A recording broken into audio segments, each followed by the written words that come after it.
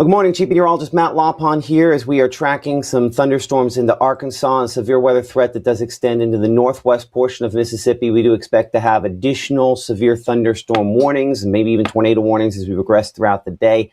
Still very early on. This is not going to be a live stream that starts now and goes all day long. This is going to be kind of, I guess, more in line with from time to time where we have these kind of behind the scenes sort of discussions where I'd sit in a white t-shirt at home. The difference is I can get in a suit and still do this with all the toys at home.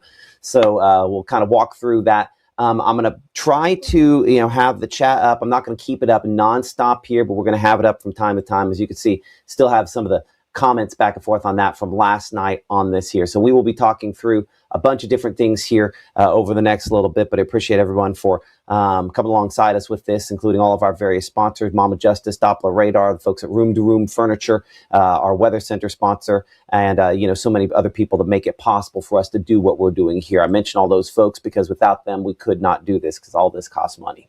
Okay, so we'll wait for again some more folks here to come online with our discussion, but we have a line of severe thunderstorms back out into Arkansas. You can see tons of lightning with this line of storms. It's kind of in its weaker phase now. It will spike back up in intensity as we progress into and through today. The county's in green, and I'll be honest, I've had green for severe thunderstorm watches and blue for tornado watches since I came to Mississippi. I might end up tweaking the colors on here. There's some colors that might work a little bit better. So if that gets confusing as we go through spring, I apologize for that. But I think I might end up tweaking the colors on these just a little bit because to try to standardize. I'm still debating on that. Either way, Lafayette County, Tippah County, back toward Alcorn, Benton, Marshall, Tate, DeSoto, Panola, Quitman, Tunica, Coahoma, Bolivar, Washington, and Sunflower counties, all under a severe thunderstorm watch until 2 p.m. What we expect to happen is obviously storms in this area here, but then those expand eastward as we progress into the afternoon. So more locations will be put under watches eventually. It's just too early at 9 o'clock in the morning to have everybody under those sorts of advisories, those sorts of watches. So that's why it's not the case at this point. The severe thunderstorms with this, I'm going to have to take off. You can see just tons and tons of lightning. I'm going to pull off the lightning because it's hard to see through all the lightning there. Up near north of Jonesboro, Arkansas, where those storms are a little stronger at this time. And we're going to kind of walk through everything we expect with this here in the next few minutes. But as you can see, kind of the leading edge of what is largely well below severe thunderstorms up here, Millington, Tennessee, stretching back out toward Clarendon, Arkansas, and Stuttgart and DeWitt.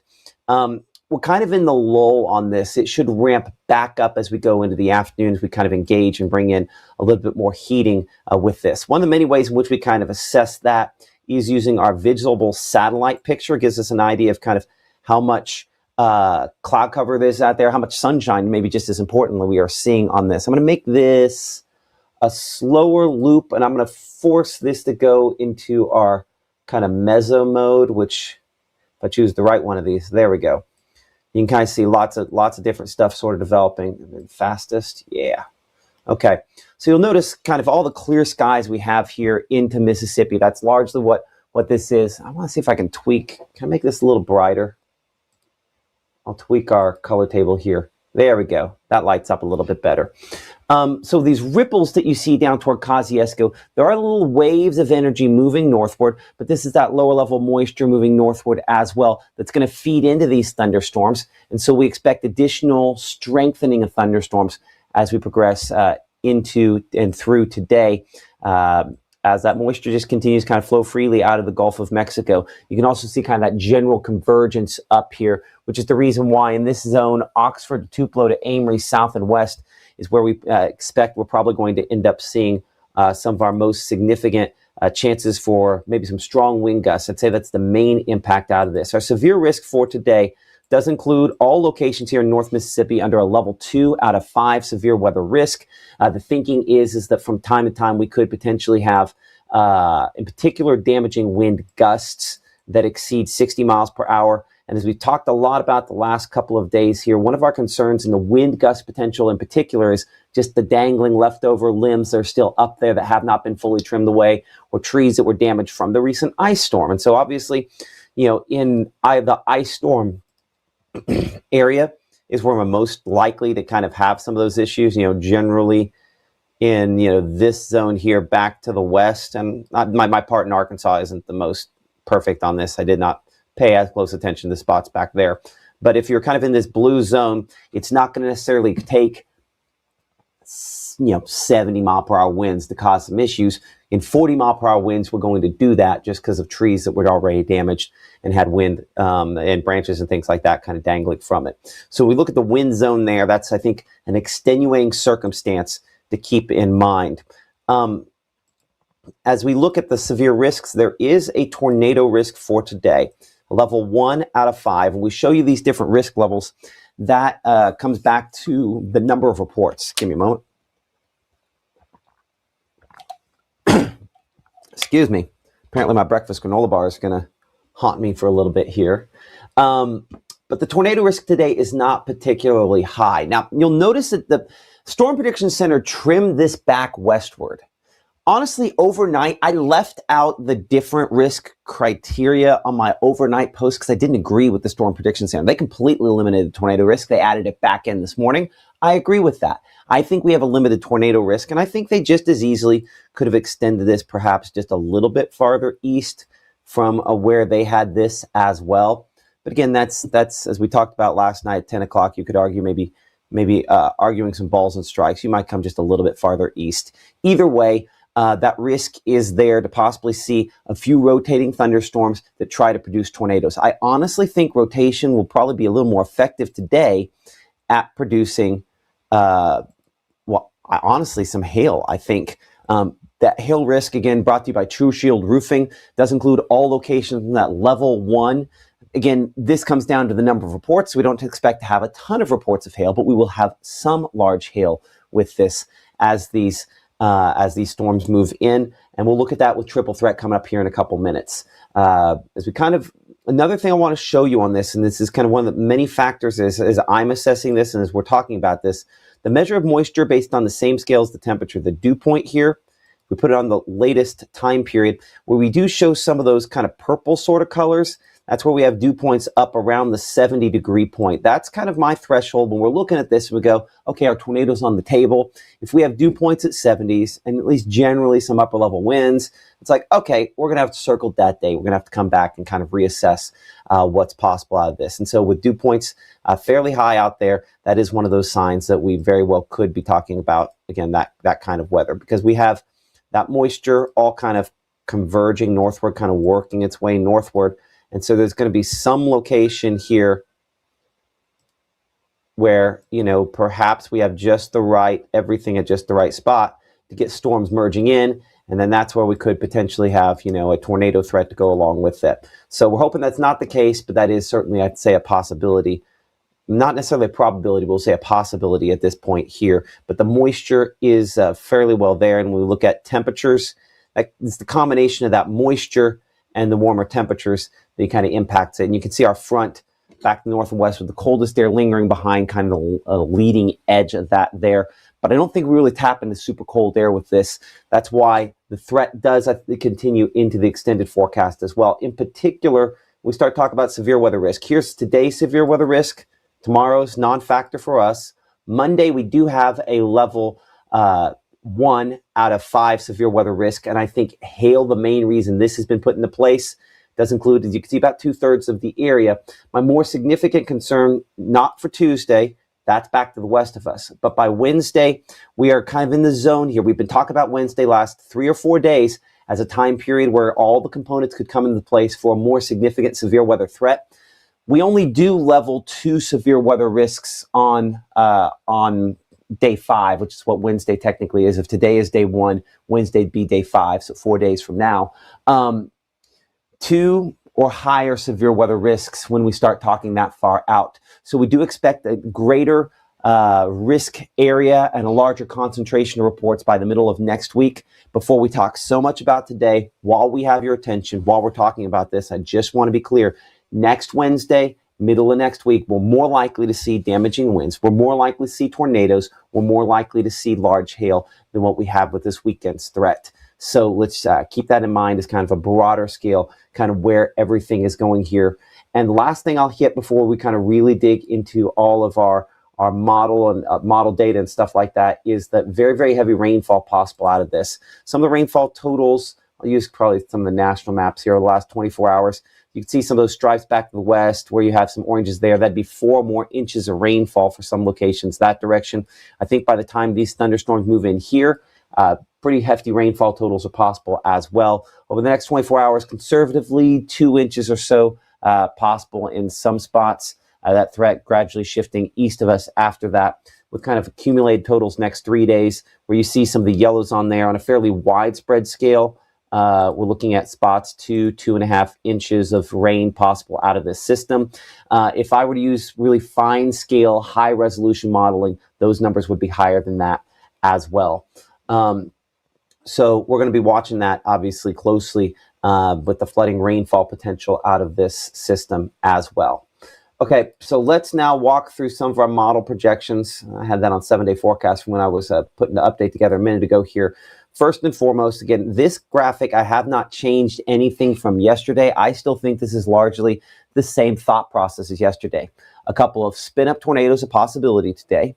Sporadic wind gusts, the most likely issue we see, but there will be some large hail reports, and flash flooding is our greatest confidence threat just because we have so much moisture to work off of with this storm system.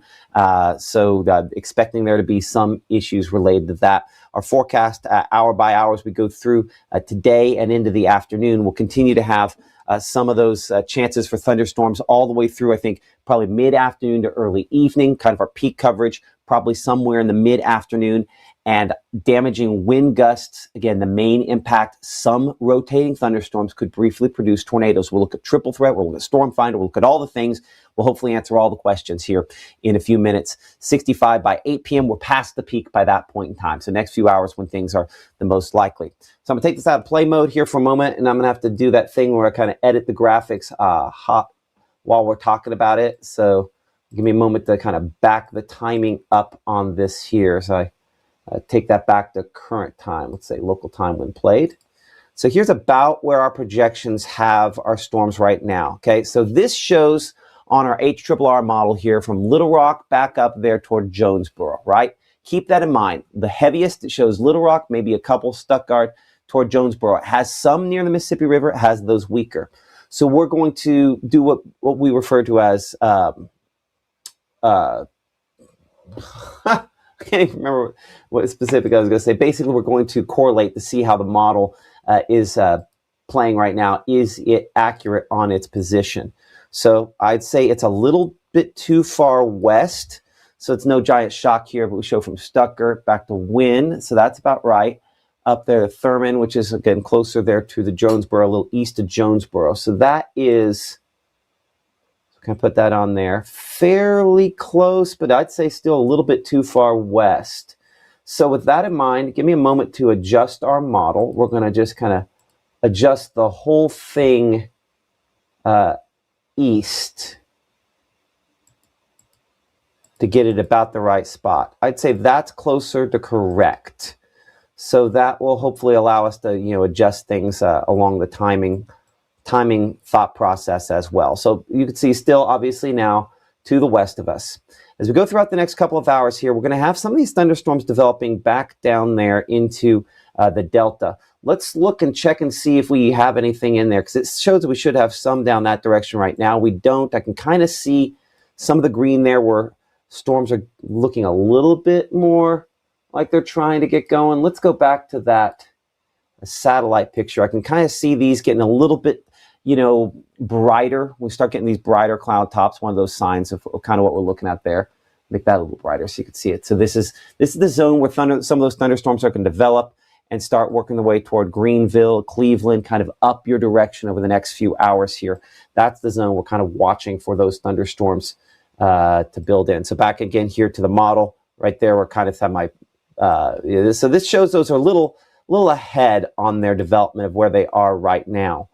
So let's kind of walk hour by hour through this here. A moment. And play that. Okay, so a greater quantity of those by 10 o'clock in the morning. Current time is, we are sitting at 9:30. I think this is overdone. The positioning up here toward Memphis also, now that I've adjusted it forward, might end up being a little bit fast, but we do have this line of thunderstorms, primarily wind, which means primarily severe thunderstorm warnings, but it's not impossible to get a little bit of rotation on some of these thunderstorms here as well. Now notice they all kind of strengthen by around noontime. We show by noontime, again, assuming that eastward adjustment is accurate. We might have gone a little too far east with that, but you do start to see some of the darker areas like Jackson, Tennessee, up here closer to Senatobia, out close to Clarksdale and Cleveland, where those thunderstorms have some of the darker reds indicating heavier rain, indicating stronger thunderstorms there. So those are the spots we're kind of looking at that. I have to adjust some here behind the scenes, get that angle a little better so I can see our chat with the National Weather Service, and I can also see what you're looking at as well. And again, you can join the conversation here as a lot of folks, again, asking some questions there to my right about different things there. We're going to talk about specific spots and things in the next few minutes. So yeah, the what about Amory, different other locations. We'll talk a lot about that here. Appreciate y'all watching from Pickwick and all here across the northern part of Mississippi as we kind of walk through this discussion. And again, appreciate our sponsors. You can see down there in the corner, North Mississippi Health System sponsoring our 24-hour channel, and all the different folks like Northeast that have been with us kind of since the beginning there. If you watch us on Facebook, now is the time. Let's have this, put this up here for just a moment. I'll kind of bring it back to the regular shot for just a second. But now is the time. You need to make sure you download our Mississippi Live Weather app. It is the easiest way to get our alerts. It is free. And if we are live, it's as simple as opening up the app. Every time I do this, by the way, there's green on here, so it's not going to look right. Anyway, you tap on the app. It'll take a second to load. That doesn't usually take that long. And then right there at the top, you can see me and our live video like we're talking right now. So it's that easy to find out if we're live. If we're live, it's always right there on the app. Free and available for all your different devices, has alerts and everything else to go along with it. So I'll leave that QR code up here for a moment, and we will kind of talk through this timing a little bit more. So hopefully the positioning is okay on where we have it here. As we go toward, say, 1 o'clock or so, I do show along this line a few bowing segments where you see kind of this sort of arch sort of shape there from Parsons down towards Savannah, Tennessee. And another one closer to Oxford. These would be spots where, again, some damaging wind gusts possible as these kind of push eastward quickly. My concern comes from any of these thunderstorms we have merging in, like these back toward the Chula area. As these merge into our main line, sometimes you get, for the development of storms, beneficial rotation, that then is kind of a constructive, that's what I'm looking for, constructive interference that can help get rotation to strengthen. So, so definitely watching that potential that those merge in. I'm going to restart this time here for a moment, this graphic, because what I want to do is I want to see how those merge into that line. Oops, I went back to the beginning as opposed to, should just hit the restart that graphic button. Apologize for that. Okay. So we're watching these storms ahead merging into the main line. If we're talking about a tornado potential, that's where that potential comes from. So how these thunderstorms down there toward Jackson, I think we'll probably have more of them down there by around noon to 1 o'clock as those lift in. So those are somewhat overdone on our projections right now. I don't think they'll stay overdone, but I think that is one of the things leaning us toward this still possibly again, having a limited tornado threat. So make sure you have the app downloaded and ready to go just in case. So on our Futurecast here, we show our line. I'll try to kind of keep this all on the screen and not block it with what's going on the bottom there. This would be one of those storms merging in, I think probably sub-severe, but as it hits the line, has a little bit more rotation. The one toward Yazoo City, one we're going to have to watch, as are those back toward Vicksburg as they kind of move in. This largely looks multi-cluster. Multi-cluster meaning we don't have one solid storm that, you know, kind of tracks along kind of the leading edge. It just kind of tracks there by itself. You can clearly make it out the entire time. And then when we have them somewhat multi-cell, that means less organized rotation. And that's one thing we expect out of this, is less organized rotation out of most of these thunderstorms. That's one of the differences from what we have next week on Wednesday versus what we have here, is these will have more of a tendency to be multi-cluster because we have less shear to keep the storms rotating longer. But plenty of heavy thunderstorms out there, still some strong wind gusts, like Even that one there in Columbus, probably depicting a little bit of that by 4:30, 5 o'clock as we go through your Saturday, as we go through this afternoon and into this evening. But still, I think past 6 p.m., our severe weather threat largely should be east of us. Maybe not completely out of Pickens County, but by 7 to 8 o'clock, it does look as though that will be the case. Okay, so there's kind of your rough timing. Let's kind of talk about some things related to this. So probably first place I'm going to start with this is I'm going to pull up our triple threat. If you don't watch us here regularly with Mississippi Live Weather, triple threat is something you can't get anyplace else on planet Earth.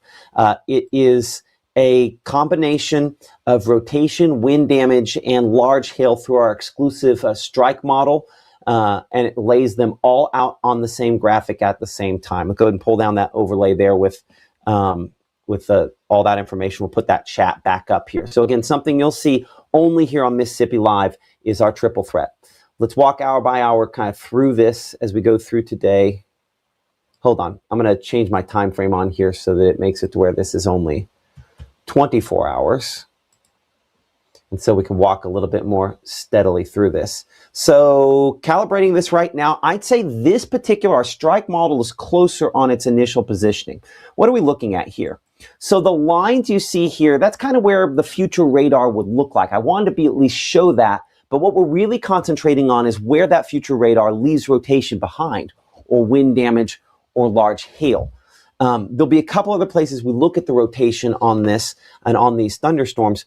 But initially here, as you'll note, the thunderstorms producing some large hail back there into Arkansas, and a few areas where we do have those rotation tracks, like we show from Clarendon back out toward Marietta. Mariana. The reason that's important, I want to start there for a moment and go back to radar here for a second. I'm going to put on the warnings. I know that they are watching some of these up here on the north side here for a little bit more rotation that could try to produce a tornado on this. So let's put on the regular radar here for a moment to kind of get a look at, some of those storms there. And I want to check our discussion with that.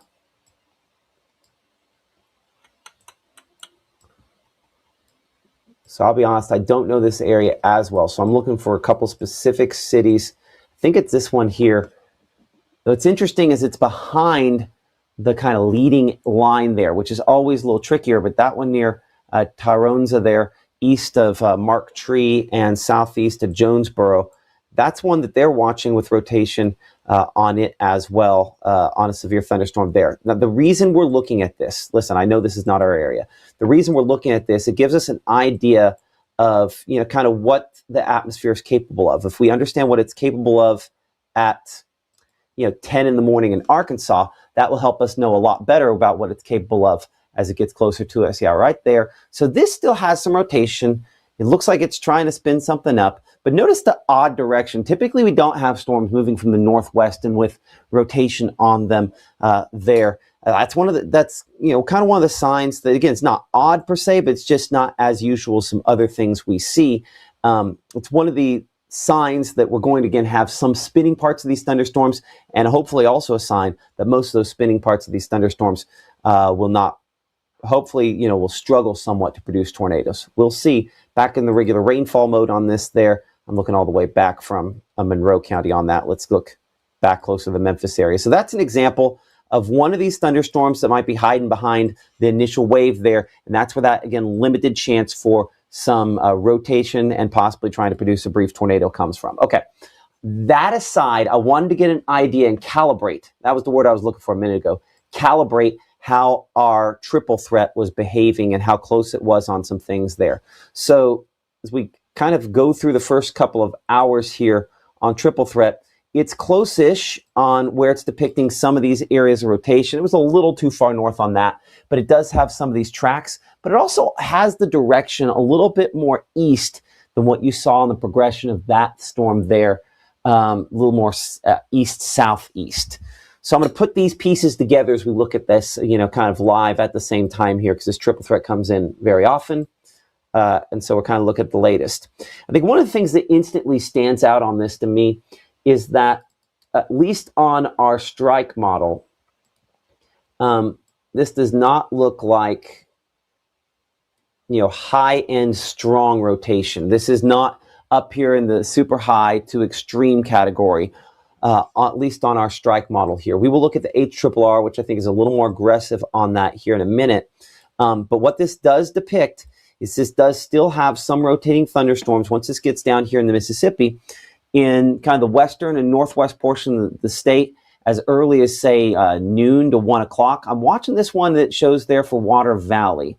And some of these others as they get eastward, for also producing some hail. That's what you see here with the pinks, or some of the hail potential on this as well.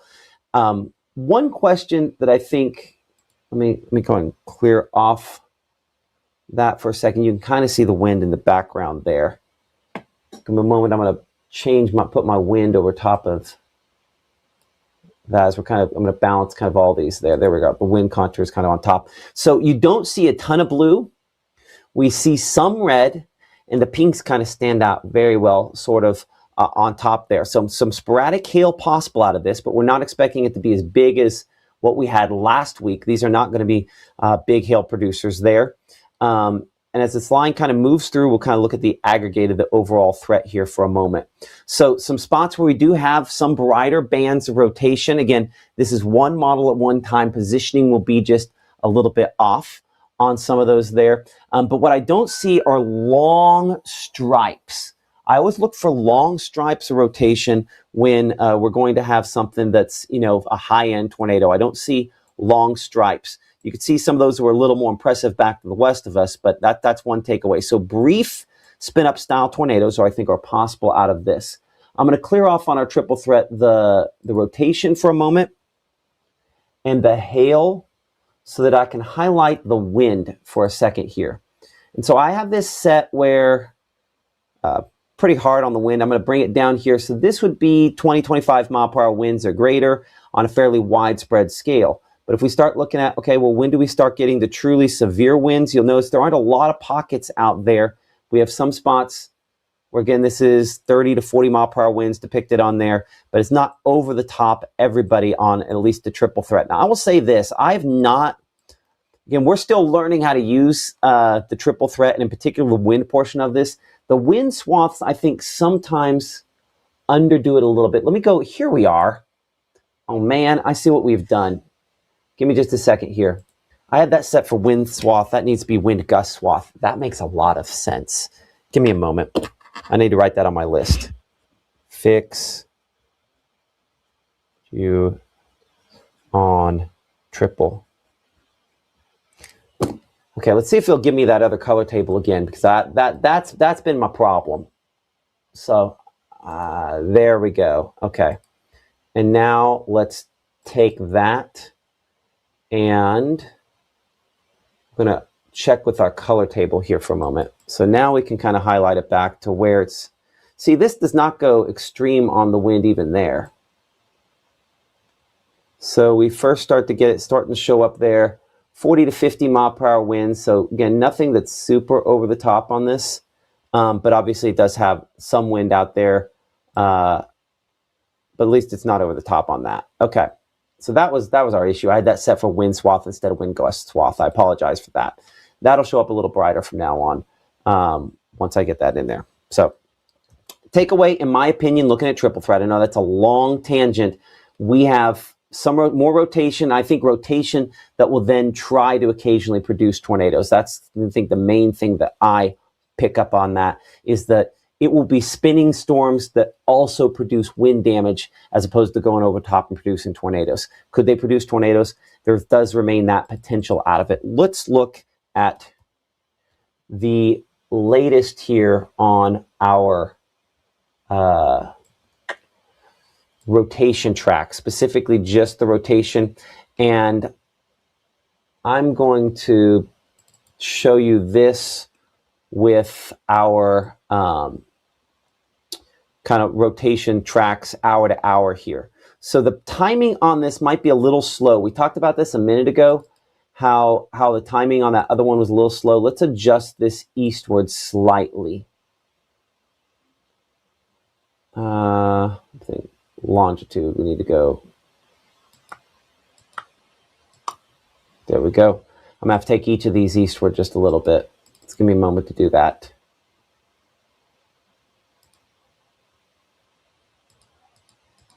About 3/10 of a degree of longitude should be enough.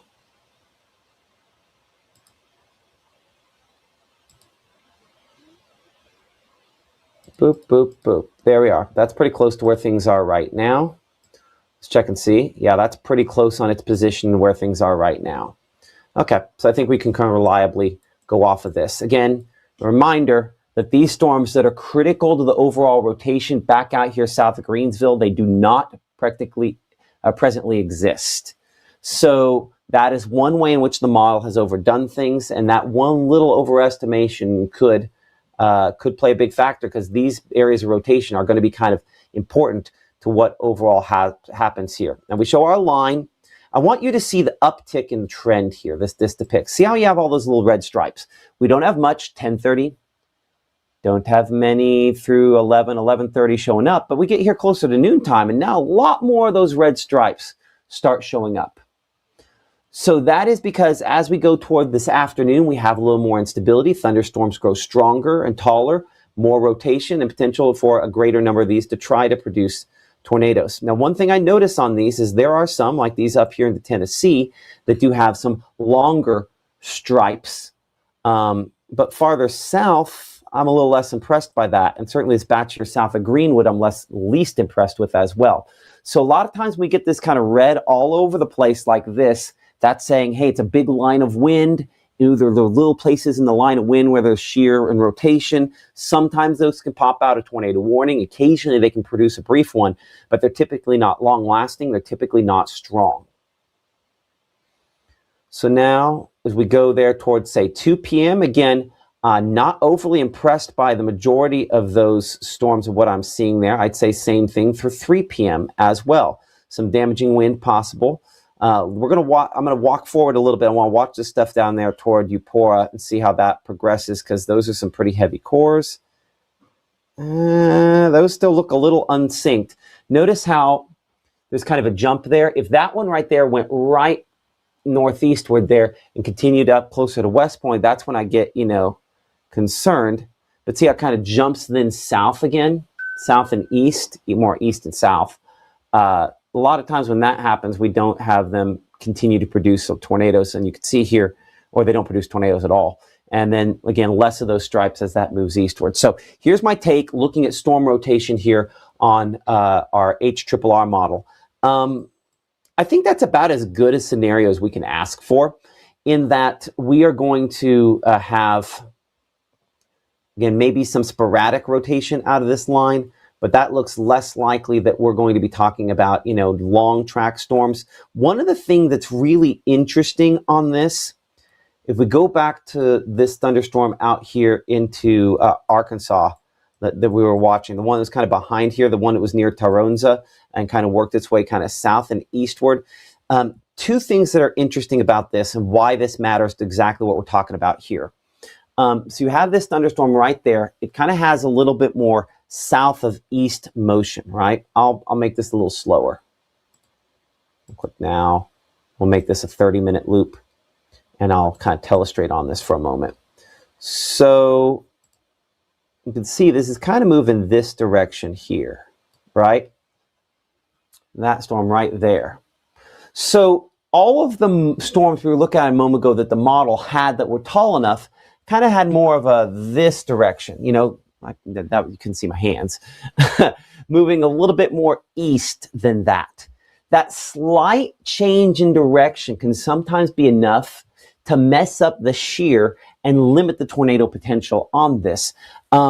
So that's one thing that I'm interested to see. This one has not gone over the top and has not produced a tornado at this point here. But that's something that, looking at the model projection, I think could be impacting the output of the rotation. Because let's go back and look at this for a second. So this will be one of those things, the difference between what ends up happening and what we're seeing in models here for a moment.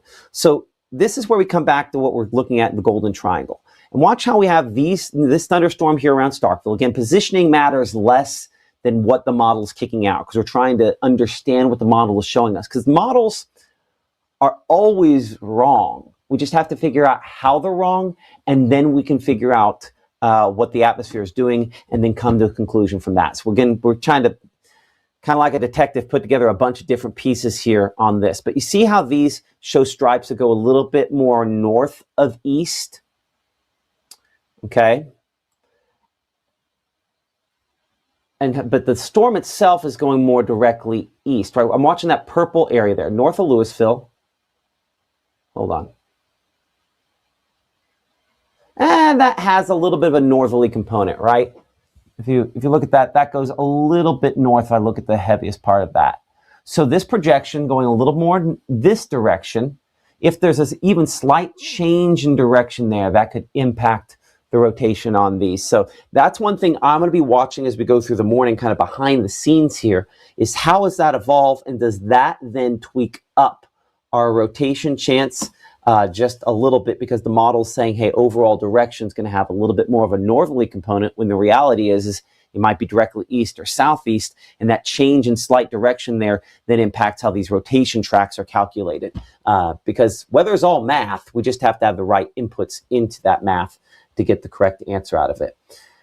Okay, so here's kind of my thoughts now that we're sort of taking all this into play. I'm gonna check one more thing. I'm gonna check our Storm Finder. I'm gonna drop that in here for a moment. Again, another thing you'll find exclusively here on Mississippi Live Weather is our Storm Finder. And we're gonna do, we'll just say next 24 hours. We can talk a little bit about that extended forecast here in a minute as well, but I don't want people to confuse those threats. So what Storm Finder does, the purple you see in the background here is, storm chances, obviously where we think the chances are very high. We're going to have thunderstorms. In the foreground, you kind of see the yellow, which is the quantity of lightning strikes, a greater quantity of lightning strikes. Obviously, that's kind of verification of storm intensity and storm quantity to a certain extent. And then behind it, kind of the radar images where the future radar from our strike model is depicted there. So in Storm Finder, we can see the intensity is not as impressive as expectations last night, locations back to the west of us, right? There's more orange showing up on there, the brighter orange, meaning not colder cloud tops, but in this case, meaning a greater quantity of lightning strikes with this. Now, so we kind of have more isolated areas where they get stronger. By 2 p.m. on this particular projection, you can see, and maybe it's even easier to kind of show these big hills here. I just have it set to go taller where there's just a greater number of lightning strikes, just to kind of draw your attention more to those areas. So that cluster we have there that's just south of Oxford, closer to Yalobusha County, that'd be one of those locations where a greater quantity of lightning strikes on this at that time. And then as we go into, say, 3 to 4 o'clock, there are a few spots there where it briefly looks like it touches kind of red there, closer to, say, Monroe, Clay County. So those would be thunderstorms. If we kind of look below here, that, with a greater number of lightning strikes, there's more instability, more fuel that they're using, and there's just a more tumultuous atmosphere, and that separates the charge greater, and you produce more lightning in that situation. And so that kind of draws our attention. Lightning is always, if you're watching me and I'm talking about something, and you see just a ton of lightning on a thunderstorm that I'm not talking about, and that thunderstorm's going toward you, that should always grab your attention, because lightning shows to a certain extent, works back to kind of the turbulence in the atmosphere. A more turbulent atmosphere, stronger updraft, stronger downdraft, stronger storms, more lightning. And so whether I'm talking about it or not, if you've got a ton of lightning out of a thunderstorm, that's one that needs to be paid attention to. Might not have the rotation, but that sometimes a lightning jump is something that can lead before we see some of those other components here. So for locations, say Cleveland, Greenville, back in the Delta, notice how this does kind of jump around you. I'm hoping for your sake that that's the case, but then these get stronger. See, this shows kind of the northern half there, somewhat stronger. We kind of reach that peak on this, and some of those there going from Noxubee County back out toward Tuscaloosa, say closer to 7 o'clock for tonight. But you can see that kind of intensity jump there, and the fact that they're more isolated thunderstorms is always interesting. This shows really in that 2 to 5 p.m. time period. So this is one of the things we use to help kind of refine the time period of peak impact on this.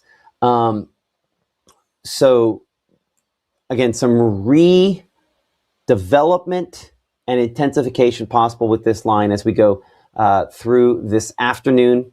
As we head into tonight, still a possibility to have some rumbles overnight. I am interested by the fact that this particular projection, and I want to double check, make sure we're on the latest here. That is the latest. Has kind of this uptick in lightning and everything behind this main line later into this evening. Give me a moment here to get rid of lightning for just a second. That's a pretty hefty little line it has redeveloping by around 10:30 or so. So let's say this, very rarely do we pull off two strong lines of thunderstorms. Typically we're one and done, for lack of a better way to put it. But that's a pretty hefty little line, and that looks like there's some rotation in that batch as well. I think that might have been one of the things on our triple threat that was throwing me off, is that it has some rotation on that secondary line there. That is not something that all of our projections agree upon, getting that secondary batch there. So we'll look more closely at that here in a minute. I'm interested to see about that. Okay, so either way, that's all out of here by church time tomorrow. We'll probably still have some showers and thunderstorms that try to linger, at least some showers into the day. But that's interesting to see that quantity of storms, because I'll bet if I go back a model run on that, give me a moment here to do that. Latest should be, is this still 6Z latest? Yeah, let's go back to 0Z last night.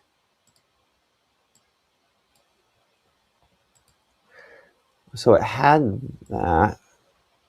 So initial round you see there, then kind of this secondary batch that sort of redevelops this evening. That's less intense. So the trend is that the overnight round is a little heavier, at least on our strike model, and it can sometimes be a little more aggressive than I'd like. Interesting.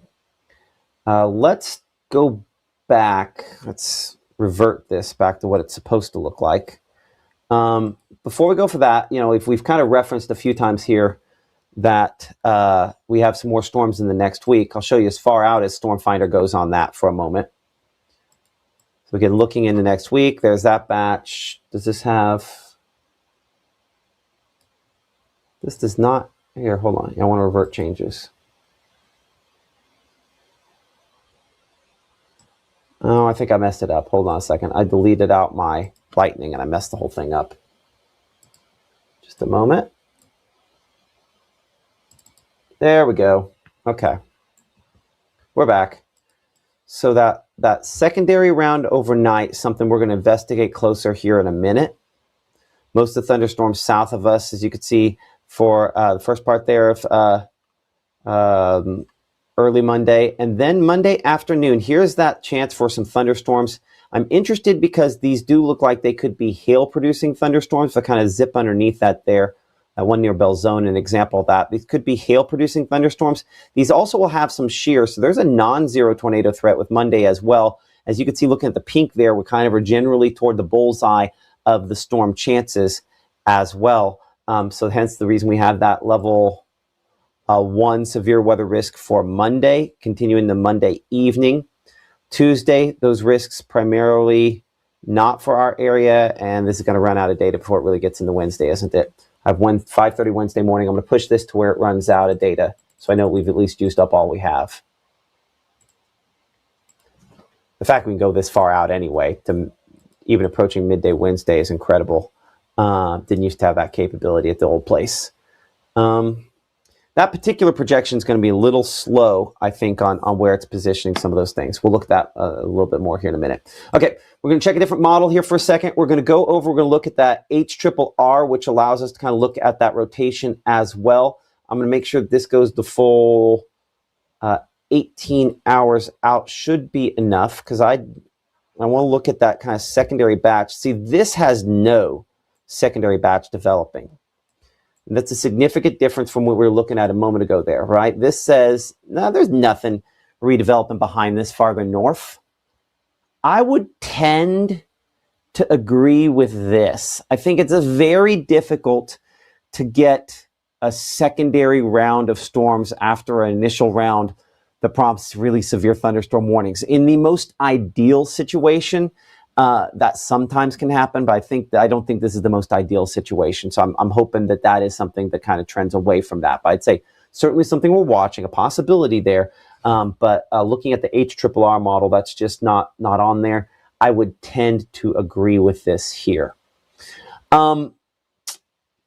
For folks just back to the north and west of our coverage area, we've been kind of watching some of these thunderstorms up here into Tennessee. I believe in the last moment here, National Weather Service on that same thunderstorm we were watching has issued a tornado warning up there for Millington, Tennessee, locations north of the Memphis area. Let's kind of see what's in that thunderstorm. We're not going to stay nonstop on this storm. This is outside of our primary coverage area up here. We are going to take a look at it because how it behaves helps us understand how our storms are going to behave. And I'm going to pull off, by the way, for North Mississippi, we do again have this severe thunderstorm watch. That's what's in green here. I'm going to pull it off our map here in a second because I don't want to draw more attention to that than we need. But look, counties there in green under that severe thunderstorm watch until 2 p.m. The rest of us will likely be extended into a severe thunderstorm watch or tornado watch later on this afternoon.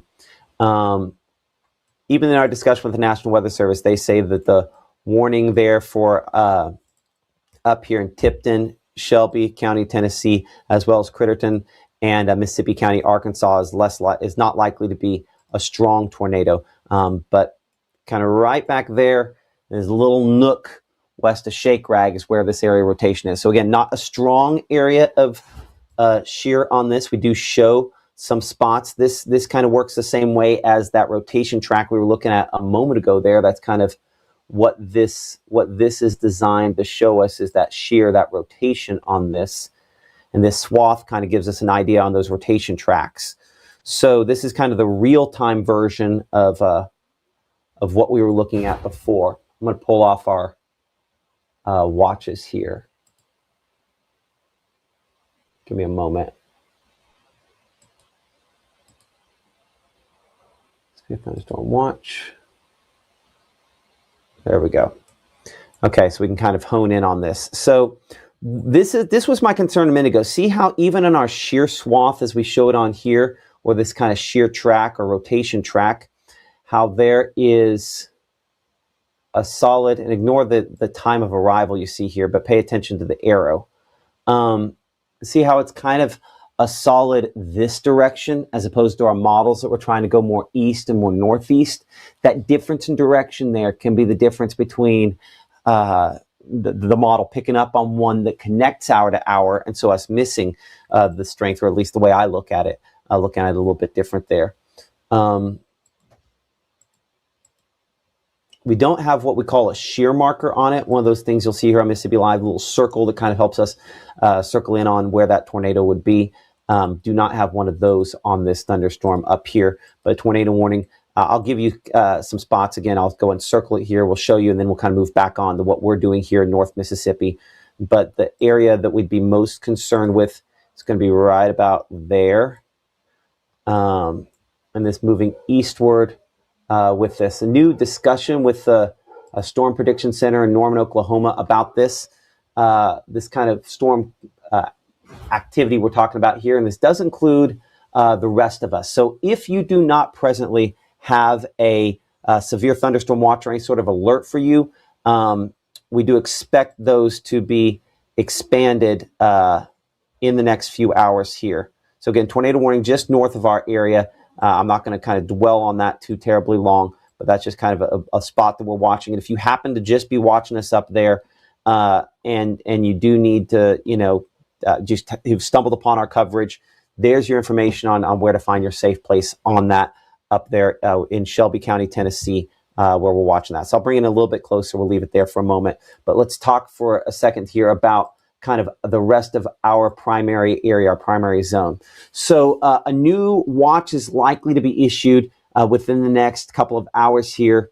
The technical discussion behind the scenes, as I'm reading this with the folks at the government, with the Storm Prediction Center, as this came out about 3 minutes ago here, what we call a mesoscale convective discussion.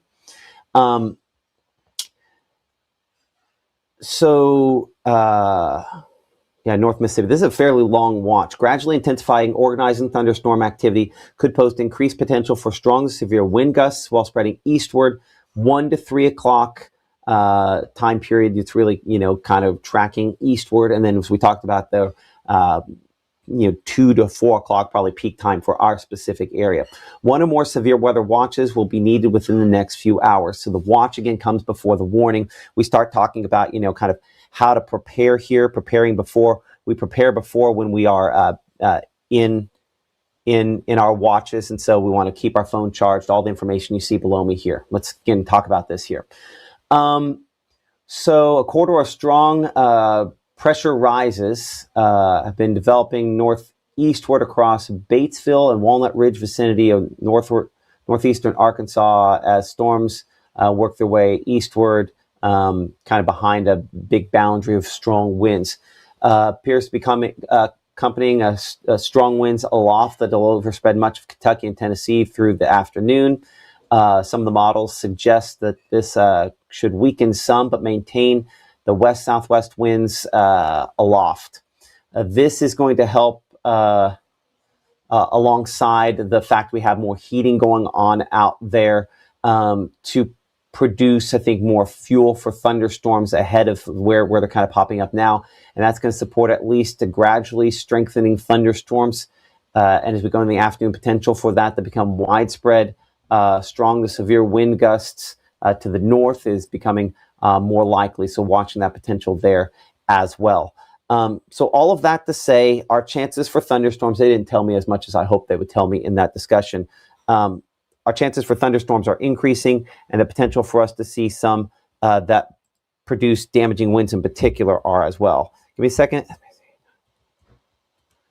I'm going to pull up the exact area that they were highlighting here so that you can see that. Give me a moment to put that on the screen. So this is the exact spots that they were highlighting a moment ago there. What if I can open a new tab and I'll center it? Yeah, there we go. So here are the locations they were talking about there. We're kind of on the far south end of their overall discussion area there. But this is all that unstable air kind of working its way in just ahead of our kind of line of thunderstorms. It's running ahead of the main line itself. So we're kind of on the development end. So probability to see additional severe weather watches kind of in this brown zone they put on here. Sometimes when they have kind of a high confidence level on this, they'll give us a color, they'll give us an idea on which they're going. The fact they put brown on there means they're not sure which kind of watch they're looking to go with on this here. But a severe weather watch possible out of this. I'm going to save this and I'm going to pass this on our Facebook here for just a moment while we're discussing. Okay, apparently we will. There we go. So I'll put you back over here to our main version of radar here for a moment. So tornado warning up there north of the Memphis area. Again, that's not a spot that we cover, so we're not going to spend a lot of time on that. But that gives us an idea again of what this is capable of. I think spotty, strong wind reports and spotty tornado warnings not an impossibility out of this. Okay, so we've got your chat on there. Appreciate y'all watching. And Ingomar, congrats, by the way, on your state championship for the girls there in basketball, and all the folks around here that have had those. Give me a second to post behind the scenes here. I'm going to I'm going to create a post. I'm going to put the post we just showed you a second ago out there, because there are some people that are only that don't necessarily stick around for the whole live stream. So we'll get that out there so people know that a watch could be coming out here fairly soon. Let's give it just a second to post that. And while that's happening, put your questions beside me here and we'll start answering those questions. So I'm going to look here kind of from Ingomar down probably first. Drop your comment there and we'll talk here in a second. Additional severe weather watches are possible this afternoon damaging winds and a brief tornado could accompany some large hail potential.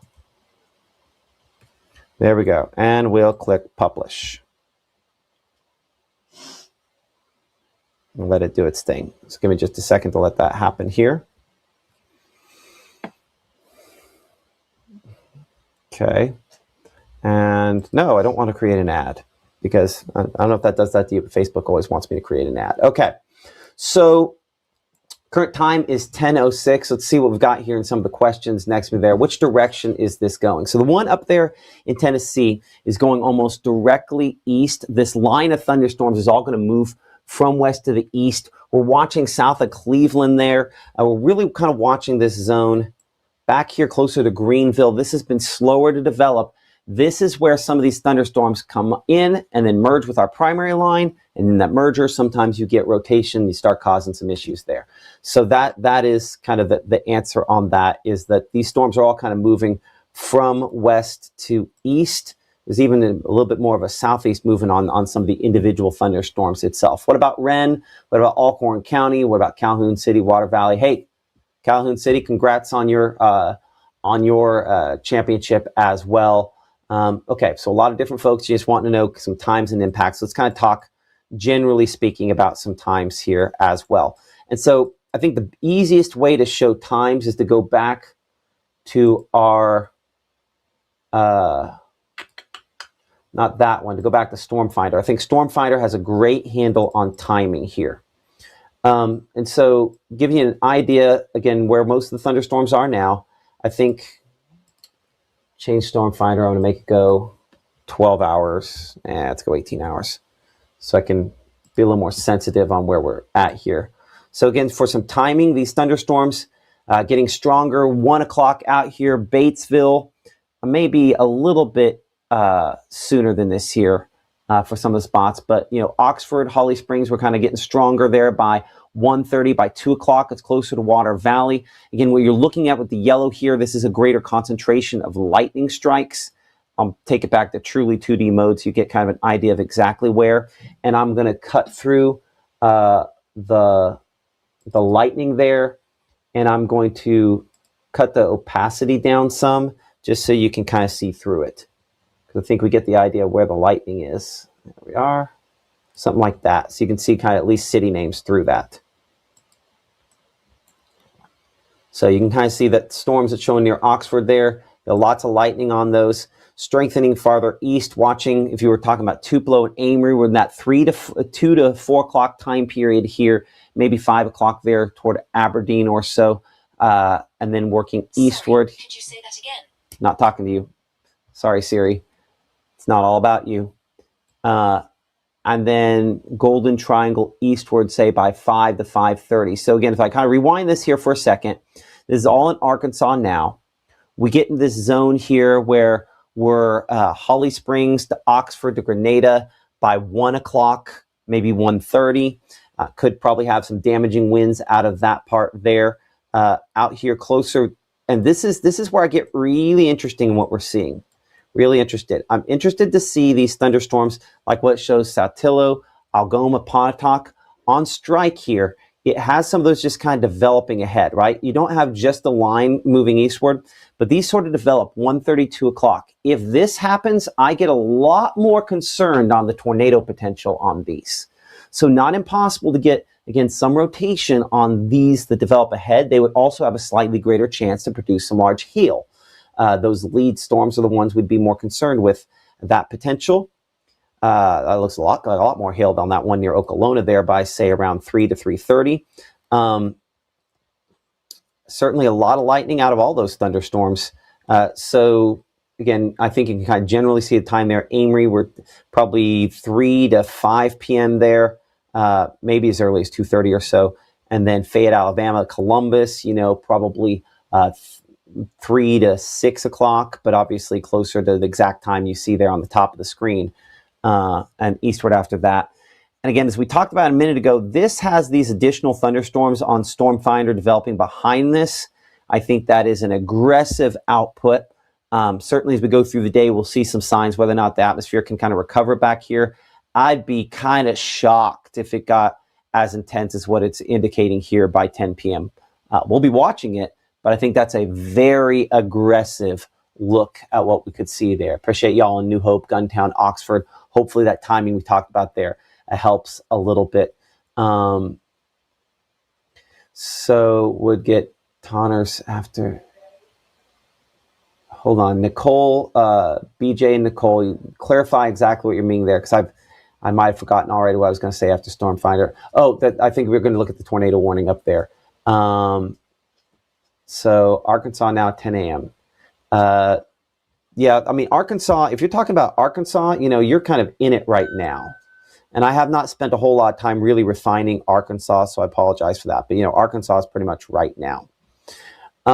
Let's get back here to Mama Justice Doppler radar here for a moment, kind of looking at some of these thunderstorms up here, still what they're capable of. Looks like they put out another tornado warning farther north up there toward Kentucky with this. Let's go back to our high resolution Mama Justice Doppler radar, and I will make this kind of a shorter term 30-minute loop as we kind of assess what this storm is the most capable of. And I do see a few spots there where that's kind of wrapped up pretty well. Let's go back to the wind rotation mode. Yeah, a couple spots. A little more obvious right there. I don't know if that's still producing there, but it's basically right over top of the radar site at this instant. There was another little one kind of coming in from the north. So certainly east of this, let's go ahead and bring this into the current time here for a moment. Again, some trees reported down in the Jonesboro area with this storm as it moved through there. Let me double check the speed on this. Give me just a moment.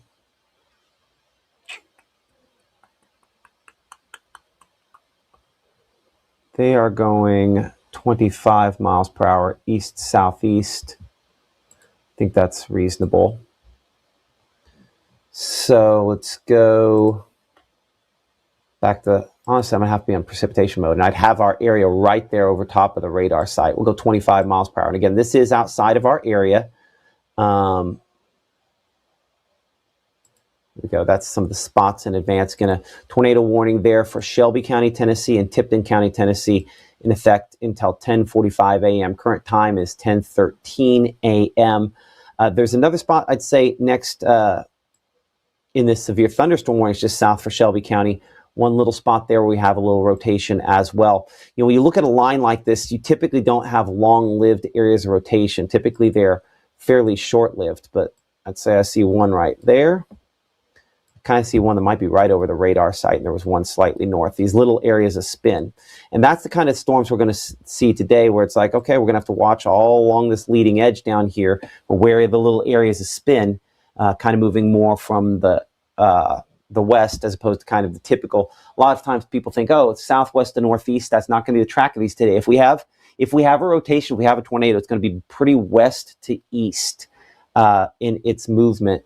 And typically would be very short-lived, only a couple of minutes in length. Hopefully we don't see them at all, but that would be kind of what we're looking at. We have a couple other components here that I don't use very often. I'm going to check here for a moment. I'm going to check kind of our ability to put on some additional data. So give me just a moment here to see if some of these populate in.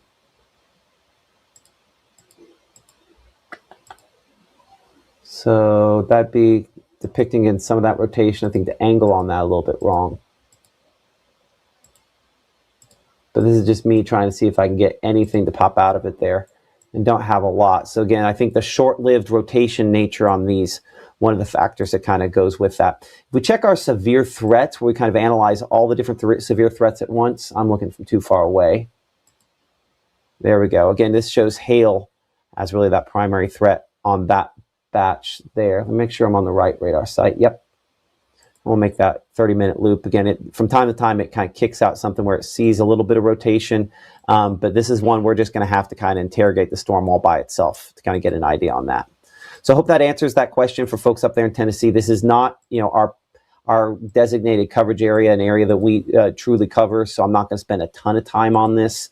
But I do know, again, if you're up here, let's make sure that we are in that tornado safe place. That, of course, in this case, this is a tornado warning issue because the Doppler radar indicated rotation that could lead to the development of a tornado. Sometimes we get some lead time on these. A lot of times we're just kind of reacting once we see the information. And I'll tell you, just kind of looking at the wind mode here, I think that the most likely spot is directly over top of the radar site there up in Millington, Tennessee, very close to where the National Weather Service is. They're a little south of that there at the Agra Center. But right there where the radar site is up in Millington, that looks like it's one of the most likely locations to be seeing something at this point. And that's, again, a tornado warning there in Shelby County, Tennessee.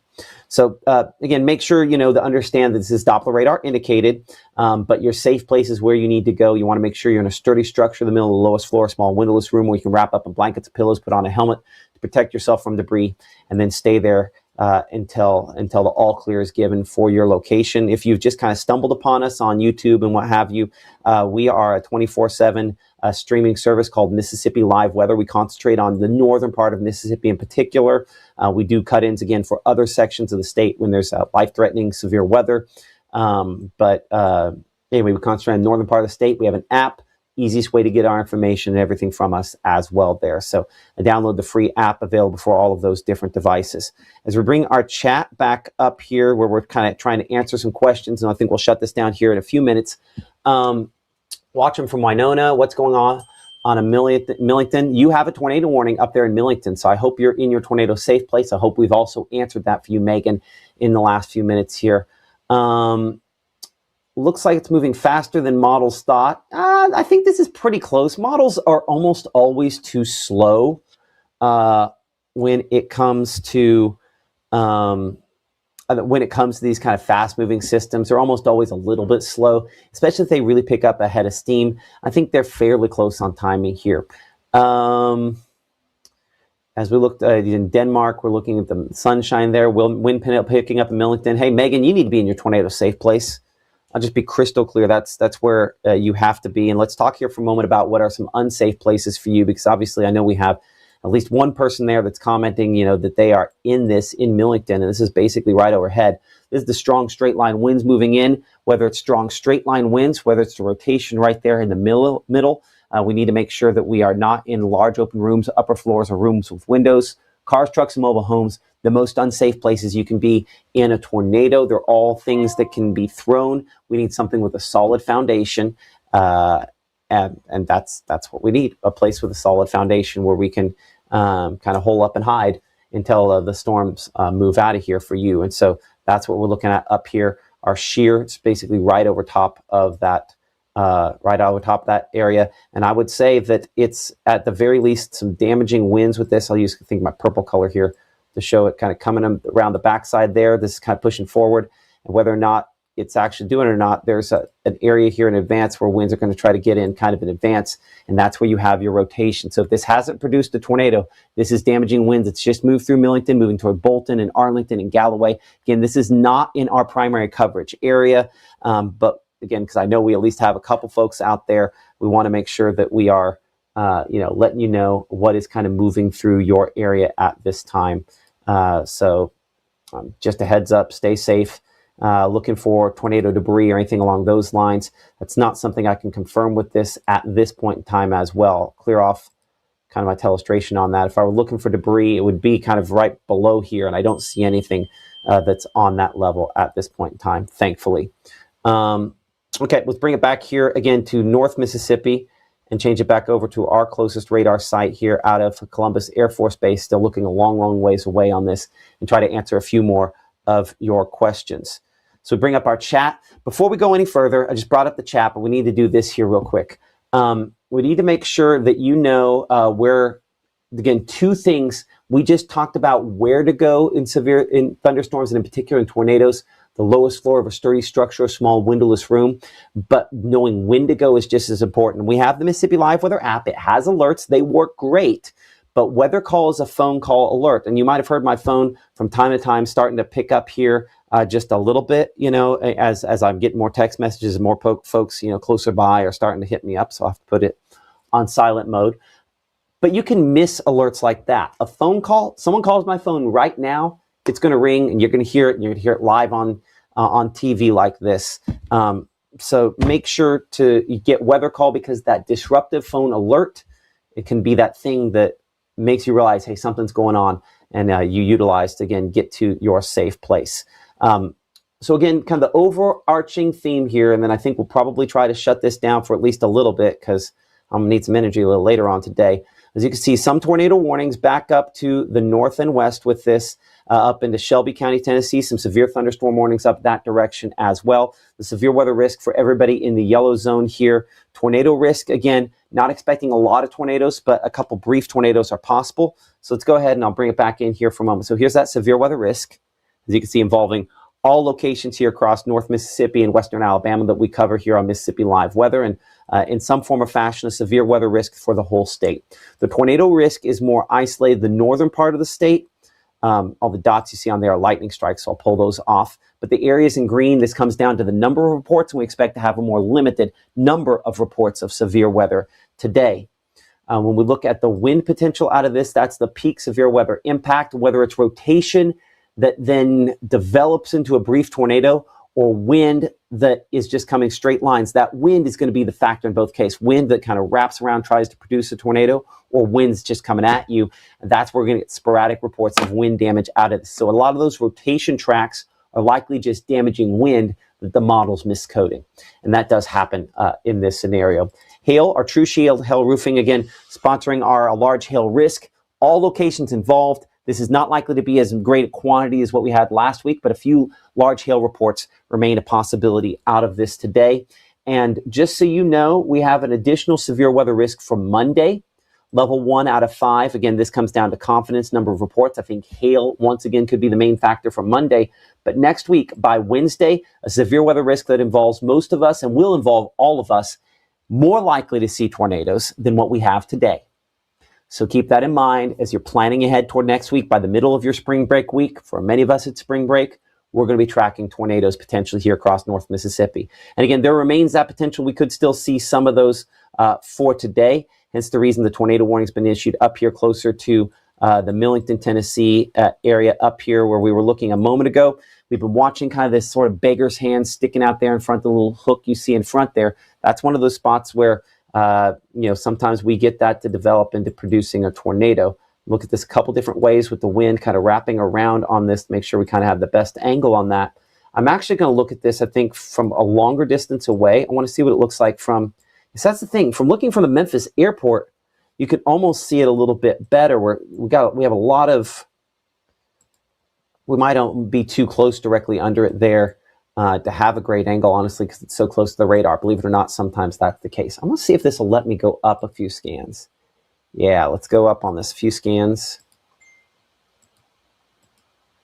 Yeah, see, you can still kind of see that rotation, same spot there as we go up a little bit.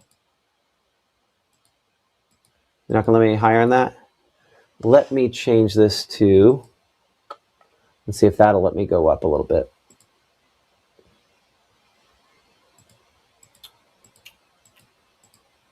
Yeah, there we are. Those were all on. Okay, let's turn them all off then. So there's level 1. There we are, back to lower level. There we are. So I show that rotation. I don't know that that's quite the tornado levels there, but I'm tracking this right there east of Bolton, toward Bartlesville there. Yeah. Barrettville, I'm sorry about that. Bolton, moving toward Galloway. So those are the spots kind of in advance of this there. I'll get you a storm track on that. Speed on this has been about 25 miles per hour. I'm going to take it directly toward the east and give you that. And then I'm going to bring up our chat here behind the scenes here for a moment. So let's bring that chat back up as we're talking about this here, trying to answer a few more questions. We talked a little earlier about the time in the Fulton area. We're looking probably in that after 3 o'clock to 4 o'clock to 5 o'clock time period for you, somewhere in there for Fulton. Again, we kind of talked timing on that a little bit ago, and you can go back and find it. Appreciate y'all. Memphis lost commercial power at NQA. Really? So what? How old is my? Let's bring it back to kind of the lowest scans on that. Give me a moment to kind of bring that back. Second, there we are. I guess that means they're back on generator power there. No, hold on. 10, 16, 18, my last time. Yeah, so my positioning is a little bit off on that. Yeah, they put that in just a second ago. Yeah.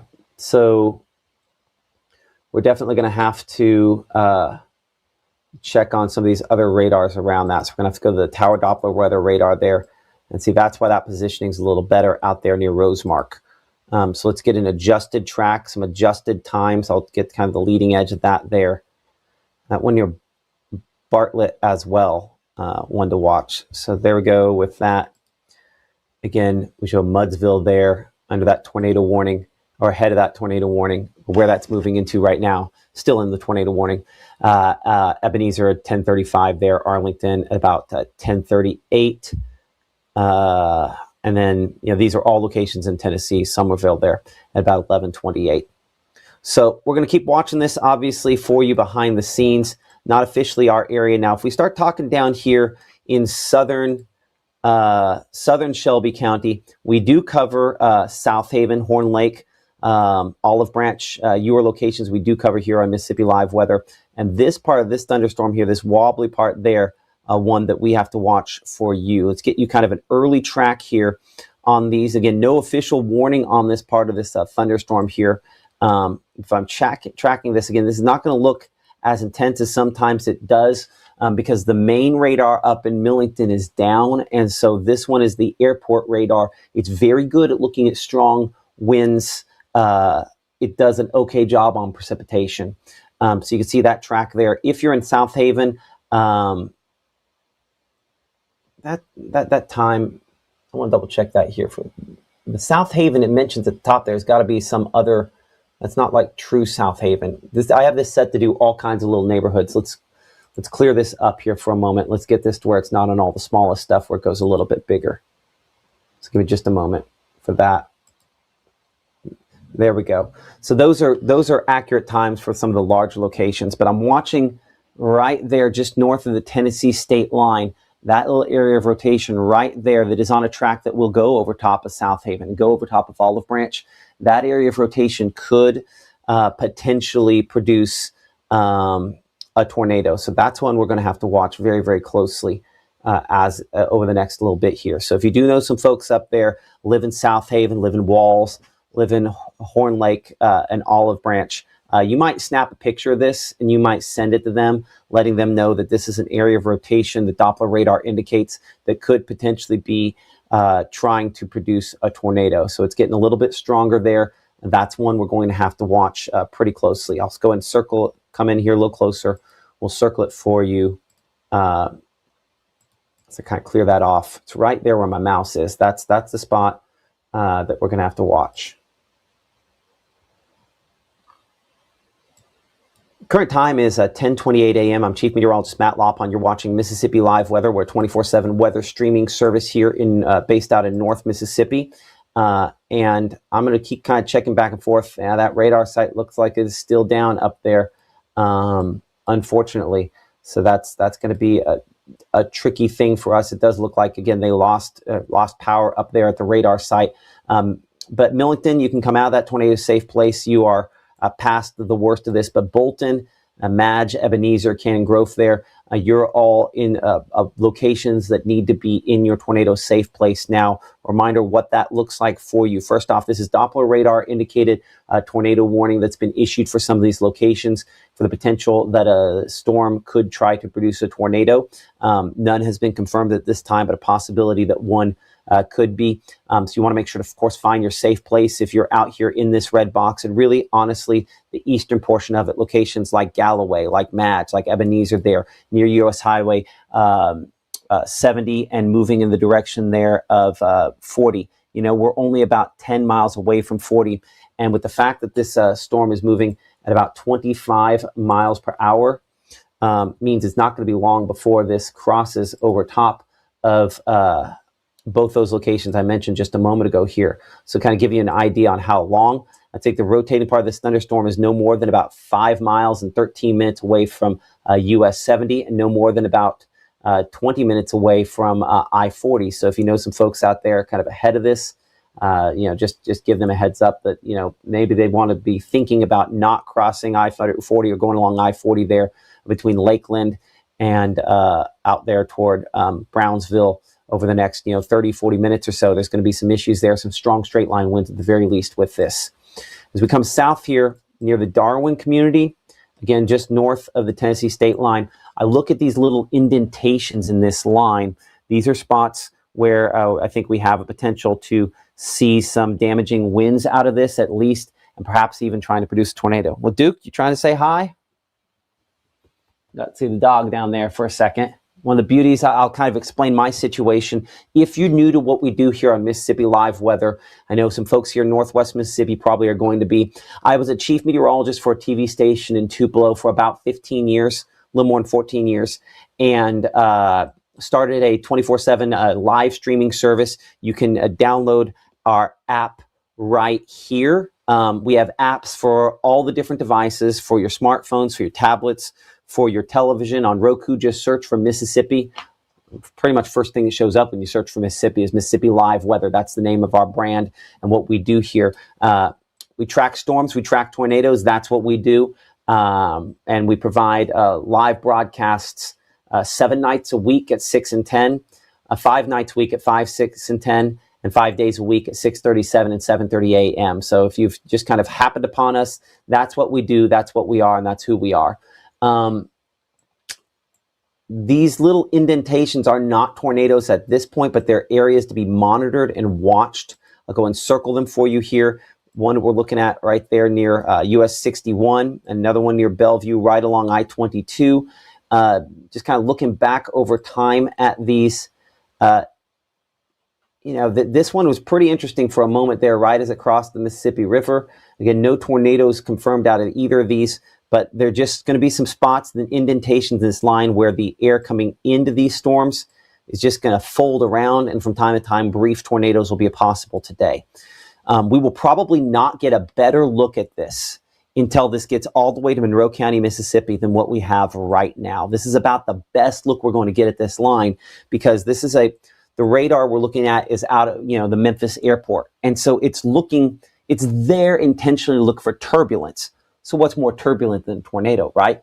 And so it's very high resolution. We're getting kind of in its best resolution down here in DeSoto County.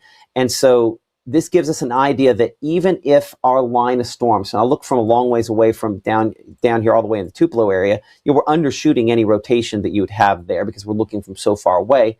Unfortunately, though, the radar that's based out of the Memphis area, Millington, Tennessee, is down because they've lost power there. So we're going to have to rely on kind of secondary radars and questionable data today, unfortunately. National Weather Service going ahead and issuing a severe thunderstorm warning that does include DeSoto County, Mississippi, as well as Marshall County, Mississippi. That in effect until 11:15 a.m. Doppler radar indicating again some rotation in this line. More than anything, it's probably strong straight line winds that rotation kind of is producing at this point in time there, kind of moving through some of these spots. So a very heavy rainfall, again, likely out of this as well. I'll go ahead and pull down again that the overlay that we have there.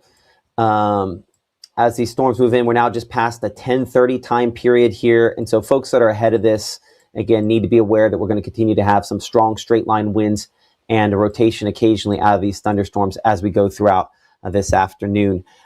If you don't mind, I'm going to pull myself off of camera here for a second. I'm going to sit down, or if this becomes a really long day.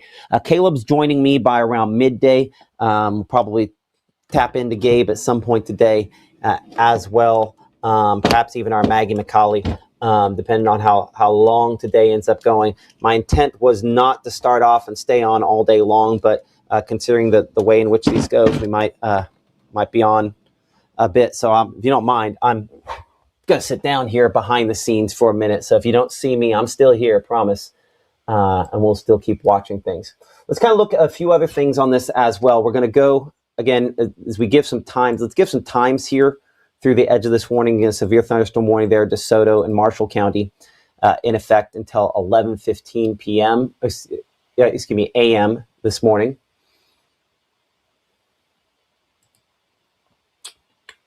And we'll go ahead and change this over to the wind mode. And again, it really is just kind of some of those pockets there, some that we're kind of most concerned with. And so this whole thing moving about 25 miles per hour. So there's some times on your screen as this moves eastward. So Oakville at 1037, Horn Lake, we're looking at 1040 for you. South Haven at 1041. Mineral Wells at 1054. Olive Branch 1104.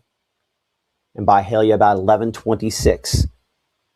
Again, you can join the conversation here as we're kind of monitoring things, our chat behind the scenes here, a way in which you could do that. And I don't, apparently from time to time I have to get in here and we're going to see if, pull that off of there. There we go. I see it that, there we go, that link went away. We're going to keep this chat nice and clean, all right? Whereas when I was at the TV station, I did not ban people. Let's keep it nice because I'm going to ban people. And I'll tell you right now, when I ban people, if you're spamming in there, if you're saying things that are grotesque, you're gone. At the TV station, I did not monitor the chat. I am going to be monitoring the chat here. And so there's some things you might have got away with in the past in the chat that you're not going to get away with now. So just a heads up on how that's going to work. Okay, so Jordan mentioning that they are in northern Marshall County. When we look at this in Marshall County, let's be clear. Even if this is going to produce, even if this does produce a tornado, any tornado that we see will be brief and akin to some strong straight line winds. Now, you definitely need to be in a safer location. That's important. But, you know, if you're ahead of this, I think the main thing that I would keep in mind is we want to make sure that we, you know, that we have weather call. It's a phone-based alert system that'll let you know, hey, when the weather is bad enough for you. Again, you can see some of the locations kind of in the path of this there on the left-hand part of your screen. We also show the locations that are most impacted with where this is at this exact moment. And the spot I'm most concerned that this is trying to spin something up is closer to the South Haven area. There's another spot down here south of Memphis, or well, obviously south of Memphis, but south of 61 there, kind of where my mouse is. You can kind of see it on the screen there. So there are a couple spots in this line to watch over the next 10, 15 minutes on whether or not they try to spin something up. In fact, specifically, anyway, weather call. If you don't have it, you might say, I'm watching an app or I'm on Facebook. Why does it matter? It matters because phone alerts disrupt your life, and disruptions to your life could save your life. So these are the two spots that I am watching the most closely. And if you are in these locations, I recommend you picking up our weather call.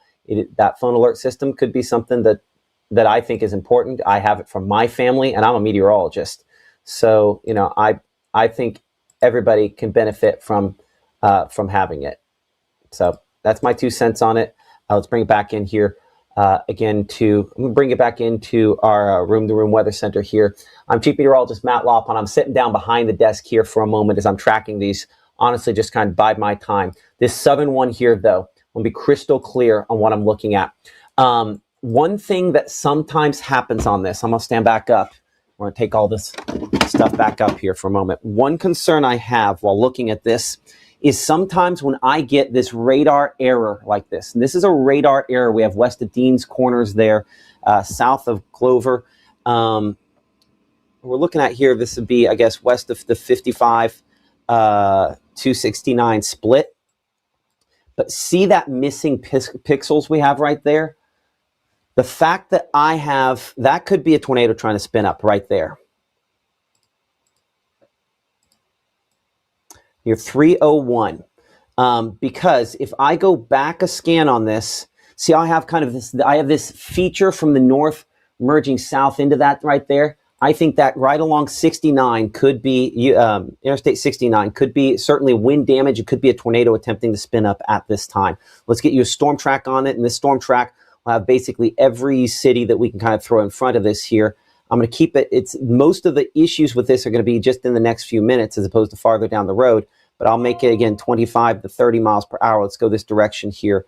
And so I show Robinson's Gin there at 1103. So this doesn't have a whole lot of folks that's showing up in the next few minutes here. Waits a little ways down the road before it starts popping on some folks on there. So make sure I've got everything I can track on that. Yeah, I do. Okay, so that means, again, there's not a ton of spots that are showing up here in the next couple of minutes. But I would say that this could potentially be a tornado in the development phase there. I'm going to see if I can get a Mississippi Department of Transportation camera from that area to pop up. So give me just a moment. See if we've got anything out there we can see that with. And yep, we should. That's looking northward. So that's not going to be a direction I think that helps us. But here's our MDOT cam that's right there in the area. I'm going to have to go back over here. So give me a second to do that. And I'll kick my camera back on since we're back standing. And now we'll show you the thing we were trying to show you a moment ago. So this is that camera there looking into those storms. Again, heavy rainfall, main impact there along 65. But I don't have a good view on it. So I'm not going to sit on a camera that doesn't have a view when things are kind of doing what they're doing. So if you are in this area here, I will say it looks a little bit weaker now. But I would say if you live near Dean's Corner there, no official advisory for you at the moment, but I would say you need to be in that tornado safe place just in case, the small windowless room where you can wrap up in blankets, pillows, put on a helmet to protect yourself from the potential for debris, and stay there until we can give you the all clear. That's right along 69 there. I guess 69 north would be looking, God, that's awfully close. A moment here to kind of look at this. That would be, see, I think north would be eastbound, right? Yeah. So again, that's looking the wrong way. So let's see if southbound. There we are. Here's another shot. This is not going to be the greatest video you've ever seen, but we're looking back into it here. So this is, again, looking back toward the top of your screen. Boy, I'm gonna have to break something here. Do I not have a full screen version of this? Yeah. Give me a moment to break my system. Oh, man, nope, I'm not going to be able to get it on there like I'd like. Give me just a moment.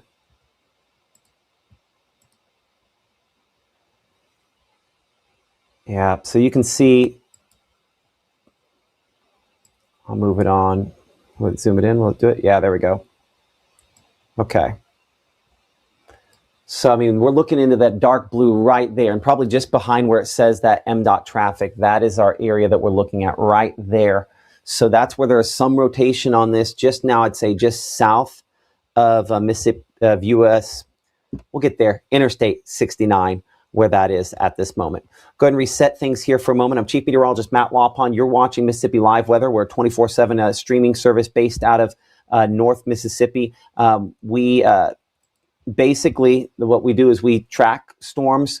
We have live broadcasts. We're a television weather replacement. And because we don't have to worry about programming, we can cut in when we feel like we want to cut in. I'll tell you this, that area there does not look as impressive as it did a minute ago, but there's still an area of rotation. I can tell that it is what it is because, you know, a lot of times we say the red and the green. We don't always, with the Tower Doppler weather radar out of the Memphis airport, get the red and the green. Sometimes it's just the green showing the one direction enhancement there. That's now, again, south of Interstate 69 in DeSoto County, where we show that at this point here, just southeast of where we show Dean's Corner on our map. There was a severe thunderstorm warning farther north. You do see some of the red and the green. The problem and the reason there's some question of what we're looking at is because the main radar, so this is our radar with out of the airport there. Let's go and show that. You'll notice the precipitation on it doesn't look nearly as the same or as bright as what we get out of Millington, Tennessee. But this radar, the one up north, is there's no power to it right now. So no data is coming out of it. So we're having to make a few more guesses and go off of a less great information here. I say we, anybody that's a meteorologist, including the National Weather Service, is doing that right now out here south of 69, just kind of doing the best we can with reports and things on it. But our area of circulation, again, I'd say south there of Dean's Corner right now, where we would have it. I'm going to check the precipitation mode. Let's go back a few scans on this. And unfortunately, I don't get as many scans of data on the precipitation mode, but it does an excellent job on wind.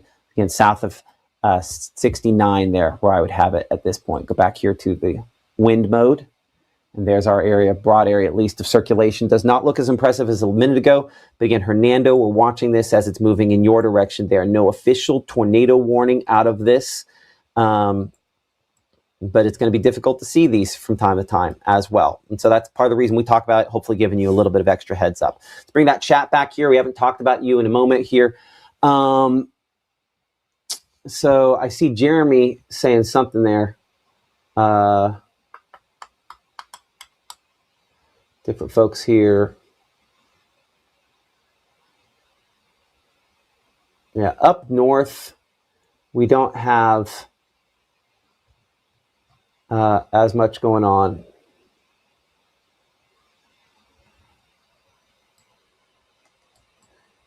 Yeah, so they've again allowed that tornado warning to expire. We're kind of looking all along the leading edge of this, where you kind of see my mouse there. For some spots that, you know, could eventually see some rotation. I don't see anything that's impressive out of this line at this point. But the problem is we're going to be doing a lot of guessing based off of less than ideal radar data because of these, because that one radar is down. And unfortunately, when one goes down, we have some issues. So again, severe thunderstorm warnings continue for Shelby County, Tennessee, but also for DeSoto and Marshall County, Mississippi, in effect until 11:15 a.m. So I'm gonna say this: when someone says, as long as it's raining during a tornado, you're safe. That's not necessarily the case. You sometimes get rain before the tornado, depending on the angle that it comes in. So I do want to call out Harvey. That's not necessarily true. Sometimes that's right. Sometimes that's not right. We can look long range. I see someone asking, you know, how long till it gets to Alabama? You know, it's probably going to pick up some speed, but let's say it didn't, right? If it didn't pick up any speed, it's going about 25, you know, miles per hour now. It's going to pick up some speed, but that would still put it about 4 hours there away from the Red Bay area, putting you somewhere.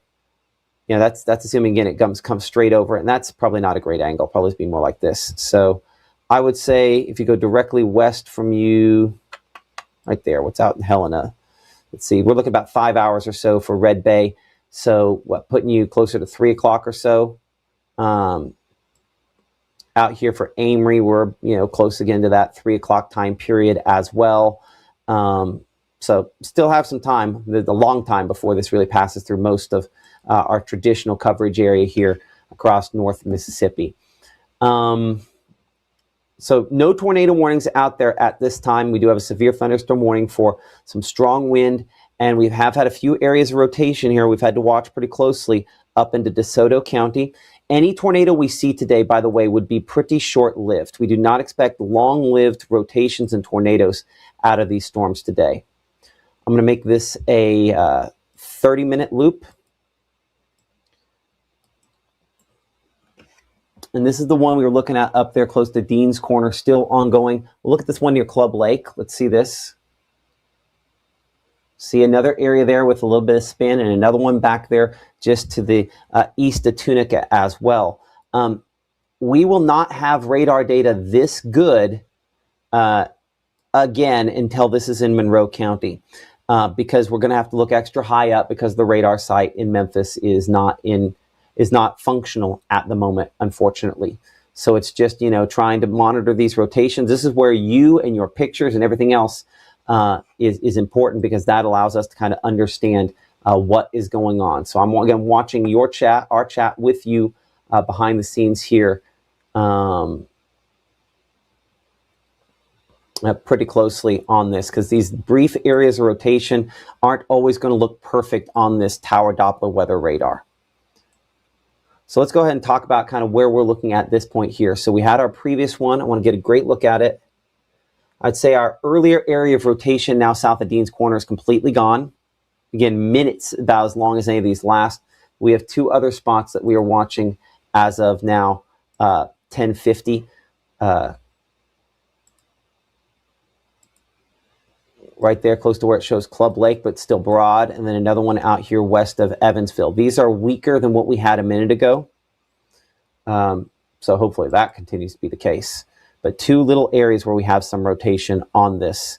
Might as well put my arrow to get it the correct direction. I'm going to check some things here behind the scenes. Give me a moment as I check our discussion with the North Mississippi Storm Chasers. Not a whole lot going on in that at the moment. Again, but you can drop your information, drop your comments in discussion there. I appreciate everybody for watching us on the various different forms of social media. Again, we have apps, actual smartphone apps, better than your local TV station, apps available for Android, for iOS, for Roku, as well as Apple TV. Fire Stick is coming. It actually is coming. I can tell you that for sure. It's unfortunately taken a long time for that. And there's just so many ways in which people ask us, are you going to do Vizio? Are you going to do Google? Are you going to do, like, there's so many different platforms and they all have a different programming language. So that is a challenge, but we have a great one, I believe, on Roku and Apple TV. So certainly recommend those. It's the easiest way to kind of stay up to the date on what we're looking at. Give me a moment while behind the scenes here, try to pull up a radar. There's another radar in the region that I can't show on air that I do have access to that could possibly see little spin ups. Give me a moment to take a look at that just in case it's depicting something else. I don't see anything on the southern portion of this line yet. So I'm going to come up here and look at these up closer to the Memphis airport again. I'm going to make an adjustment on here. Give me a moment.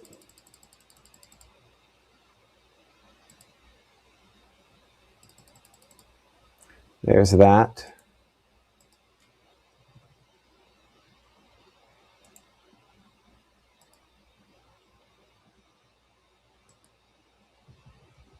Okay, this might do a better job of showing what we were trying to show a minute ago there. So give me a second to get this right.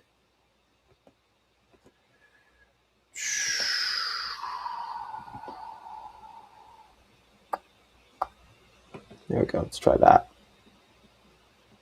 Okay. So, and we'll take this. So this is Mama Justice Doppler. And again, appreciate them for being a sponsor of us, Mississippi Live Weather. Okay, so see where you have the purple on here? This is what we were looking at a little bit ago. So this would have been at 36 after. So this has been about 15 minutes ago. This is when we were looking at that area rotation. If that wasn't a tornado, that got really close to producing one because we get what's called range folding there. That's where the radar's like, well, hold on, I'm having a really hard time figuring out what's happening in that pixel. And sometimes that can be a sign that something is going on. Everything kind of looks like it. I don't think that's going to, yeah, that had, see right there, right where I had that dot, right as it was crossing 69 at the interchange there with, what road is that? That would be, get it pop up for a moment. State Road 301. There was enough rotation there that could have been something, potentially. Hopefully it was not. But I think we briefly could have had that produce a tornado. My rotation perfectly matches where that could have been. Hope that's not the case. But you see what happened here? We had, see, I can see on this here, we had a cell merger. As that cell merged into that there, that briefly tried to wrap up. That's one of the things we talked about a little bit ago on where we have these cell mergers, you know, storms that kind of pull into the main line, that from time to time you can get them to briefly produce a tornado. We might have briefly had one there. I'd really like to know what the Weather Service thinks about 301 and, let's see, that'd been north of 69 still, excuse me. What road is that? Second, no, that's 69. Yeah, 301 and 69 at, what time would that have been?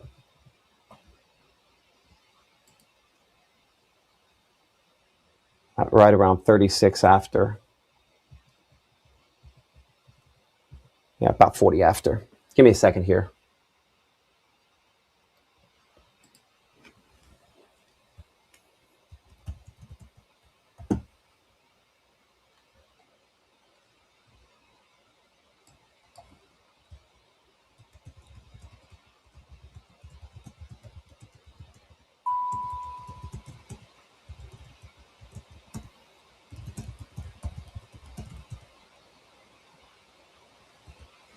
Was it 3:01 and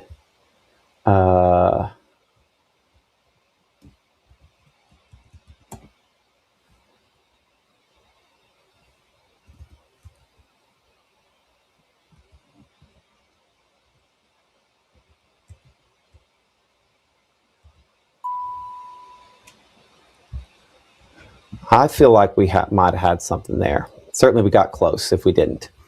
Let's bring that, so let's use that information that now we've gathered with that and how that behaved to kind of take it forward to what we have now. Again, I showed just west of Hernando, another spot.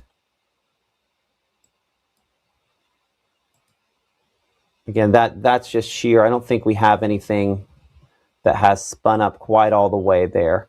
Looking on this, I think we've got a better angle on this as well. Looking on this, I don't know that that is quite there.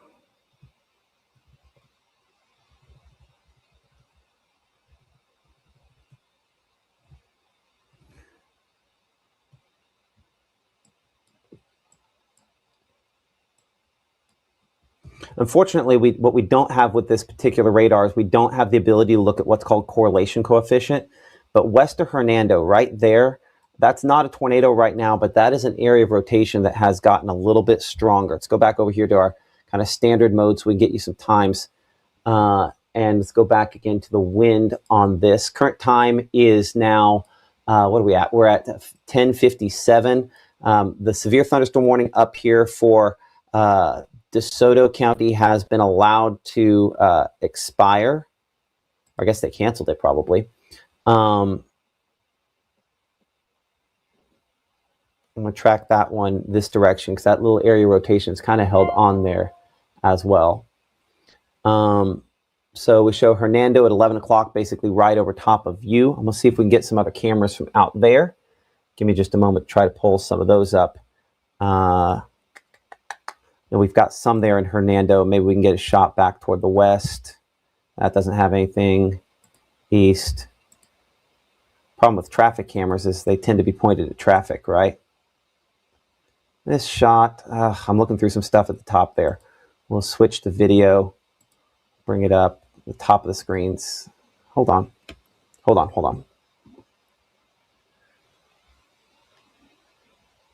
give me a moment. I'll force this to kind of get in closer. Because at the very top there, you can kind of see some of the low-hanging clouds sort of hanging down right there. So that's kind of that line moving through the western part of Hernando. We're looking here from 304 west of McInvale Road, I should say. So that's kind of looking back toward that. Unfortunately, it's kind of behind that MDOT banner at the top. But that is that thunderstorm moving into Hernando with some rotation on the west side of town. In fact, I do think that rotation has picked up a little bit more in intensity on the southwest side of Hernando as well. Just go back over here to Mama Justice Doppler radar. So kind of southwest portion of Hernando there. That's the spot where we have a little bit. We're not going to have long-lived tornadoes today. So if this were a normal tornado day, I would not be on this like this. But I'll tell you right now that that is getting a little bit more impressive there, just southwest of Hernando, south of Hernando by no more than, show about 1.5 miles south of Hernando. So the track you see there is for this area that I think might have briefly spun something up before and is trying once again there. So if you know some folks in advance of this, you might snap a picture and give them a heads up on what this is capable of, because this is Doppler radar indicated rotation that could potentially try to produce a tornado. In a moment here while I kind of pull up our other version of Mama Justice Doppler. So give me a second to pull that up here. Here we go. And so this is the part we're looking at. I'm going to take this back and I'll get the exact angle right on this.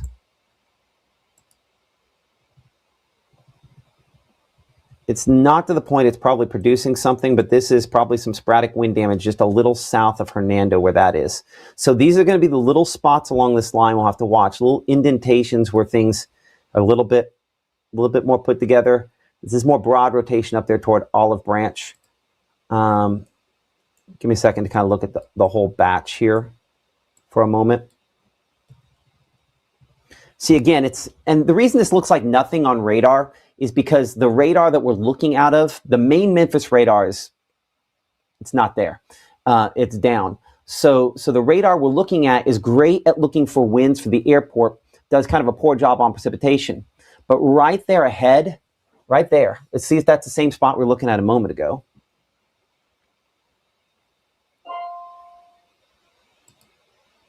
That isn't the same spot. This is still pretty broad rotation, but that's an area that's trying. I don't think it's quite at the level where it'd produce, but they're moving toward Lewisburg. Let's go back over to standard Mama Justice Doppler. Kind of take this full screen here for a moment. So the two areas that I'm looking at now are, let's see if it shows it back up on the regular reflectivity. This kind of spot up here close to 269. And then the other spot we have just south of Hernando. I know it looks like nothing on here. That's just kind of the way it sometimes looks on this particular radar.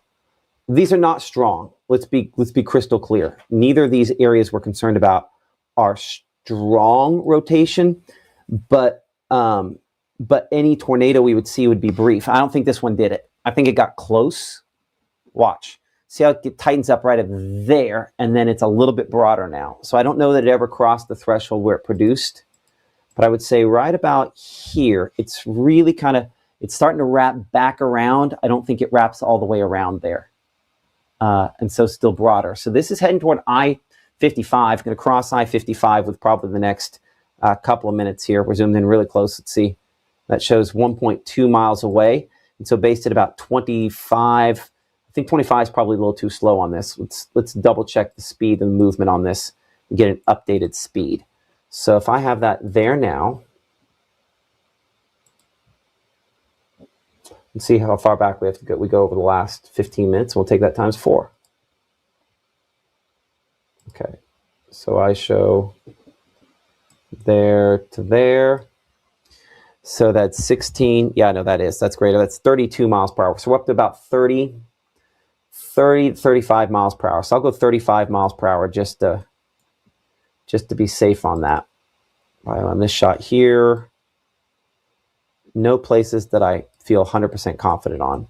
But up here closer to Hernando, this was our most recent area of concern. I'm gonna go back over to the uglier version of the radar. I think that's where we need to be, because an ugly radar requires an ugly radar program. So again, back over here, we're southeast of Hernando now, probably where it's most likely that if this were trying to produce something, and I don't know that it is producing something, and I could have just checked this for the storm motion. 28 knots, so yeah, about 30-ish miles per hour. That's not as strong as it was a little bit ago. Neither is the one up there just east of Olive Branch, but there's really kind of 3 areas here where we have just these little things sticking out. See how that kind of curls around right there? See how that clearly curls around right there, right? And then this one up here kind of has a little curl to it. Those little curls, because we're so close to the radar, we can see those. But as soon as this is over Marshall County, we're not going to see any of these little mesocyclones, mini spins, but areas that need to be watched.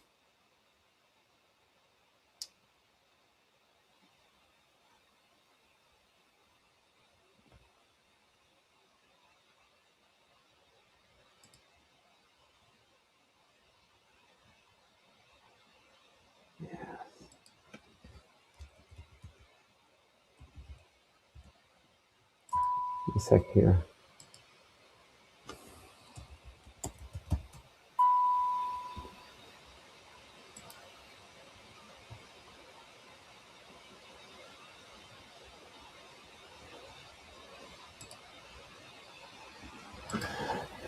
Okay. Current time is now, where are we at? 11:05. Still kind of monitoring these thunderstorms. Let's be clear, we're largely babysitting these thunderstorms here. The instability in fuel for thunderstorms will increase over the next few hours, so the number of thunderstorms that are a little heavier should as well. Our best look on long range is all the way from Monroe County, because unfortunately you see the difference there. The radar site up here, oops, gotta make sure I'm on the right thing for a moment. The radar site up here out of Millington, Tennessee is not updating, unfortunately, but the one in Monroe County is. So you can see that difference in positioning there. And that's why we spent so much time instead looking at the radar that's out of the airport there that does an okay job, does a great job on wind, does a kind of not okay job when we look at precipitation on this. If you have not taken the time yet, like and subscribe to us on all of the various different types of social media. As we're Capelville. Hold on. I wonder how you pronounce the town. I have to look at that one and see it on the screen here in a minute. Olive Branch, appreciate y'all. Heavy rain and winds there. Once this is kind of through Olive Branch there, hopefully we're past the worst of anything that you have to see today. Yeah, we have seen an uptrend on the overall outlook, and that's probably a good thing that we should discuss here for just a moment. So the overall severe weather risk for today does include all locations here across North Mississippi, West Tennessee, on a level 2 out of 5 severe weather risk. The tornado risk is not high, but not impossible. But I think the same areas that have rotation are going to attempt to produce damaging winds, hence the reason that is our greatest likelihood on this. Damaging hail, a possibility. I think a greater chance for locations back to the west. But when we start talking about significant tornadoes, that's not what we're seeing. We start talking about significant damaging winds, high-end damaging winds, that's not what we're going to see. When we start talking about high-end hail, that is not what we're going to see as well. Again, appreciate True Shield Roofing for sponsoring our hail component there. When we go back over and check, I want to see how this is affecting our, the NexRad composites kind of kept up there as well. So to kind of give you an idea using our exclusive Futurecast radar here. And so Futurecast radar gives us kind of an extrapolation, kind of takes it from where it's at now and generally kind of projects it forward. Let's see if it has the angle correct on these. It does not. It's going more northeast on that as well. So I think the timing on this is just going to be, that's not going to be perfect. So let's go back over and check like a more traditional version of Futurecast. I'm going to check our latest rotation tracks. So this particular projection here, we talked about earlier, this one updates every hour. So we have new information versus when we looked at this a little bit ago. It's doing an okay job, I think, showing the rotation. I think it's doing a poor job indicating the direction that rotations. We've seen the rotating part of these thunderstorms going more like this. And so the rotation tracks on this are going to be inaccurate, in my opinion. So it's more possible that they connect hour to hour more than what this indicates there. And I do think, as we showed you a moment ago, the cell mergers as storms kind of come together, that might be more important there. So good news, though, that from the National Weather Service, kind of talking back and forth with them, they also have had no reports of any damage from where that little spin up tried to form near the intersection of 301 and I-69. So no reports of damage from that area, and hopefully that's something that continues there. But they agree it got kind of close at that point. So fingers crossed that doesn't take any more steps as that storm moves eastward. But we'll look at that in more detail here in a minute. So I'm going to pull off, even though this graphic is titled Storm Rotation, we'll show it, and then I'm going to pull it off as we look at it again. But our line, you can get some ideas there, 2, 3, 4 o'clock, still a number of these storms merging into the main line, and so some sporadic tornado potential with that cell merger on the leading skies, a possibility on this. Let's go back here to Mama Justice Doppler radar, and I'm going to plot on our SkyCam locations here Let's go up. We have one in southwest Tate County. There, again, near the Crenshaw community, that we'll be able to use to kind of look into some of these thunderstorms. As we move deeper into North Mississippi, this camera, the camera that we have in Batesville, going to be very, very important when you have radar outages to be able to see things. And we appreciate North Mississippi Storm Chasers for being such good partners with us. And they're 501c3, and they have put up these based on your donations. So you can find out more information on how to help them at nmscas.org. That's North Mississippi Storm Chasers and Spotters, nmscas.org, to donate to their cause of putting up these cameras across North Mississippi. One in Crenshaw here. You can see the southwest winds at 17 miles per hour kind of ingested into this. The clouds kind of moving toward us here as the line of thunderstorms moves toward that location. Let's check the angle on that camera. Before I say that, I'm going to make sure I have no other cameras up there that I can kind of utilize that have any good shots up toward the Memphis area with the Mississippi Department of Transportation. It looks like I've used up all of my ability to view those for a while. We kind of start running out of MDOT cameras on some locations up there as well. Let's go ahead and angle that Crenshaw camera. Double check the way it's looking right now. So we have that looking south. Let's look back more into this here. So it's going to kind of pan this, so give it a moment as we're looking back into that line of approaching thunderstorms there. Kind of the low-hanging stuff with that. There's going to be lots of low-hanging parts of this line of storms as we kind of look back toward now the west. I'm going to point it now back toward more the north as we kind of continue to pan that camera around looking through this line of storms there. That'll kind of pan into, actually see part of the water tower that this is kind of mounted there on a pole too. So we don't have a great perspective back to the north with this, which means we're also not going to have really any perspective back toward the northeast. And I'll be perfectly honest, I am still working to learn the best angles on all these cameras. It's one of those things we have. I'm not going to say we have too many toys, but we certainly, it's going to take a while to kind of learn the best ways to kind of view all these sorts of things. So again, I know that's a real picturesque shot there, but it's a reminder that, again, there's some infrastructure that goes into providing these cameras, and the North Mississippi Storm Chasers have done a great job to kind of partner with communities in order to make that happen. So this is going to flip all the way around as we pan the skies here over top of Crenshaw. We're going to look back toward kind of the east and then south, southwest. When you stop that there, hold on, let's continue that pan. I'm going to go back southwest a little bit more, so we're looking kind of west there. I want to look southwest along this line because there's a spot there that kind of caught my attention right there. Some low-hanging stuff looking on the leading edge of this. Oop, pan this up. It's gone way in. Give me a moment. Well, I made it angry. It's still deciding it wants to go in. Y'all. Stop. Well, we'll come back to that here in a second. I'll go back to radar and I'll kind of... There we go. It caught back up. It eventually got my command. Okay, but I was looking at that little feature there toward the middle, and I'd love to get a slightly better shot on that.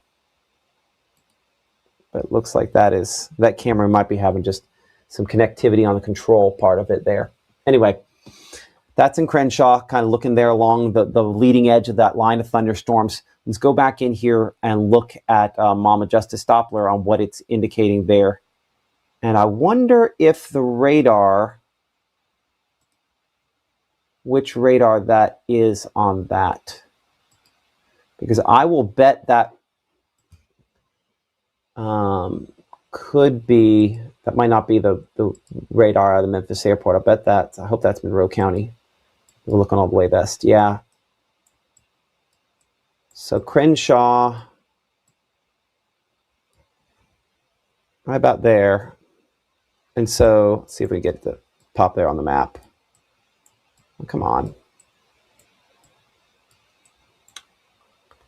Apparently I can't get it on the map right now. That's fine. But we're kind of looking into that one area there as the strong winds are starting to hit it. I'll pull that camera back up here for a moment, because this is about as good a look as we're going to get at this line. And that camera bouncing around a little bit. You can see where I show the position on here. I wish the Crenshaw was showing up on the map at the same point there. There's the intersection. It actually shows up on that one there.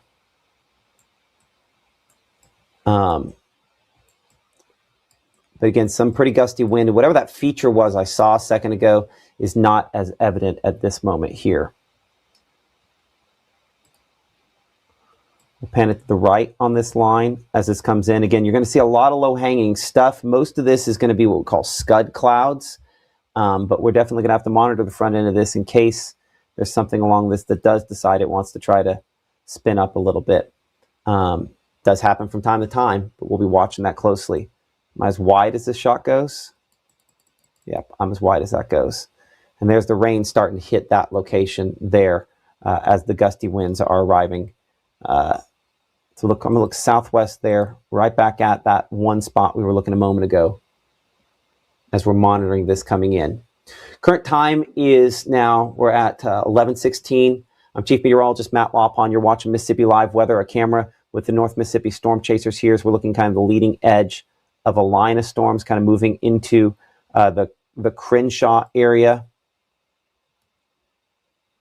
Just kind of poking and prodding the bottom of that, the heavy rainfall starting at that location. See right where it says Askew. There it is, right in the middle. So that's where it shows Crenshaw. So I was looking down here close to where it says Falcon and just north there toward Askew. But on the wind mode here, I mean, you can see that straight line wind kind of coming in from the north and west on this. A few little notches along this line here, but again, no severe, officially no severe thunderstorm or tornado warnings in effect on this. Some little broad areas where we see some rotation on this. And I would say down here close to where we were looking a moment ago is one of those areas. But none of these are as impressive as they were a little bit ago. You might say, well, the red's a lot brighter. And the red's a lot brighter because of the angle versus where the radar site is up there.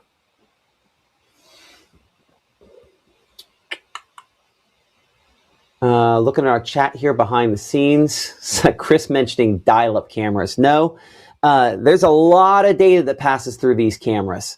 So that's the reason from time to time, you know, especially when you have to think about this. Does your cell phone, is your internet always stable when it's being hit by a severe thunderstorm? That's what happens with these. We need the most when that happens. And so it's always going to be a little in and out, but all things considered, looks pretty good there. But a lot of wind gusts starting to show up there. In Crenshaw where that camera is. We'll go back to that camera here for a moment. Again, show that bouncing around pretty bouncy at this moment as that storm is coming in, updating there. Again, the heavier rainfall approaching. That heavy rainfall kind of drives the winds as it moves in. And so these are going to be, any sort of tornado will be extremely brief because it's largely being driven by the precipitation there, the rain cooled air associated with that. Again, appreciate North Mississippi Storm Chasers for partnering with us here on Mississippi Live Weather with these cameras and the amazing effort that Stan and the entire group has put together to make sure that they are available for you, for us, for you to be able to see. I'll double check here.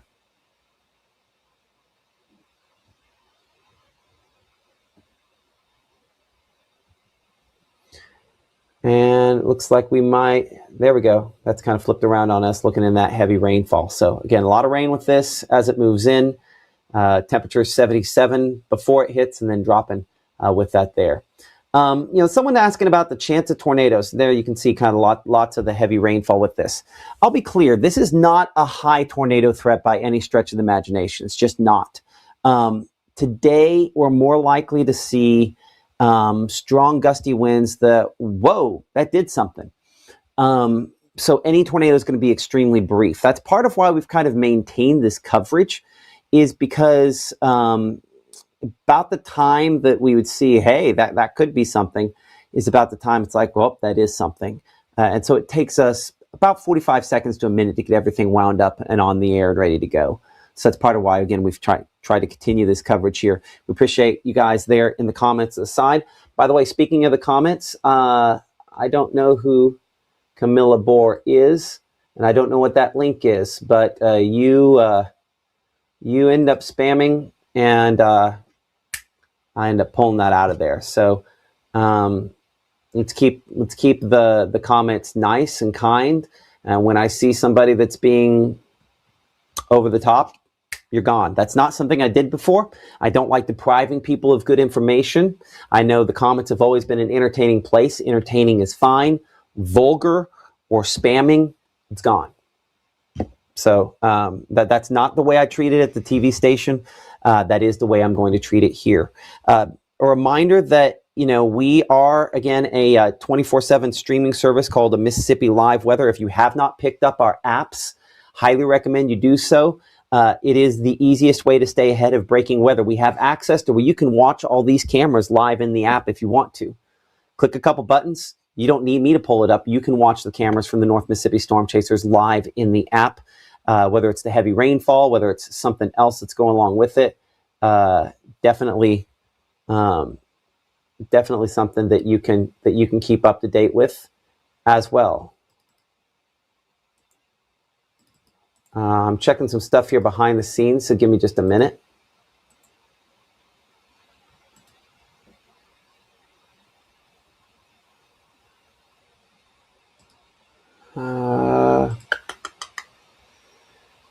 No.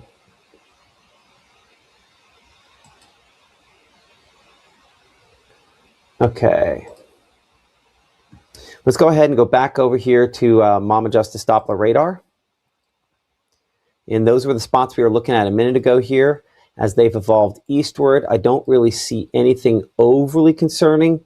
But the problem we talked about earlier is that we're not going to have an excellent look at this, not for a while. We're in this zone where now we're kind of getting a ways away from a radar that's designed to do very, very well at the Memphis airport and does okay beyond that. And so the farther away you get, the less likely we are to have an excellent look at it. I'm going to check a different radar we can see behind the scenes here. I don't see anything that's super concerning at the moment. Let me check a different radar for a second down toward the Clarksdale area.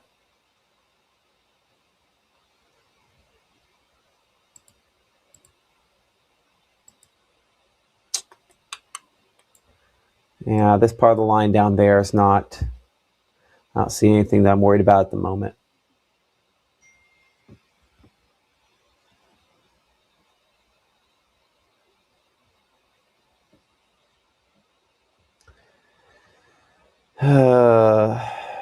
So, yeah. By the way, this is one set of QR codes I want to show you. Another one I want to show you is this one. And this is for our service called Weather Call. It's something we had at the TV station. You will get a phone call from me. You'll hear my voice and I'll say, this is Mississippi Live Weather Chief Meteorologist Matt Lawpon. The National Weather Service has issued a weather call notification for your specific location. It'll tell you if there's a tornado warning. It'll tell you if it'll specifically be my voice saying a tornado has been confirmed. It'll be my voice telling you if a severe thunderstorm warning is issued for your area or high-end flash flooding like what they had that killed so many people in Texas. That information, of course, we provide using that service. There is a cost, as you can see there. The reason there's a cost is you still pay for a cell phone bill, right? So making phone calls costs money. So sign up again using the QR code you see below me there. It's a $15 fee for the year with that. But it is worth it because phone calls disrupt, and you want, when something bad's issued for you, all your devices to go off at the same time. It's a way you're like, oh, wait, something's going on. So certainly helps out there. Moving toward the Senatobia area right now. Let me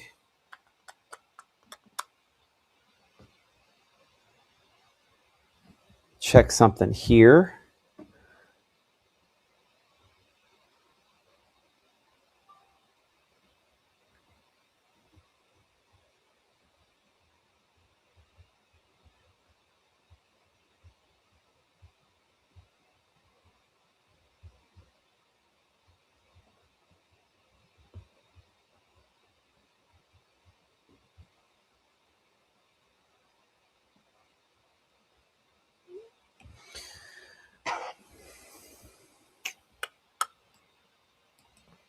So we show that from Byhalia back out here towards Senatobia. Again, not overly impressive. We're having to look all the way from Monroe County to get a shot of it because I think we still have that issue with the airport radar there. You're looking at our various threats, as you can see. We'll bring it back over here to standard Mama Justice Doppler radar. We'll pull that back up here. Sorry, that flopped back on me too quickly.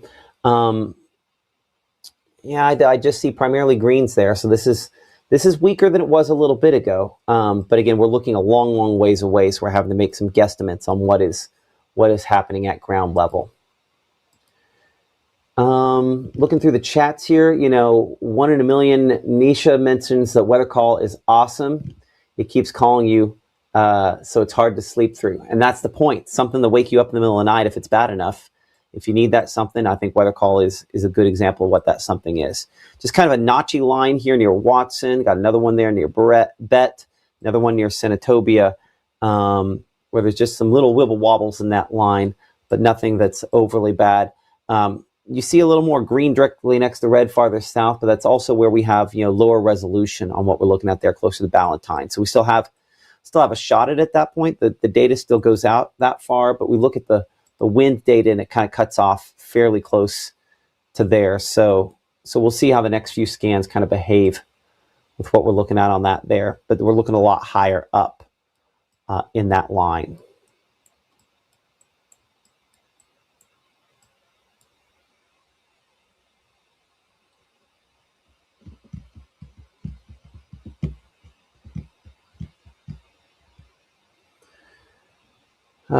Someone mentioning the rain is light there in Memphis. Yes, it is. Marcellus, appreciate you for mentioning it. Someone was asking, is DeSoto County clear? Yeah, let's do some all clears here for a moment. Let's go back over to the rainfall mode. Yes, I would say DeSoto County, we're in the clear at this point here.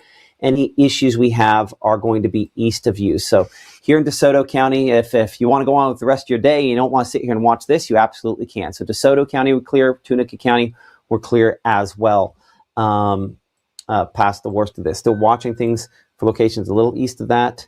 But yeah.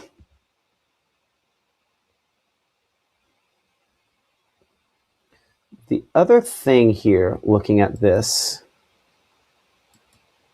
and again, it's hard to tell for sure, but it does look like the outflow boundary. If you think of this as kind of rain-cooled air that's kind of spilling ahead of the main line, this is all kind of rain-cooled air, like forcing its way forward like this, right?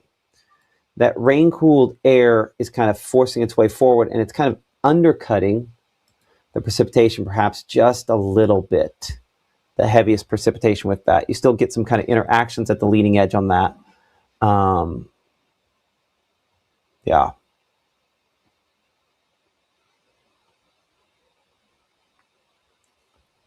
Moving behind the scenes to put some other stuff that's coming in here for a moment.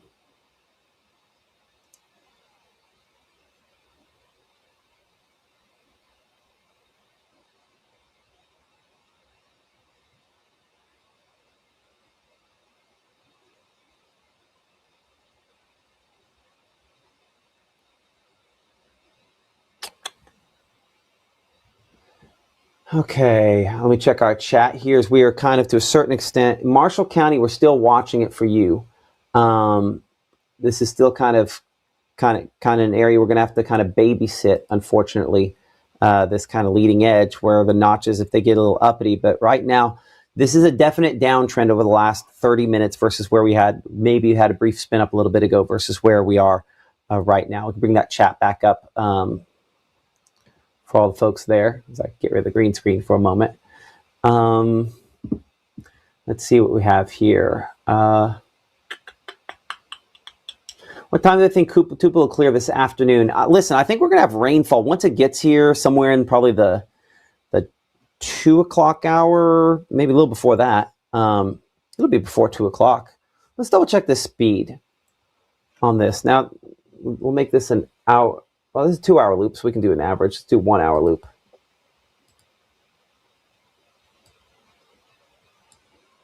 It's almost the same distance that. Yeah, about 30, 35 miles per hour. So let's get kind of a longer track on this here then. Let me go back to that radar, get an idea. Okay, hold on a second here. Let me look at this.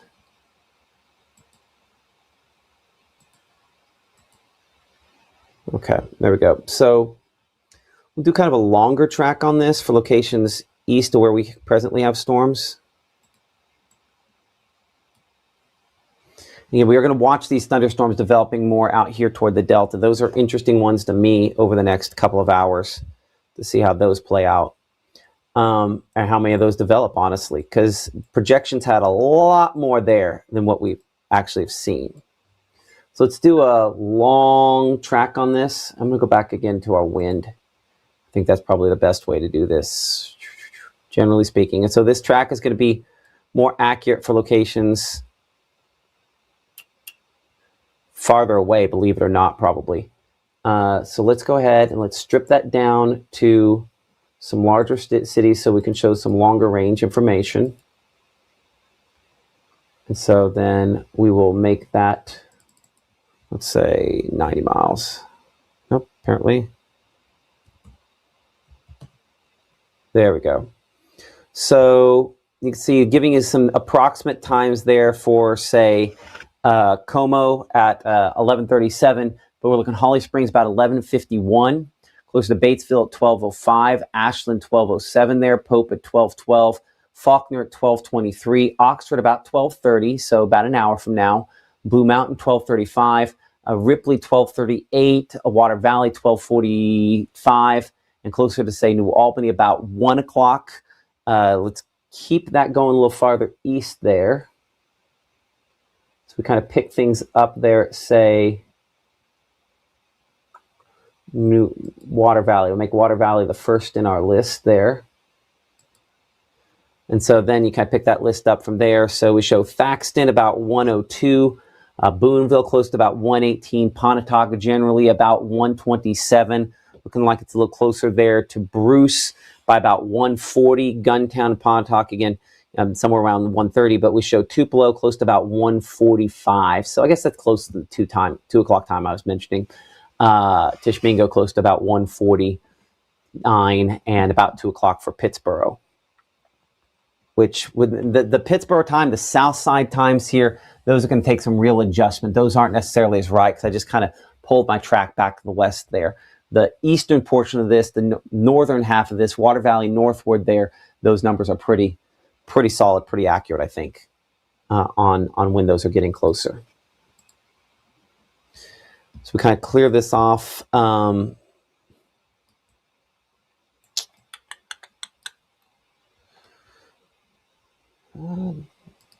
Again, we are in kind of wait and see mode here, which is always the best place to be. Let's check out our camera in Batesville.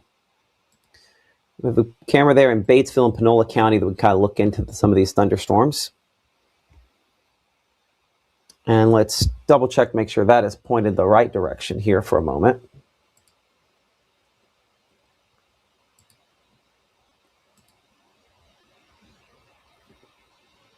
I think we need to adjust that a little bit. Yeah, this is looking kind of northwest. Oops, I pulled up Oxford. I apologize for that. Wonder why that looked different. Let's get Batesville up. There we go. Shot from Batesville, kind of looking at the clouds there in Panola County. I'm going to pan this down just a little bit. There we go. Kind of looking in a northwest. Let's go more west along this line. So I'm going to kind of slowly, hopefully, well, this one's more sensitive on its pannings. Give me a moment here to kind of look. You can see the water tower there in Batesville, just kind of scanning along the front end of that line. Again, not a lot to speak of there, not a lot to be concerned with at this point, but we're also a fair distance away. So 77 current temperature in Batesville, winds south and west about 13 miles per hour or so. So this dark blue you see is the heavy rainfall from those storms trying to come in. National Weather Service thinking on their latest thought, I think it's fairly close, that 40 mile per hour winds more likely. We're starting to get deeper into the ice storm damage zone here. So the concern is always going to be that some tree branches and stuff that were knocked down in the ice storm could fall with lesser wind gusts. So so definitely watching.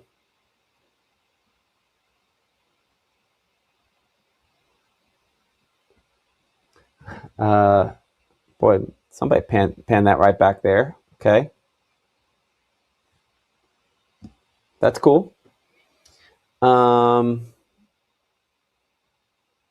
It's like someone else deciding to poke and prod it. We can pair up with the North Mississippi Storm Chasers on these cameras there. So got it looking kind of northwestward out of that. Good shot there. Our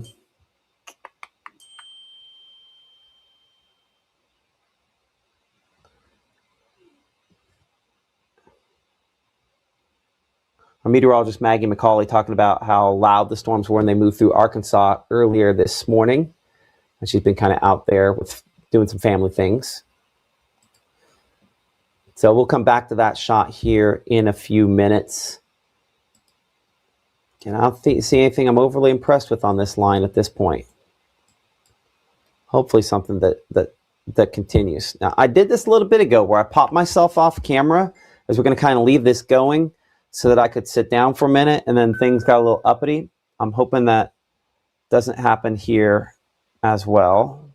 I just saw something come in a second ago.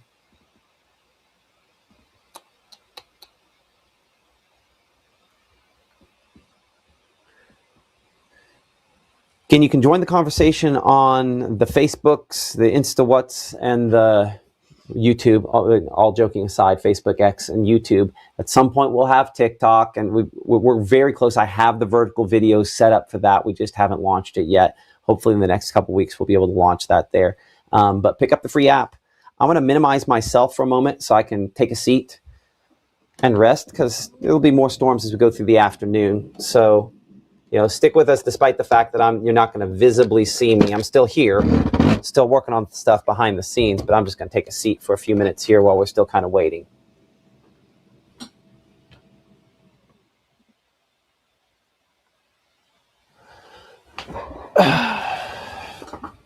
By the way, for those out there, you can see all of our discussion so far today.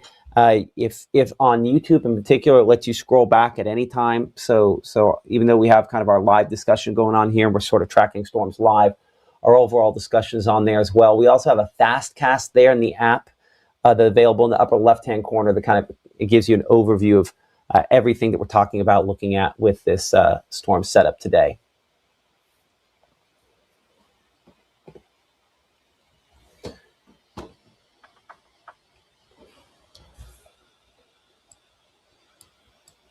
Might say, well, why are we even talking about with what the radar looks like? The main Memphis radar, we've mentioned this a few times, is out and not working, despite the fact that is showing the sweep intermittently on that there. Their main Memphis radar is not working right now, unfortunately. So hopefully that gets up and going at some point, but a power outage has led to that. So we're left using the radar out of the Memphis airport. You'll notice the positioning there is just south of the airport.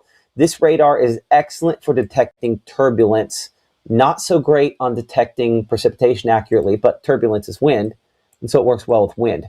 So we've been relying on the wind component of this today, just kind of going up and down this line, looking for areas where there could be some circulation. And luckily at this point, it's all coulda, woulda, maybe, hopefully not. And hopefully that's the way it stays.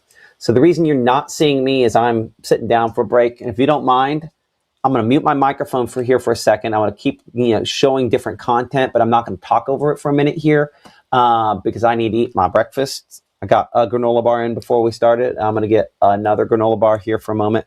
So give me just a second to kind of mute my microphone while I do that, so I'm not chomping down too badly in your ear.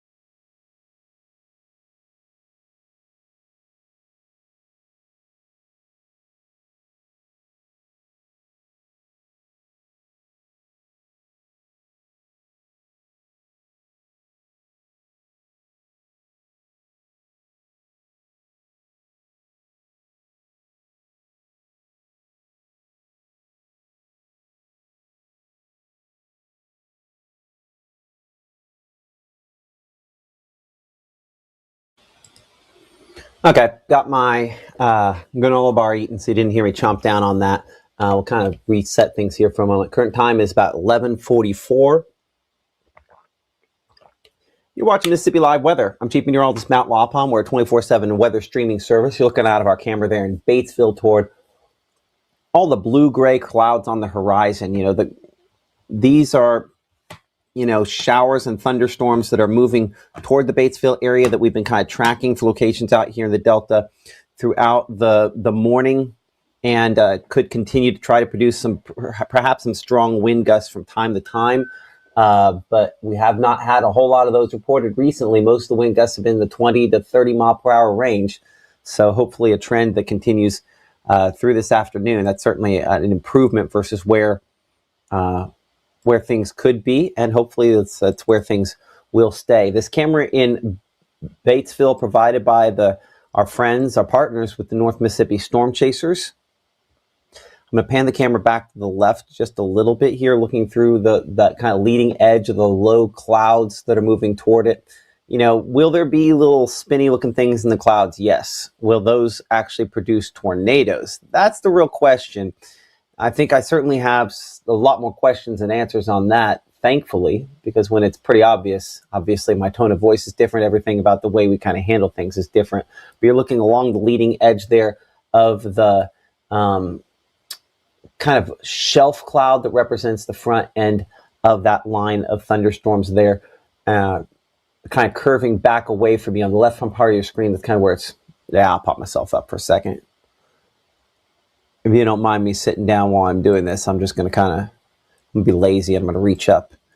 And so right there, it kind of curves back around that. So that's this kind of long, low-hanging thing there. That is our shelf cloud that is where maybe you might see a lot of spinny-looking things. For the most part, I don't see anything, or did not see anything out of that I'd be super concerned with at this moment. Nothing that's too terribly low-hanging, but certainly, something we'll watch. Some gusty winds there. And the darker gray, sometimes people like dark clouds. Dark clouds just means tall clouds. Dark clouds means there's no, you're blocking out a lot of light.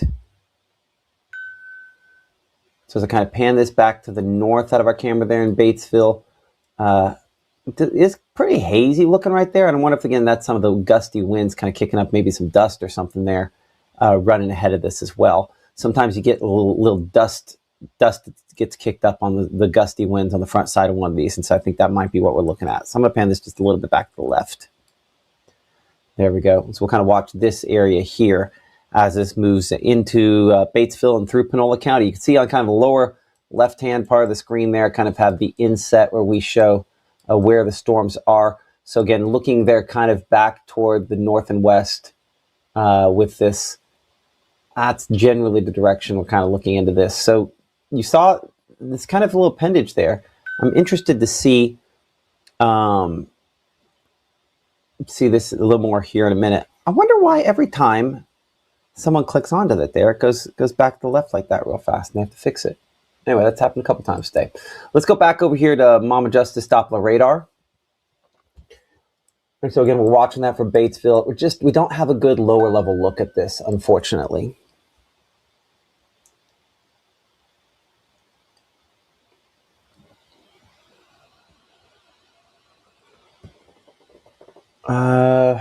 Yeah. See, this might look like nothing versus what we showed you a second ago, because we're looking all the way from Monroe County at that line of storms, which is just too far away. It's not good coverage to look from that far away. The problem is that the main radar site in Memphis is down. You've heard me say that a couple times now. You'll hear me say it probably 10 more times, minimum, because that is kind of one of the things that we rely on when we're this far away. So this kind of looks like it has a sort of interesting look to it there, but it's not, I think, as bad as what that kind of makes it looks like it is there. So it still definitely has some organization to it, and something we'll certainly watch.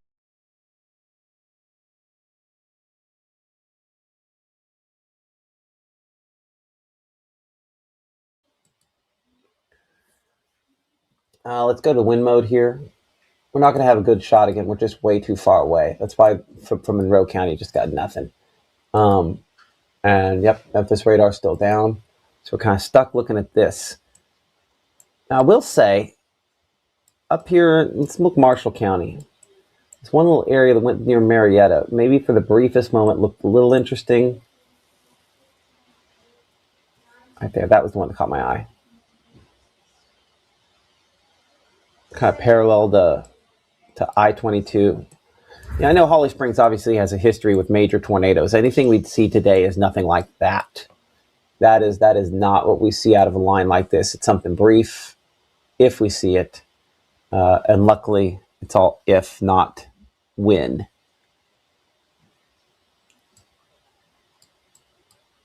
Look at some other stuff here behind the scenes, so give me a moment. Let's see if we can, I'm going to go back to that camera in Batesville. It's about as good a look as we're going to get for a while to kind of see what's actually happening, because unfortunately, since we're not in a great radar zone on this, that means we have to rely pretty hard on what cameras and stuff like that show. So yeah, some low-hanging looking stuff there. We'll watch it. I want to see behind the scenes here for a moment, something.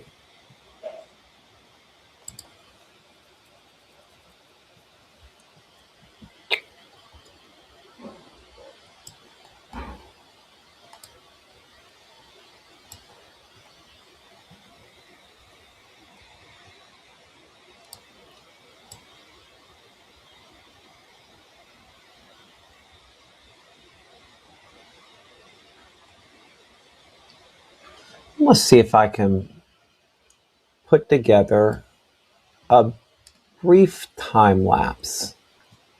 Select timeline. Let's do, I wish I could do a shorter, a manual export.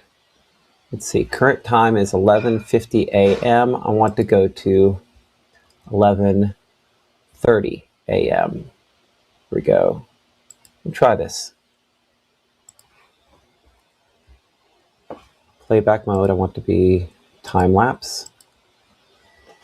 Name for export, DELETE, export. Let me see if I can export time lapse out of this. So give me a moment. As I'm learning what is possible with these cameras, there's a lot of cool things. I just want to see what some of those areas kind of right there sort of look like if I had a little bit better contrast with them.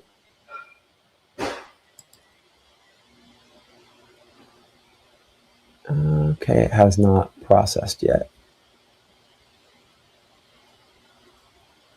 I wonder if it will let me go a little bit. Batesville home. I'd love to change the light on this to where it's not quite as bright. I don't think I have that setting. Nope. Appreciate that.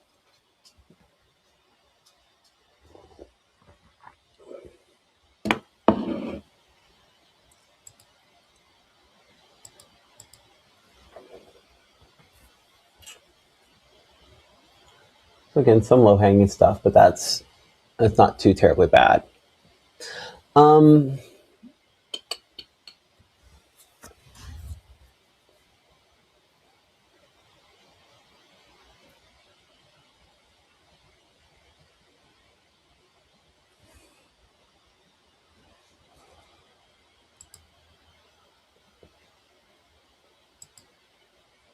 Let's look at a few other things here while we're waiting for a moment for this to see what's next with this. Again, we are kind of watching and waiting, hoping things don't get a little more active. This is kind of our high resolution visible satellite perspective here. This is a 15-minute satellite loop. So this is just kind of what's happened over the last 15 minutes. One of the cool things about our system here is we're able to really kind of process a lot more data than the old system did at the back of the TV station. Let's put this in the fastest mode.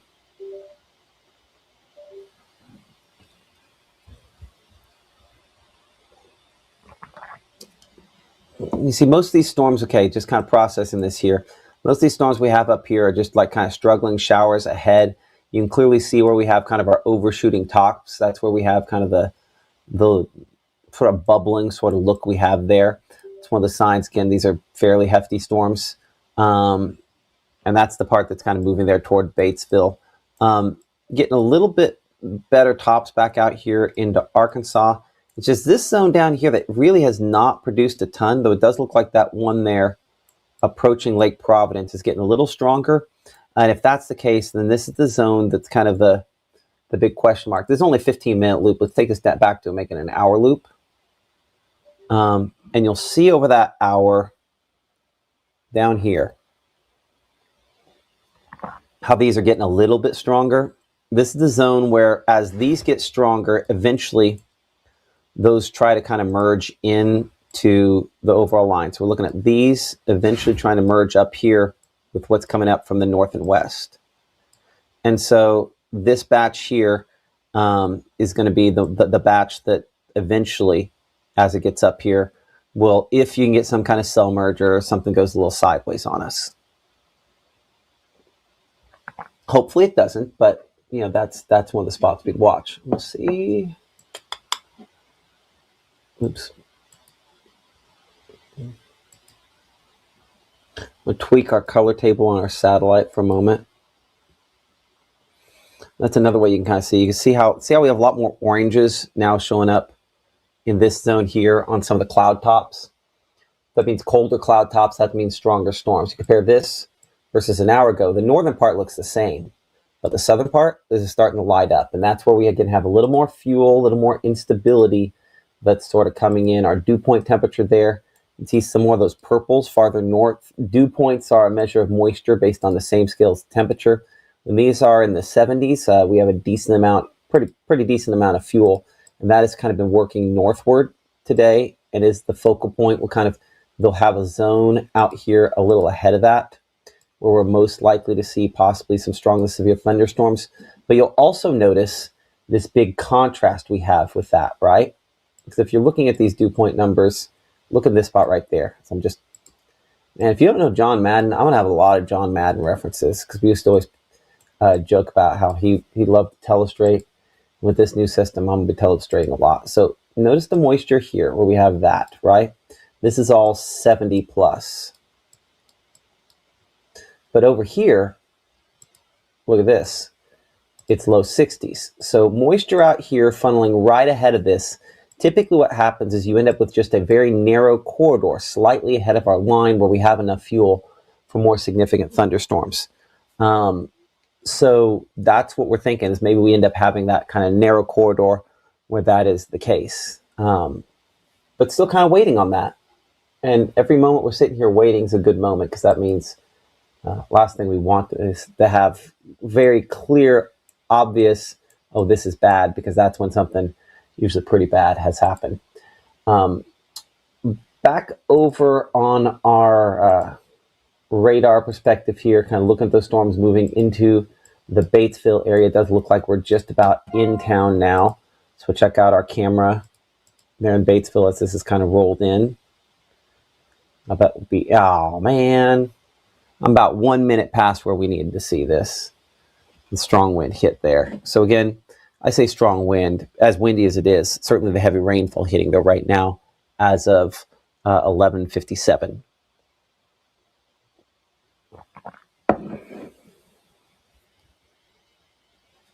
But you see in the corner there, see I have double layered? That might mean my radar could be back. Let's check this. Hold on.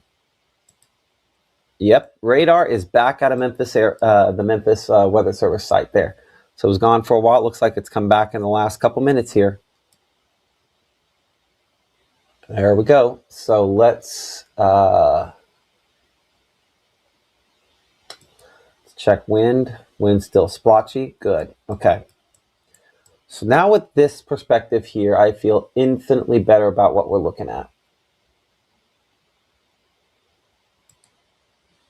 Just to be able to have that kind of second radar site that we're more used to. There, I mean, listen, there's a few little areas there that are interesting. But I mean, stuff to watch, but no obvious right now. It's about to plop down something. But those couple of areas are places to watch anytime you kind of get them curling around there. So let's get you storm track on that whole kind of line here. And we'll go ahead and reset things here at the noon time period here in a moment. So give me just a moment to do that. And we'll, I think, go on kind of a full-on update on everything that we're talking about here. So give me just a second to kind of get a couple things ready.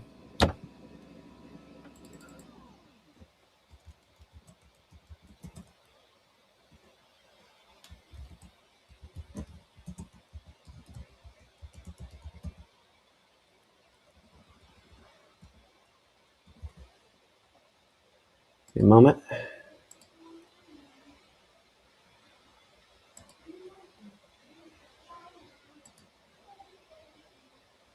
Okay, and go and pop myself back on here.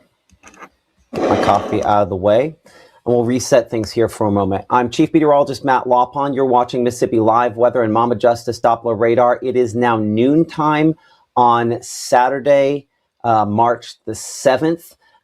We have been kind of monitoring here. A line of thunderstorms might have briefly tried to spin up something up in DeSoto County earlier, but most of these storms, again, below severe limits, all of these storms below severe limits at this point, and hopefully staying that way. The line of thunderstorms has moved through Panola County or into Panola County.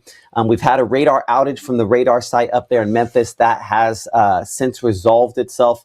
They got power back up. We're getting data flowing back out of there as well, thankfully. And so hopefully that is where this stays at this point here. We did get a report from DeSoto County of an isolated pocket of wind that knocked down some fences and a storage shed off of Craft Road north of the Lewisburg schools. And so they also had a tree down at Pleasant Hill and that area that had a power outage as well. So some reports coming up there from DeSoto County with this line of storms. It's mainly just rain, as we talked about last couple of days. More than anything else, is primarily heavy rainfall more than any other component. But our severe weather potential for North Mississippi will increase the rest of North Mississippi over the next few hours. Kind of bringing out a shot here that shows kind of everybody in this, and we'll put this into motion, kind of give you an overview, and I think we'll walk our way through some of the models. So as you can see here on our loop, it doesn't loop for a while because we did not have radar data up until the last couple of minutes here. We finally got some of that back. So to give you kind of a longer track on where we expect this to go over the course of the next few hours. So again, this has been moving about 30 miles per hour. And so get an angle here, let's say about 35 miles per hour. And let me expand this track so we take it all the way through North Mississippi. So we'll make that go all the way there, and we're going to thin out the locations somewhat so we can see some more of those there. So kind of a longer track on this for a moment. As you can see, Ashland, we're looking at that for you at about next 10 minutes or so. I mean, generally it's over top of you now. This track is more for people in the extended there. Oxford, say 1233, Hickory Flat 1228. We're looking at Ripley close to about 1238, Myrtle at 1243, New Albany close to 1, Burnsville close to 115, Boonville close to 116, Iuka around 130, about 130 or so to 140 for Saltillo, Calhoun City at about 140, 142 for Derma. And if we kind of extend that east to some of those locations there, to give you kind of an idea as we kind of extend that, we showed Tupelo close to 150, so that's pretty much on time with what we've been tracking it there. Houston 156, Shannon about 158, Fulton about 210, Amory at 227, Smithfield 229 as that works eastward. So some general ideas there. We'll keep that track going a little farther east than that. So we'll say, what do we have there? We have Aberdeen about 1238, Russellville about 1238, Hamilton at 3 o'clock, and Solage at about 3:02. So there's some, again, rough times there as this line of thunderstorms kind of rolls through the northern part of the state of Mississippi. No official severe weather with this at this time. So let's talk about kind of the components we have going forward. Again, visible satellite shows on our very high resolution visible satellite. More storm development as anticipated, really kind of picking up. So this is going to be, I'm going to set this up to where this is kind of a high resolution short range loop. So this is going to be a 30-minute loop. And I'll tweak our color table here to where you kind of see the storms more.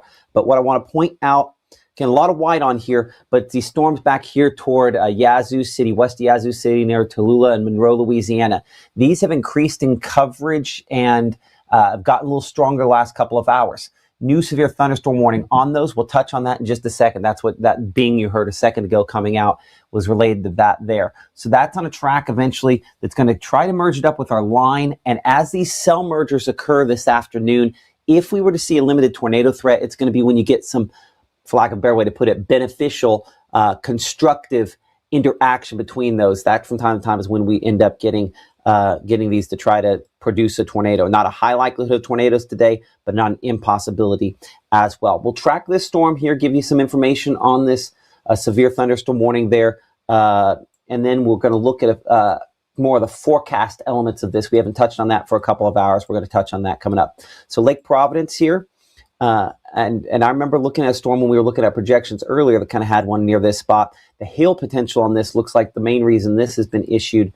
I'll check with our discussion of the National Weather Service there in Jackson. 1-inch hail and maybe 60-mile-per-hour winds, prompting the severe thunderstorm warning for Sharkey, as well as Issaquena counties here in Mississippi, and then East Carroll Parish there in Louisiana. In each case, until 1 p.m., the time frame on that.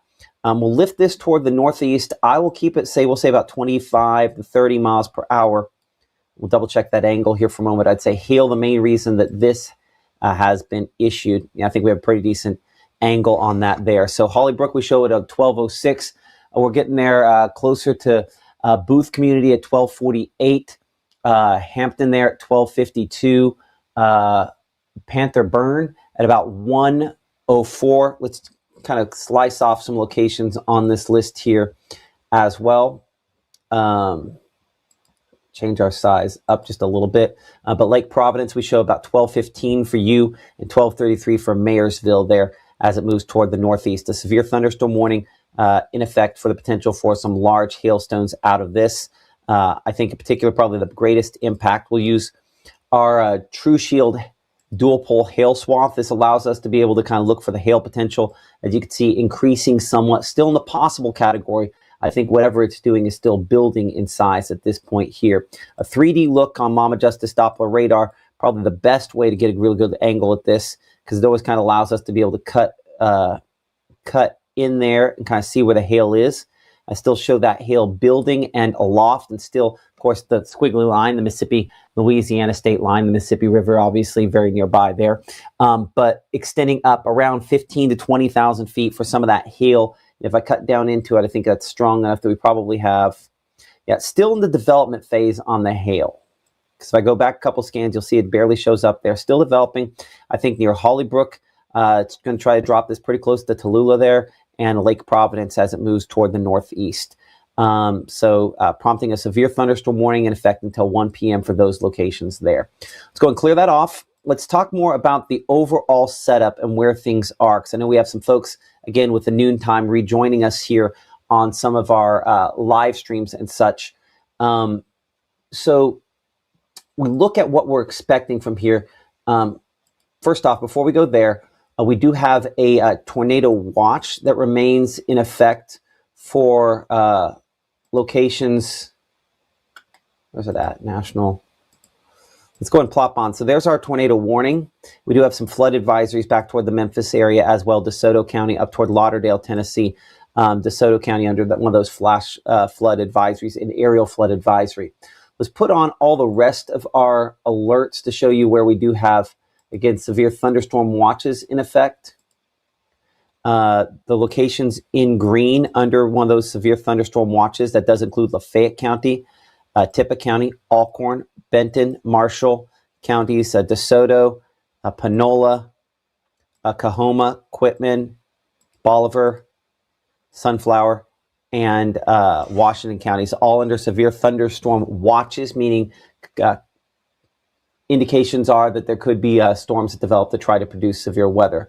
So that's what those locations have, and I think those could eventually be extended, will likely be extended eastward. I see somebody, again, we have a discussion going on, a chat here behind the scenes that I know a lot of folks are paying attention to here. We'll go ahead and make sure that we can kind of pop that up for you here as well. But for those of you in the chat, a lot of questions wanting to know what's going on, power going on and off, transformers blowing, wind crazy, tree limbs falling there in the Batesville area. That's not at all shocking, considering, again, with the ice storm, we have a lot of dangling limbs,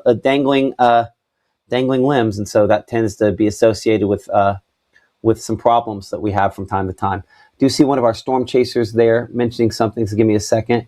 Mention that they're up there in the Ripley area, and appreciate them for being out and about in the North Mississippi Storm Chasers for everything that they do to kind of help us out with this here.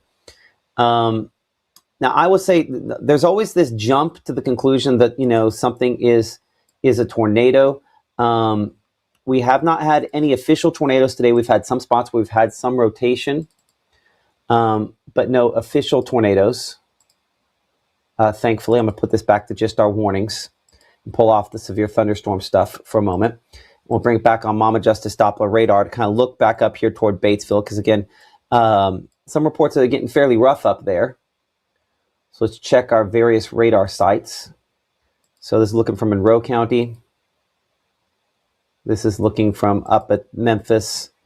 And just kind of checking the wind in each of these cases here. Strong straight line winds, I think, the main impact. And I think the power outages we're experiencing are largely related to the fact that we've just had the issues we had with the ice storm. We start looking at the number of power outages, not yet starting to populate there in Panola County. A few sporadic ones we show up in Prentiss, but more in Tate and DeSoto counties at 300 each for those different locations. So we do have some power outages with this. So let's talk about where overall things go from here.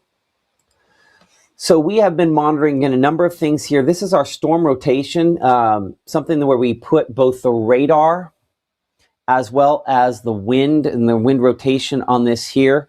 I do see Adrian Chambers mentioning they saw a power flash there. If you can give us an exact location on that, Adrian, I'll be looking at that there to look in that. So Adrian, if you give me exact location, well, hold on, I think you got it. Coming into Batesville Town Square, Sardis Road, Old Panola Road.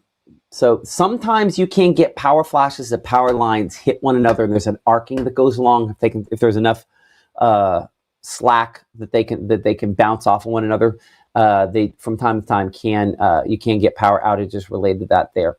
Our positioning here, I think, is a little too far east. We had to adjust this earlier because things were running slow. I think models have caught up a little bit on this. So give me a moment to adjust our positioning on our storm rotation back to the west just a little bit.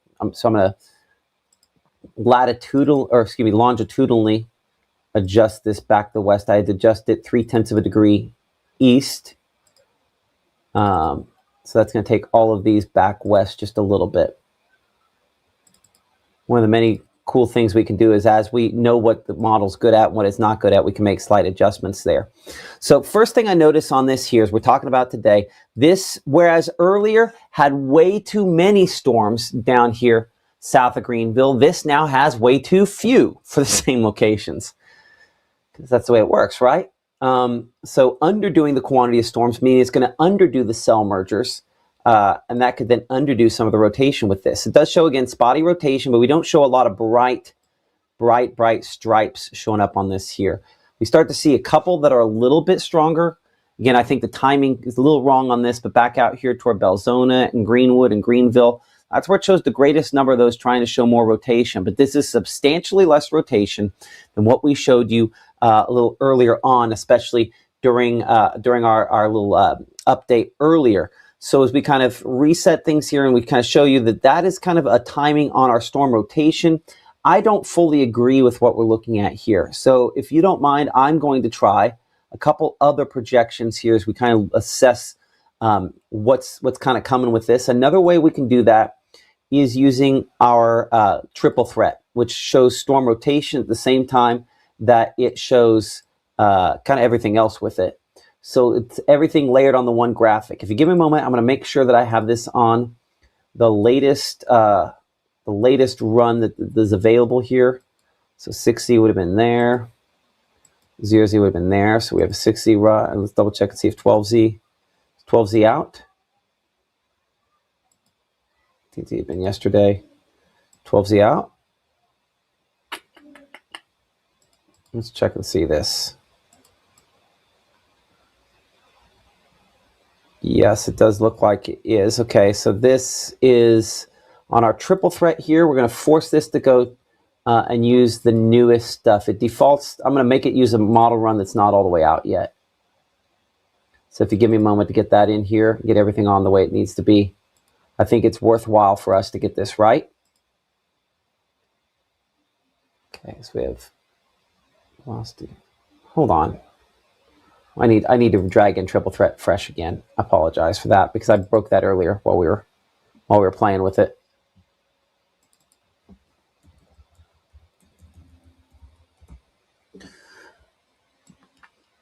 So we have a severe thunderstorm warning for a few locations. Again, we'll touch more on that here in a minute. That storm is still just outside of Mississippi. So wind swath, we're going to change that, make sure that is on wind gust swath. I'm going to change that back to blue. There we are. And we're going to have to kill some of the low end opacity on that. That shows at least some gusty winds. Nope. Oh man, I didn't expect this to... Give me a moment.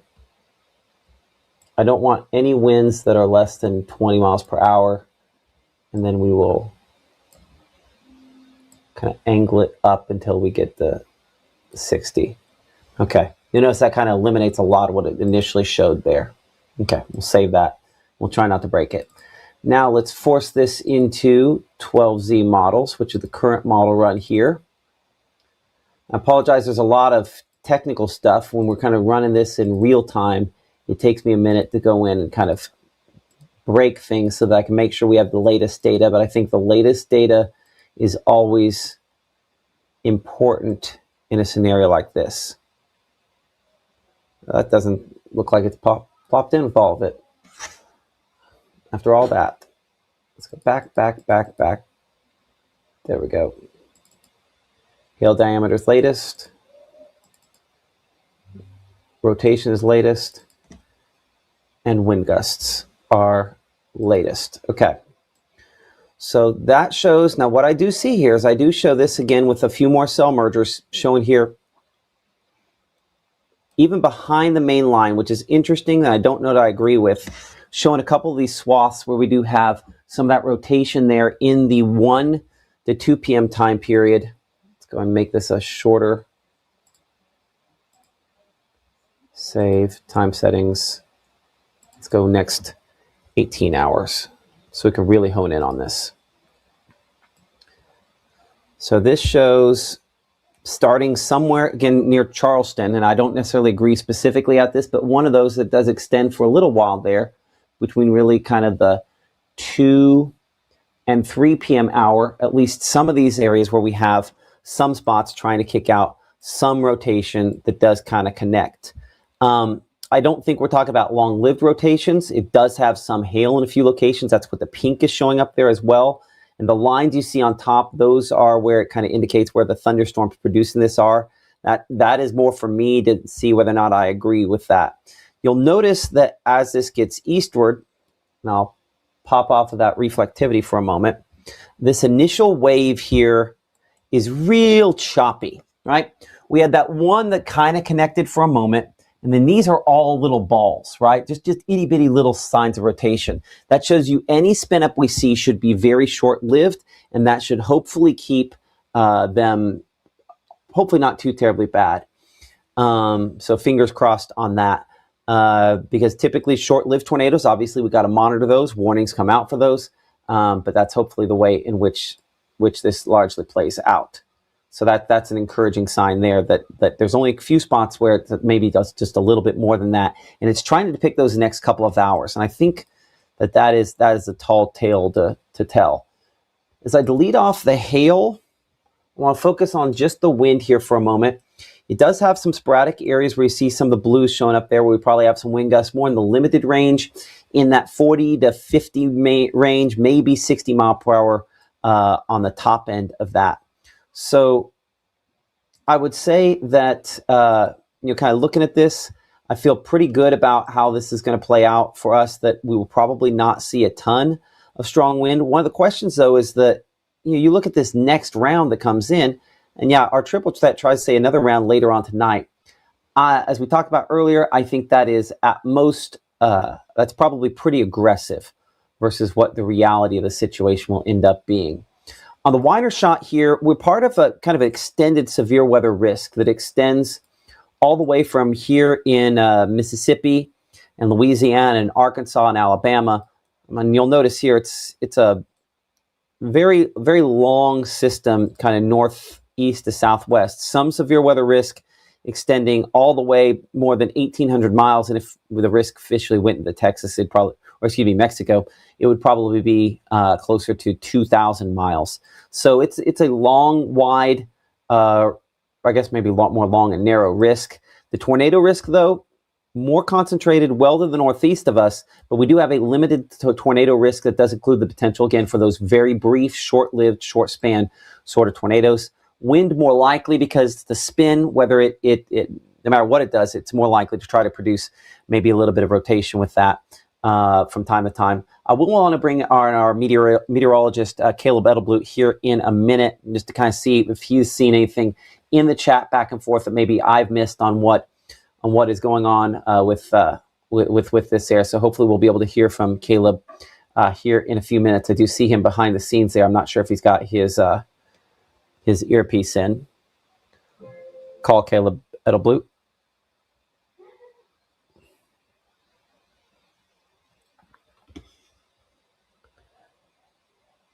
Hey man, I got my earpiece in. Oh, you do? Okay, got it. So a new severe thunderstorm watch issued just in the last few minutes, right? Let me double check. I was just kind of filling out the forecast sheet for the rest of the day. Yeah, it looks like they just issued that. I need to go on Slack because I bet they will cover that. Let me look at that for you real quick. Yeah, so I show that. Yep. I show that. That'd be. Well, and actually, I take that back. It looks like that's just a local expansion that the National Weather Service Memphis did. Yeah, they did not issue a new one. They locally expanded the one already in effect to get the rest of really their coverage area here in North Mississippi. So that's in effect until 2 p.m. today, which is only another hour and a half. Storm Prediction Center, Norman, Oklahoma, might issue a different one at some point here, but certainly watching it. New information coming in the last couple minutes here that the Lafayette County Emergency Manager is working on some stuff there on Sardis Lake right now, some kind of rescue operation. They're trying to kind of prepare ahead for the storms moving in to their location. So it's just a reminder that, what you're doing outside today, we want to make responsible decisions on that because we are going to have more thunderstorms over the next few hours here, kind of moving from northwest to southeast through the area. And so that's where this line is right now as it's kind of moving on in. Caleb, I don't know if I'll bring you up here just for a second. Have you seen anything, again, behind the scenes, in our chat with folks online related to what's going on? No, I was watching earlier on my drive up here. I can pull it back up over here. I didn't want to click off any screens, so I didn't mess up any transitions. But I can go ahead and get that pulled up and keep an eye on it behind the scenes for you. Okay, the computer you're in front of right there might be your best bet on that one, honestly, there. And if we need to use the up-down feature of it, then maybe that's what we do a little bit as well. I need to get you a taller stool. Well, hey, we'll know what to add to the list after today. Absolutely. You remind me of that. I can do that. I'll write it down. Then again, I guess I'm standing the whole time too, so it is what it is. Part of the job. Yep, absolutely. Okay, we'll talk to you here in a minute. So we've kind of looked a little bit at some of the model data related to what we're dealing with here, and most indications are that we will have next couple of hours, I think not just this batch of thunderstorms, but the next batch that's down there closer to the Jackson area. Some cell mergers up here, kind of in this zone north of Yazoo City to Grenada. Probably going to have some spots out here where we have maybe some greater chance of hail, wind, and maybe an isolated tornado. Because the one thing that those models did not do a good job of earlier, they had more of these storms on there. Now they don't have as many. In saying that, we have a severe thunderstorm warning. This is technically just outside of our area. We kind of pick things up, down here in southern Washington County. So technically not in our area, but just right on the fringe there in Issaquena and Sharkey County. With those thunderstorms kind of moving northeastward. Hail potential, the main reason why these were issued. Look at that hail swath. We have not had as much hail on it as when we kind of looked earlier, kind of had a short period of time where it looked like it was dropping some of that hail. At this point here, it looks like now we have not seen as much in about the last 10 minutes or so out of this. So hopefully whatever it's doing, it has done. And we'll kind of pass the worst of that, hopefully. Let's look 3D on that thunderstorm. That's probably the easiest way for us to do that. It looks like a lot more clusters as opposed to just kind of one single thunderstorm. We'll again put this into motion for the last 30 minutes or so. You can see kind of the collapsing there going on with that as it gets smaller and drops out what hail it has. Now, a lot more storms here. These are relatively disorganized and most are below severe limits, but a strong wind gust can't be ruled out of maybe the strongest of those. As we come up here closer to Charleston and up there closer to Oxford, I'm going to switch radar sights on you. We're going to check out of the Memphis area. Then we're going to check out of Monroe County, Mississippi. And that looks like that's probably one of our better options now as we're finally getting closer to its range. I'm also going to take off the tornado. It's going to be severe thunderstorm watch in the background there, so we get a cleaner viewpoint of this here. And so near Burgess community there in western Lafayette County, perhaps some hail on this. I think that's a lot shorter of a thunderstorm than what we had out west. The height of a thunderstorm is important. A taller thunderstorm types into more hail. This is probably not tall enough to be producing severe hail because 10,000 feet right about there. And so it looks like it's going to be a bit below that. Let's see if I can change radar sites while we're on it here. Check a couple other locations. QA. Yeah, so this one's not tall enough for that. Another way we can look at that is using our camera. This with the North Mississippi Storm Chasers there in Lafayette County. As that pops on. Again, appreciate Phoenix Building Solutions for being our sponsor of our camera there in the Oxford area, as you can see in the county there.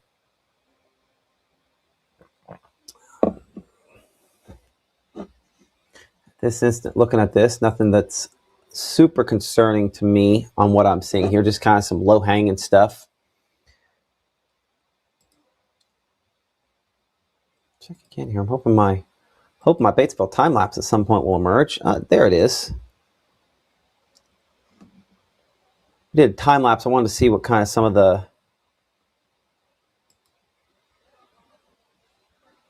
a moment to pop this up. So this is our camera there in, okay, it downloaded it.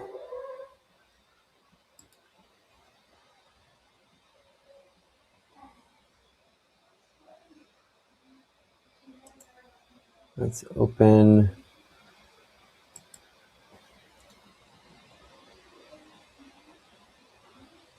Brief second. I think it's trying to get that data in. I might have to go with VLC on this. Ooh, I made that program unhappy. Caleb, I'm going to send it to you. I'll let you do kind of a one-over on everything, kind of look over all the different storms and everything for a minute. Do you have access to links on that computer there? On this one, I don't believe I guess you have. so. I guess you have the touch screen behind you, right? I got the touch screen. Forget about that. I can, if we can get it to radar, I can cover that. Oh, I can get it to radar. I'll get it back out of 3D radar though, which will probably help substantially. We'll kind of reset you for the whole region there. I'll let you kind of do a one over on everything. Sound good? All right. Yep. Sounds good. All right, let's take a look at this line of storms that continue to move through North Mississippi. Like Matt was hitting at earlier, we're kind of at that in-between between radars of getting that perfect visual on those storms, so seeing it a little bit more higher up. I do know that we have some storms. I have a radar pulled up on my iPad too, kind of showing some more severe thunderstorms making their way in the southern portions of the Delta. So I'm going to try to keep my eye on that behind the scenes as it gets closer and closer towards our area. Definitely seeing some stronger cells try to start kind of performing down there into the Delta. But let's put this on a loop for the past hour real quick, just see how those continue to move on through North Mississippi. You can see probably the healthiest cell right now, right outside of Oxford, making its way through. So for those out there, definitely going to start to feel that wind as it continues blowing on through Lafayette County, and definitely going to see that downpour as it makes its way through. The good news about this line is once it makes its way through your area, you're pretty much good for the rest of the day. Now you will see that rain fall behind it, could make it a dreary, just rainy Saturday all the way around, but the intense kind of severe weather aspect of this, not going to last that long. Just got to let that line pass on through, then you're going to be good to go for the rest of your day. So we're going to continue tracking that out all day with you. We can also take a look at towards the north, kind of along the Tennessee, Mississippi state line, kind of some healthier cells out there as well. Let's put this back to now, zoom in just a little bit so we can talk about that in the Alcorn region as it gets a little bit closer towards Corinth. We can kind of see some of those cells making their way closer, a little bit of those pinks and purple showing up. The good news is this is more of just a rain, windy event. We're not expecting those tornadoes like Matt was talking about. Could we see a brief spin up? Absolutely. But are they going to be long track and severe? Not expecting that one bit. So this is just kind of a good rainfall event that we definitely would love to see here in North Mississippi, but definitely going to be windy as well as it makes its way closer towards where that ice storm was most impactful across our area earlier in January. So it's continued blowing on through. We can see kind of those purples starting to show up just a little bit, especially those out there in Blue Mountain and Bethel as that line continues to push on through, even into Ashland, making its way pretty much along I-22 as it gets closer towards Union County and New Albany, Enterprise, Beacon Hill. Y'all are going to start to see those effects within probably the next 30 minutes. I know Matt was tracking that out, showing it'll be around 1 o'clock until y'all start to see that. Let's come back out towards the wider view, back to see those cells making their way across North Mississippi. Pretty much just this line moving across, and that's what we're tracking as we continue into the afternoon hours ahead. For those already in DeSoto County, y'all are just going to see that rainfall continue dumping across your area, but not really tracking that intense just storm coverage as we continue into the afternoon hours, Matt. Yeah, and one thing, I think from time to time, this is not a high-end severe weather event. I think we have to be very clear about this. It's possible that maybe we could see some severe weather. It's probable that most of this is just heavy rainfall and lightning. So we appreciate Wanda for supporting us here on Mississippi Live Weather, and so many of you that have supported us again here in the chat behind the scenes. Appreciate that super chat there, Wanda. In many ways, I gotta give Caleb some credit, mentioning the suspenders there. I wear them just because I hate belts. I wore a belt yesterday around all day long and felt all day like I was pulling up my pants. Suspenders keep them, braces keep them at the right height. So that's part of the reason why I keep it at this level. So the severe thunderstorm watch extended in time till 5 p.m. for the locations we mentioned a little bit ago there. So good there that we now have, some clarification on that. I want to bring in a shot here from our camera there in the Batesville area earlier. This is that time lapse we were trying to get going. So I'll kind of pop it where you can see it here. And I'll have to kind of reload it a few times toward the middle, but you can kind of see the, if I time it right there, kind of some of the low hanging stuff that was sort of spinning there toward the horizon. So certainly kind of an interesting look at that. I'm restarting this a few times over and over again so you can get a good look at it. But kind of a cool shot, but it's from time to time you're going to get little spinny looking things there. I like to say that more bark than bite is the way I describe those. They look a little worse than they actually are. Someone mentioned they got Caleb got his there from a tailor shop there in Columbus. That's great. Nice. So let's look in and around the Oxford area. Let's check out our camera with the North Mississippi Storm Chasers there. I was a little late getting back to it. We had that Batesville camera, then we went away, then we came back. We can see that line of storms again moving into the Oxford area. Talking to Ashton, a storm chaser we work with from time to time, he mentioned the fact that back up to 75 degrees there in the Oxford area after being down to 61 when it moved through the hurricane landing area earlier on. So we're looking kind of into the storms as they're moving in. Appreciate Phoenix Building Solutions for being a partner with us here and sponsoring our Oxford camera. This is looking kind of in a west and northwest direction into this.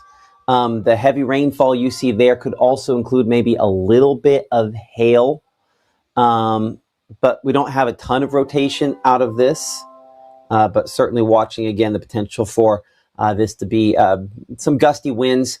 Oxford's so hard hit by the recent ice storm, and the concern is that it's easier to knock down some tree limbs, some things like that in the post ice storm.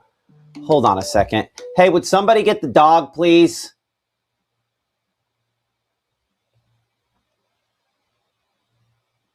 Anyway, the ice storm, in the post ice storm, it's easier to knock down some tree limbs, things like that. I'm gonna see if I can pull up some Mississippi Department of Transportation cameras to get an idea of how things are looking in and around the Oxford area as well. And as you might imagine, it's just primarily just a lot of heavy rainfall with this. So switch that to video, kind of just show the rainfall there in and around the Oxford area. Again, traffic still looks like it's moving fairly smoothly, all things considered. The heaviest rain not through Oxford, west side of town kind of getting hit a little bit more than locations back to the east. Bring it in a little closer on that. Show kind of the west side of town. There we are, Thacker Road. So that's the west view versus the east view. Again, traffic slowed down. We'll bring it back over to our camera, brought to you by Phoenix Building Solutions there in this shot in Oxford. And again, heavy rainfall, main thing. So I don't see anything that looks like anything other than rainfall, thankfully. So fingers crossed. I'm going to look at behind the scenes. We have kind of a DVR that I can look at here just to sort of check if anything wacky or wild has happened as this line moved in. And now it's just kind of the big burst of heavy rainfall. So maybe we'll get that time lapse kicked out for you here in a little bit as well. Current time is now 12:36. I'm Chief Meteorologist Matt Lawpon, watching a line of thunderstorms, just heavy rainfall, nothing more than that, as we see just maybe some gusty wind. While we have a little bit of red and green showing up there on radar, Caleb, that's nothing that I think I'm overly concerned with there at this point here. Though it is interesting for the briefest of seconds, and again, I'm looking fairly high up, that I did have a little bit of an interaction there. Let's check some other radar sites around that just to make sure that's not something weird. There's some gusty winds on that, 1227. That'd been about 10 minutes ago. We've been looking close-ish to that direction. Let's check the one other radar site we have access to, which is the one up there at the airport in Memphis, the one we relied a lot on earlier. A brief tornado, not an impossibility out of this, but I don't see on a precipitation mode enough there. But we're also admittedly looking too high. We'd be able to see that. So more than anything, that's why I get concerned about some sporadic wind damage, Caleb, coming out of some of these thunderstorms, that could be something that we sometimes run into in this situation, right? Yeah, no, exactly. I'm not too concerned about it either. One thing that I am trying to keep an eye on behind the scenes is that severe thunderstorm warning down towards the Rolling Fork area, just because we talked about on some Futurecast models in the past that they have shown some more active cells trying to develop out in the Delta and then trying to merge with that line of storms make its way through North Mississippi. So I think that's something that we can continue to keep our eyes on as we see this line continue moving on through our area. But for that rotation or that couplet trying to pop up on radar here, not quite impressed with that either, Matt, as we continue seeing that move through Oxford and Lafayette County. Just trying to keep an eye on that severe thunderstorm warning because I think it just got extended for the people in the Rolling Fork area. I know they're kind of on the tip of that polygon as it continues making its way a little bit closer to their area. But for those in Oxford, definitely going to be some heavy wind gusts and some just heavy rainfall, as that's pretty much our threat for today for severe weather. Thankfully, not a high-end severe weather risk as this line continues moving on through. Just some much-needed rainfall that we can all enjoy here together. So definitely some good news, but wanted to make sure to keep you guys updated all day long, just in case we could see one of those brief spin-ups possible. I was actually tracking some power outages behind the scenes as well. I know we've had some in Panola County, around 639 customers out in our region. So talking about those, not super like neighborhoods. It's just kind of just one power outage, all sprinkled all throughout the county. So trying to keep an eye out on that, not really seeing many at this moment as that line continues to make its way through North Mississippi. So definitely a good sign, but unfortunately we'll start to see those as we are going through where that ice storm was earlier this year. So those limbs that are already dangling, those trees that are a little bit more weaker, well, we could start to see those consequences continue to come from it as those heavy wind gusts continue moving on through the line or moving through North Mississippi as those line of storms continue to do so. But yeah, I'm keeping an eye on that Oxford system or storm trying its best to maybe show a couplet on there, but again, a little bit higher up. I feel like it'd be a little bit more distinct just to show some more increased confidence. I'm not too confident on that right now. I just definitely think it's going to be heavy wind gusts, definitely a downpour as well. I'd be curious to see if we could try to see if maybe there's a hail tracker on that just to see. I know we're looking a little bit more elevated, but just seeing that higher DBZ, maybe reflecting just a little bit more. If we can see some of that pop up, I mean, still not too confident. Definitely a good thing because hail, not really the biggest, highest risk today, but still limited just in case that some of these could produce. But yeah, I think the one out there in Oxford, just going to be heavy wind gusts, maybe some heavier precipitation as well, just a downpour moving on through. That's about the only thing we're tracking out as that line continues to be pretty much right on top of you guys, and especially the Ole Miss campus as it moves through Lafayette County.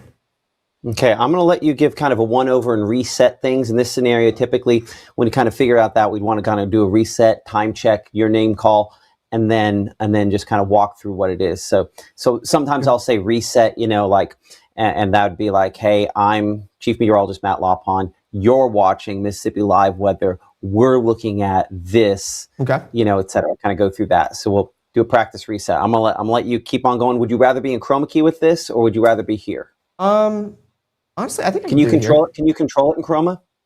As far as through the monitor over there? Yeah. I should be able to if it's logged in. I can double check that real quick. Was it logged in a minute ago? I had to boot it up just a second, so I had to open Splashtop and everything. So go ahead, you check it. I'll look for you, and you give me a thumbs up when you're ready. Sound good? Okay, perfect. Sounds good. Okay. So Caleb and I are going to be kind of tag teaming. This is non-severe thunderstorms. They're getting a little heavier, but we're to a certain extent. We understand there's disruptive weather. We're not always going to be on when it's just raining. We did briefly have a few storms trying to spin something up earlier. That's what kind of sparked our coverage and kind of got us going and doing what we're doing right now. And so that's kind of what we're still talking about it at this point here. So Caleb Edelblut, our weekend meteorologist, monitoring things here along this line as well with myself. And really, honestly, the only one that kind of stands out to me at this point is probably Lafayette County and Oxford. There's another storm closer to Tutwiler. And yeah, Caleb did mention that we do have the severe thunderstorm warning down here closer to Rolling Fork. You'll notice how far away we're looking. We're looking from the site in the Monroe County area, but the storm that originally prompted it has gone through a collapsing phase. That warning's still in effect for some locations there until 1 p.m. I don't know I don't think that will be extended, but my concern is actually just the fact that if I make this a longer loop rather than 1 hour, I make this a 2-hour loop here. You'll notice we went from very few storms to a lot more storms to a lot more storms, and this will start merging into our line over the next couple of hours, and that will probably make it to where more up here in the northeast part of the state, we have a potential to possibly see some storms try to produce severe weather here. So still some time before that happens, but certainly watching that potential here, as well as this line of thunderstorms kind of moves in. So we'll switch things back over again to our site up here out of Monroe County, a little bit closer on. And as we do that, again, looking back to the precipitation mode on this. Again, for folks up here wanting to know in Corinth and Ripley, we'll do some storm tracks on this for some folks here. And I'll let Caleb kind of work through on some of the storm tracks on these as we go city by city. There's the precipitation we could track there, and it's going about 30, 35 miles per hour, Caleb. You can kind of track the precipitation. That's part of it. But I'll say also another part of it is just the fact that there's actually, if you look closely, there close to where it shows Mitchell there, you can kind of see the outflow running ahead as well. When the outflow gets ahead, typically that means your tornado potential is lesser because cold airs undercut things, right? Yes. No, it kind of provides that lifting mechanism for it as, the camera's going to do that thing again, kind of provides that lifting mechanism to get those storm tops a little bit more elevated. And of course, the more updraft we can see with these storms, the higher they get. That's where that severe potential can continue to increase as well. So let's take a look at those cities as we continue tracking that out. We can definitely see a highlighted a bunch up there in the northeastern portions of North Mississippi, but pretty much for those out there in Winsagona, right around now, it'll keep changing as we go through the loop. Crumptown around 1248, Enterprise around 1251, West Corinth around 1252, especially affecting those out there in Alcorn County. So definitely seeing that higher precipitation make its way towards you. Again, not really tracking out any severe thunderstorm warnings at this time. Just going to see those heavier wind gusts, some heavy precipitation continue making its way through. So we can continue kind of looking at that here as I'll clear this out and continue to zoom out just a little bit. We were just talking about that system out there in Oxford.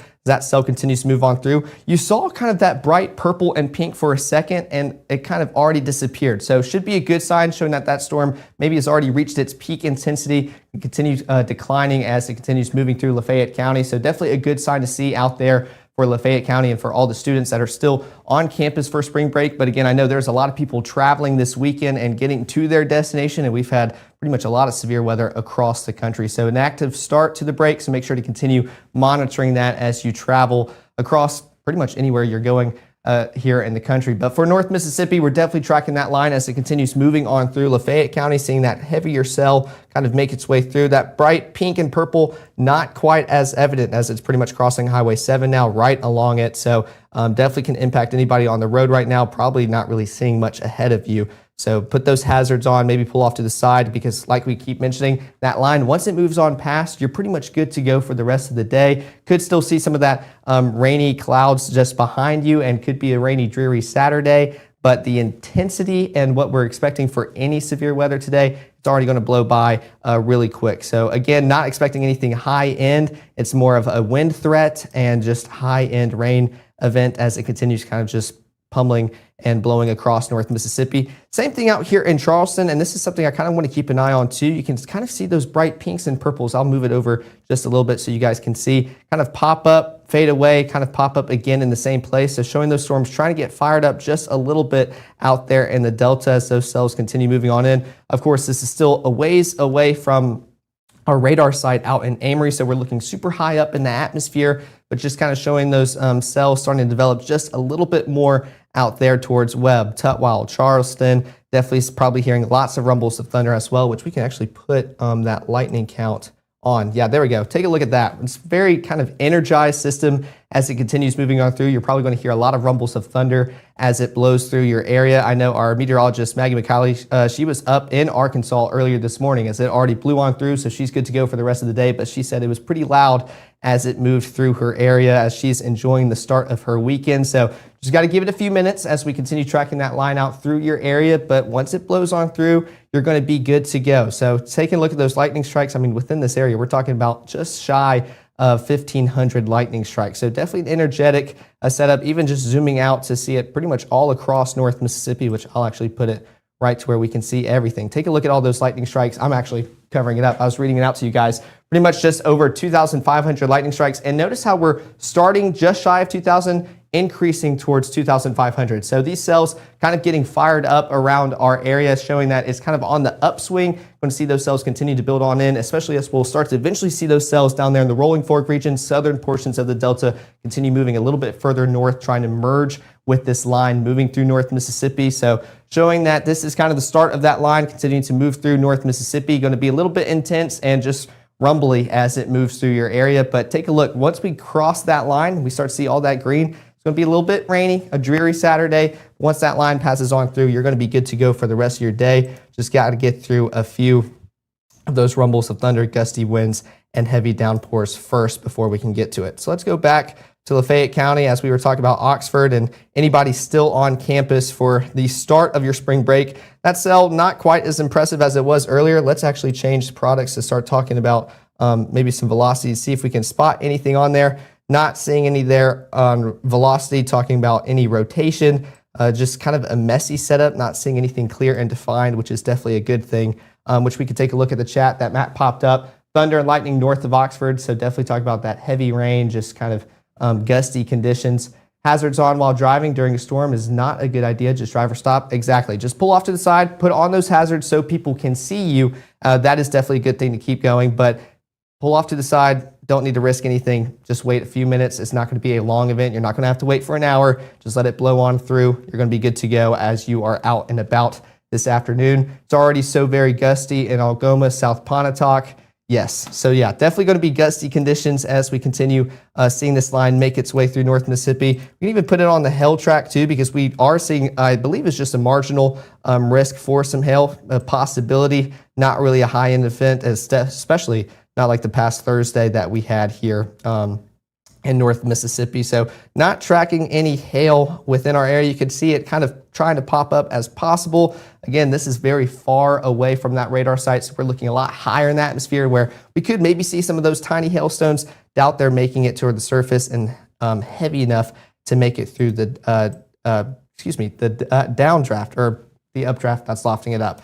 And take a look at debris. Definitely not tracking anything like that regarding tornadoes. That is a good sign to see. This is more of just kind of heavy wind, heavy rain making its way through your area. Going to be a little bit gusty as it moves on through, but not tracking out anything high end. So for those that are excited for their spring break, you're still going to be good to go. We're not tracking out anything intense as we start off this weekend. Just going to be a little bit breezy and windy as we get going for our Saturday and for our Sunday to come, Matt. Absolutely. Now, I'm going to go back to you here in a second. I'm trying to figure out why it shrinks you down when I go to that shot. So give me a second to try this again. All right. Oh, there it goes. Yep. We're already shrunk again. I'm going to have to keep backing up to see if I can get right along the wall. A little bit better. 66. See, then that worked. So it's whatever shot 66 is. So just, you'll have to deal with it for a minute, and I'll see if I can fix it. I don't know why, for whatever reason, that's not working. So let's go back to you. You're good. See? All right. Going to be a little bit taller, talking about the line continuing to move on through. Again, not talking about any warnings as this moves on through, so just showing this isn't really a high-end impact on your day. Just going to be very windy, very gusty. Could hear maybe some of those limbs fall off the tree branches as this continues blowing on through, because we want to keep mentioning about that ice storm. It's still going to have impacts on us today. I was even driving through North Mississippi and just noticing all those limbs still on the ground, brushed off to the side, especially on the interstate. So can still have an impact on us today. Thankfully, we're not seeing anything high end. So those warnings, not really an issue right now as that line continues moving on through North Mississippi. Just heavy precipitation as we continue to face some drought conditions across our region. But thankfully, we're transitioning into that spring season. Going to get a lot more rain. April showers bring those May flowers. So we're getting closer and closer towards that season here in North Mississippi. Unfortunately, it comes with that severe weather risk. But the good news is we're going to walk you through it every day and pretty much every hour that it is occurring here in North Mississippi. So I'm going to walk back up just a little bit. I know I'm going to be a little bit close and off screen, but wanted to continue flipping through just the different products we have. That way we don't keep looking at reflectivity and we don't miss anything that could be occurring. Let's actually put it on the storm relative wind. Not tracking anything here that's overall impressive. Definitely not spotting any couplets. So still want to put that on there just in case, because there's a possibility for a brief spin up. Very brief, not going to track anything long track here in North Mississippi. Take a look at our peak threats. This is something that worst case scenario could start to see. Could see some of that hail try to make its way down, especially into Union County, just north of New Albany, pretty much along I-22. Which, let's go back to reflectivity, see if we can, there's a chance we can maybe see a few hailstones. Again, we're still pretty far away from the radar site. I don't know if it's going to make it all the way down to the surface and beat that updraft. They got to get a little bit heavier and kind of cycle through that storm. And even that latest scan, we're already seeing that pink and purple starts fade away just a little bit more. So not too impressed with that. But again, that's why we have those peak threats, because it's worst case scenario, what we could be expecting as it makes its way towards you guys. So especially as we get closer towards that 1 o'clock hour, we were talking about New Albany starting to get some of that rainfall and some heavy wind gusts. I bet y'all are already starting to feel a little bit of that wind. And honestly, it's been pretty much just a windy day in general as I was getting ready, walking outdoors, getting to my car and just feeling that wind. So definitely getting a little bit windier as you go throughout the rest of your afternoon. For those in Union County, you're going to get closer towards Pontotoc, Lee County, Itawamba as well. So that line making its way through. But the good news is kind of already almost halfway through our region here in North Mississippi. So for those of you behind this line, still going to see a little bit of that rain affect your plans this afternoon or evening, but you're not, you're definitely in the all clear, not really tracking out anything intense for the rest of your evening. So you're going to be good to go as long as you're fine with seeing some of those rain clouds stick around for the rest of your evening, then you will be totally A-okay. So let's go back to winds to talk about that, just in case we don't miss anything, because we could talk about the brief possibility of any spin ups, which I actually have the chat pulled up on my phone. I want to see what y'all are talking about. Someone's talking about there is a wall cloud near you, which if you are comfortable saying which city that is, we'll have to see if we can pull that up on our cameras. Raining hard here in West Union area. Good afternoon, everyone. It seems like everybody's enjoying their time. So definitely good news to see, because this is not anything very intense, high-end, severe weather.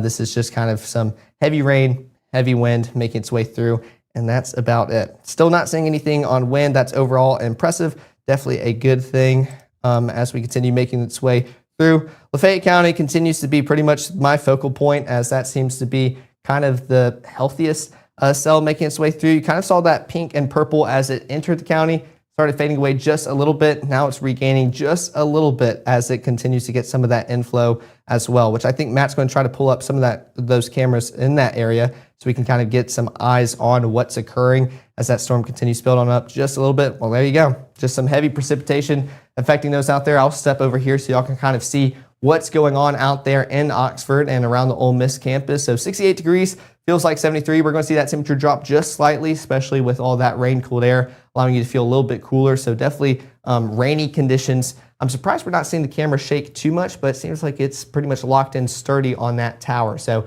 15 mile per hour, sponsored by our Phoenix Building Solutions out there in Oxford. So we appreciate you guys helping that camera out there in Lafayette County for giving us those eyes out there so we can talk about what's going on. So for Pontotoc, we're talking about that line getting a little bit closer to you guys out there, probably within the next 30 minutes or so. We can already start to see some of that reflectivity pop up on the radar here. So 81 degrees feels like 82. So we're talking about those low 80s. Take a look at that wind, 18 mile per hour kind of coming out from the south. So bringing that inflow, that moisture towards that line. That's going to continue until that line gets there. You can see that heavier precipitation off in the distance, that darker blue, and some of those cloud bases showing just a little bit, kind of trying their best to look a little bit scary, but nothing too intense. Honestly, nothing too impressive as it makes its way towards you guys out there in Pontotoc. But staying dry for now, we're going to start to see that rainfall get a little bit closer to you within the next 30 minutes. Another look out here in Tupelo and Lee County. Still very dry conditions, 81 degrees, same, pretty much exact same measurements out there with those 18 mile per hour winds coming out of the south, feeding in that moisture. We can take a look and start to see some of that heavier precipitation, that darker blue, kind of grayer skies getting closer. Going to be a little bit longer as opposed to those in the Pontotoc region and even New Albany that are about to start experiencing that line of storms continuing to blow on through. But big thanks to our Mitchell, Cunningham, and Bowling for sponsoring this camera as well and giving those eyes out there in Tupelo. Let's go back out into Shelby, where we can definitely see that precipitation already occurring out there. Those gray overcast skies pretty much everywhere across the region out there. That line kind of already blowing on through. We can see some of those cells pretty much just south of it, a little bit more intense one just out southwest of the Cleveland area. So rainy conditions out there. Here's a great shot out there in Cleveland as we were just talking about that system moving on through and just those dark gray clouds right above you guys and almost seeing somewhat of a clearing as that sun continues to get closer and closer to setting. Take a look at that rainfall right there. We can see that heavy precipitation falling from the clouds. That is an excellent shot of the cell, which I bet we're looking towards that one southwest. I don't know if I can see the unit direction on where we're pointing and facing, but you can definitely tell where those gray clouds are, that line continuing to move on through. There's another excellent shot as it makes its way through that raindrop, kind of seeing that precipitation where you can see that cutoff, those bright sunny skies behind the clouds, and you can definitely tell where that precipitation is starting to fall. So this is exactly what we're talking about, just rainy, heavy conditions making their way through, even some gusty conditions. Thankfully, that's pretty much as much as we're talking about. That's that one southwest you were talking about. Southwest? That's the one that we're talking about? Yeah. Perfect. Yeah. Awesome. Well, there we go. There's that southwest cell that we were just talking about, which you could see on the radar. A little bit more impressive, starting to see those pinks and purples trying to pop up just a little bit. So that heavy precipitation, when we're talking, you can see that on radar looking a little bit more intense. Well, that's kind of what's occurring above you guys as it just kind of dumps all that rainfall above your head. So 81 degrees out there in Cleveland, still that 18-mile-per-hour winds coming out of the south, bringing in all that moisture from the Gulf. That's why we feel very warm today as we go on through, helping those storms continue to move on through our area. Take a look out here in Greenville. You can still see those dark clouds off there in the distance. 81 degrees as well, feels like 84 as those clouds continue moving on through your area. Experiencing dry conditions for now, but you can definitely see that rainfall out in the distance. That dew point around 70 degrees, so kind of muggy as you go about your day, especially with how hot we already are. But I was kind of impressed with the breaks of the clouds today, kind of allowing for some of that daytime heating to occur, trying to add any extra fuel to these storms as it makes its way through North Mississippi. So kind of a shot of seeing some of that precipitation off in the distance, not quite as heavy as what we were talking about out there in Cleveland, but definitely can see some of those rays and some of those rain showers kind of moving on through the area off in the distance for those out there in Greenville. Feels like 84, just talk about that mugginess as you go about your day, but hopefully those rain showers are going to help you cool off just a little bit as you go and wind down for your Saturday evening later on tonight. Coming back to our Mama Justice Doppler radar, we can continue to see that rainfall make its way through North Mississippi. We can actually zoom in just a little bit on those out there in Corinth and in Alcorn County, kind of moving on through pretty much just along the Mississippi-Tennessee state line. Notice how that red blob kind of already starting to die down just a little bit. We can see a little bit more out there towards Silver Springs. Take a look at that camera out there in Alcorn County. This is the southern portion of the county facing towards those cells. So just a little bit heavier in those gray clouds making its way through North Mississippi, especially for those out there in Corinth. We're going to start to see that rainfall and windy conditions making its way to you, which I'm actually kind of standing over it. You can tell just a little bit behind that pole where that heavier precipitation is, and especially just to the right of it as well. Kind of see that continue to fall on through with those heavy rain bands making its way through, and a little bit breezy as well. Take a look at this, 22 miles per hour coming out of the north. So as that line continues to move on through, we're going to see that shift of wind direction originally coming out from the south, kind of going more northward, allowing us to feel a little bit better as we wrap up our Saturday and get ready for our Sunday ahead. Absolutely. Appreciate that, Caleb. We did get a report just in the last couple minutes here of some wind gusts there in the Corinth area up at 34 knots. So that's close to about 40 miles per hour on some of the wind gusts there out of that thunderstorm kind of moving through Alcorn County. You saw it definitely bouncing around the camera, bouncing back and forth there with some of the showers around. So 63 temperature, and yeah, that northwest wind, once this kind of kicks through, much drier air comes in. See that dew point at 59? That's one of the signs of that somewhat drier air. Current time is now 1 o'clock. You're watching Mississippi Live Weather. We are a 24/7 digital streaming service based out of the Tupelo, Mississippi area. We have a discussion, a chat that, again, you've seen Caleb talking with some folks, talking back and forth with some folks about that. Doesn't feel like it'd be 84 in Hinkle there. I get that. But those northwest winds, it's going to be cooler behind this as it moves into the area. Does the red on radar mean heavy rains is what Wanda wants to know. And the answer is yes. And that's kind of the bigger deal on this. It's going to be some really kind of gusty, heavy rainfall as this moves in. That's probably the biggest issue a lot of folks experience. And again, appreciate the North Mississippi Storm Chasers for being our partner with these cameras. And so that camera there, kind of close to the Biggersville area, kind of between Biggersville, Kossuth, and the Rienzi area, generally here in Hinkle. So continue to, again, show heavy rainfall with that there. I'm going to check with our discussion with the National Weather Service. There's a group called the Storm Prediction Center. They're the ones who put out the severe thunderstorm watches that we see, and the advisories that we also show when we show the maps and we show these big risk areas. They're the ones that put those out. As far as our tornado risk today is concerned, that remains limited. The damaging wind threat is obviously the greatest concern that we have. And then hail, not an impossibility, but we'll probably have some hailstones. They put out what we call a discussion, a mesoscale discussion, talking about severe potential, watch likely. Severe thunderstorms capable of producing damaging wind gusts are expected to increase in coverage across northeast Louisiana into much of central Mississippi and portion of western Alabama. A new watch could be issued this afternoon. This would include more locations that aren't under watches at this point in time. A line of severe thunderstorms across northern Louisiana into northern Mississippi continues south-southeast and through the area we're talking about here.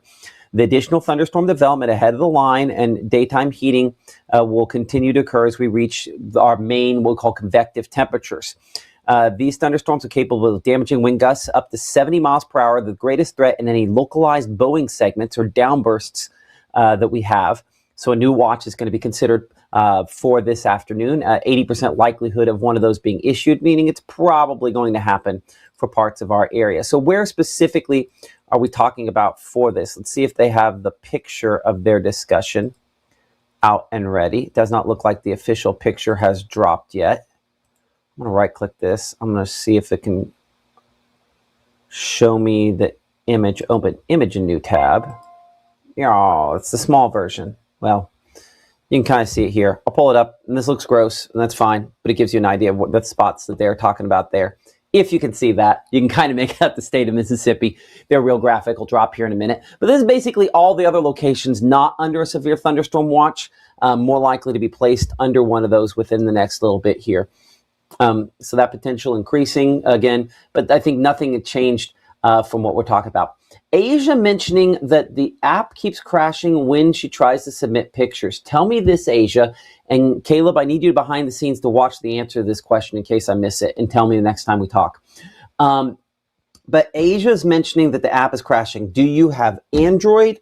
Do you have iOS? Let me know in the comments there.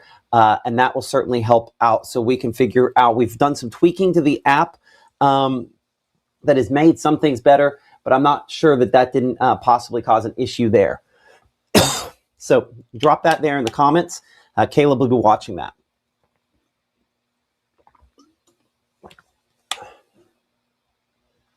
So I see Kat mentioning, excuse me, I'm going to pop that chat back up for a second. I see Kat, she mentioned iOS. In iOS, make sure it's up to date, but you will, you should be able to send your pictures in. So if you go on the app, it might not actually be solid green on what I'm showing here in a second. So you scroll down to submit pictures. If you do it on that home screen, it should work right. And I'll make sure that I didn't break it last night trying to submit something. I'm going to submit the risk area. I'm going to use the photo. I'm going to click submit. I think I might have to say test. I'll click submit, and that should work. Now, sometimes if you don't have the most up-to-date app, if you try to click it in the upper left-hand corner on that menu there, sometimes that menu there has it, and it has not worked right. So if you have the most up-to-date app, it should work okay there on that. But anyway, so that's how you submit your weather pictures. If you do have hail pictures, the largest hail pictures we've kind of talked about, that's one of those things that, you know, our partners at True Shield Roofing are giving away a $100 gift card for the largest hail picture that we get if we have hail in excess of 1 inch in size. You go for it. I just want to say that I tested it out because I do have the most updated. Sometimes it does crash when you do the home, but if you reopen and try again, it goes through perfectly. So kind of a weird, it'll do it for your first time, but if you go back in and resubmit it, it works just fine. So try just submitting it again and it should work. But just wanted to throw that out there. And to show you how fast it is that it comes in, that is Caleb's test picture of just a second ago. And then this is my text picture of just a second ago. So you send it in, and it's almost instantaneous that those pictures come in, just like these shots here. This was me testing it yesterday from a shot of a drone shot out there. I think this is me testing it. That actually, let's double check. Nope, that's not. Jamie Hurd sending this drone shot there from Lafayette Springs. The reason I thought it was me is I took a drone shot from Lafayette Springs yesterday that you'll kind of see on the channel. So I was like, oh, maybe I sent in a test. Now, this is Lafayette Springs there east of Oxford with a couple of pictures there from the drone up a little bit earlier on this afternoon. Appreciate him for sending kind of these three there with some of the dark clouds as that moved through. Some great shots there high up above the clouds sent in using the Mississippi Live Weather app. So again, you can use the app. The easiest way to do that is to, obviously download it. It's free and available for all of those different devices that you do have. And we're just so thankful for all of you that have downloaded, over 180,000 of you that have downloaded so far here. So bring it back here into Mama Justice Doppler radar. and kind of the latest scans. I'll leave that QR code up so you can kind of download that again here in a moment. We do show some of those heavier thunderstorms. That one heavier closer to Grenada. Caleb, I'm going to toss it back to you over on the chroma wall to kind of look at this here. Look at kind of hail tracker. We'll put a storm track on that and kind of see where that one is going as that's kind of moving through portions of Grenada County. All right, let's take a look at this. Did you say you were going to put the storm track on it? Or actually, here, let me just move this out. And then we said around 30, 35 miles per hour. Do right around there. Perfect. We'll go around 35. All right, let's take a look at that. Kind of right over top Grenada right about now, which I'll move this out of the way so y'all can kind of see who it's going to affect and what time, which I can move this over, I think. There we go. All right, so Grenada right around now, Tide Plant around 111, Gums around 119, Choctaw around 121, Kincaid at 123, and then we'll move this over just a little bit because the Skycam network covering it just a little bit, and then Partee around 128. So kind of actually a good catch, kind of impressive cell over there right around Grenada. So starting to see kind of that pink and purple start to show up just a little bit, which I want to see if I can get those different values on real quick. Let's see. Hail? No, that's not it. Actually, we'll just do velocity real quick first, just to make sure nothing's spinning up right there. Still looks really good as far as wind goes. Not seeing anything with that either. Let's go towards that hail threat to see. Not really popping up right now. Again, this is all the way out in Grenada, so definitely a ways away from our site out there in Amory, so we are looking high in the sky, but definitely an impressive cell trying to make its way into that Grenada area, crossing I-55 with the next few minutes. So again, want to keep emphasizing that we're going to see that heavy downpour move on through, heavy wind. So if you are driving right now, you're going to be fine. She's going to kind of blow on through. Not going to have to sit and wait for a while, but pop those hazards on, go to the side just for a second. Don't risk any crashes as we're making our way towards any spring break trip plans you have, because we still got a whole weekend and week to go to enjoy them. So let's not screw them up as we get to them tonight. So definitely just pop those hazards on, pull off to the side. It's going to blow on through. Going to be very quick as it continues making its way towards North Mississippi. Absolutely. Our Caleb Edelblut there. Appreciate you for that. Now getting reports of some hail up there in the Corinth area related to this. Vicky giving us that information a minute ago here. Looking on Mama Justice Doppler radar. We're also getting, it looks like, some broad rotation closer to the Jumpertown area. Let's take a look at that. This circle that you see on Mama Justice Doppler there from time to time, that's one of the things that is indicating. We're going to poke and prod this one a little harder just to see. Sometimes we're going to get those kind of markers that kick out when it's not the reality, when you have these kind of choppy storms. I see why it's seeing that. I don't see that as reality. It's trying to draw attention to the fact that we kind of have this narrow area there where there's kind of sort of a little rotation with that. That's I think pushing it, to say the least. I don't think we're necessarily talking about that on this, thankfully. But if I look at the shear on it, it shows just a little bit of that rotation. But you see how you have these little splotches of rotation all along that line? That's what we typically get in these kind of spin up scenarios where it's like, oh, there's rotation, but none of that's actually going to go and actually produce, at least not in the next few minutes here. Let's look at the whole line. Let's just double check just to make sure. Yeah, but it's just a very choppy look at that velocity. What I also see here is if you look at this green line that's kind of ahead, I'll go ahead and put it to yellow. But right in here, that's kind of the rain-cooled outflow leading ahead of the main line. So if I kind of put that in the motion, make that loop here for it, you can kind of see that rain-cooled air running ahead of the line. The reason that's important is anytime you get ahead of the outflow outruns the actual storms, it's very difficult for anything behind that to spin up in a meaningful way. So that's why that's an interesting looking cell there south of Oxford. We'll go ahead and put this into a loop. And we'll zoom back toward that just to get an idea on it. That's just, I think, more a interesting looking cell as opposed to something that's actually legitimately dangerous. So again, these all remain below severe limits at this time.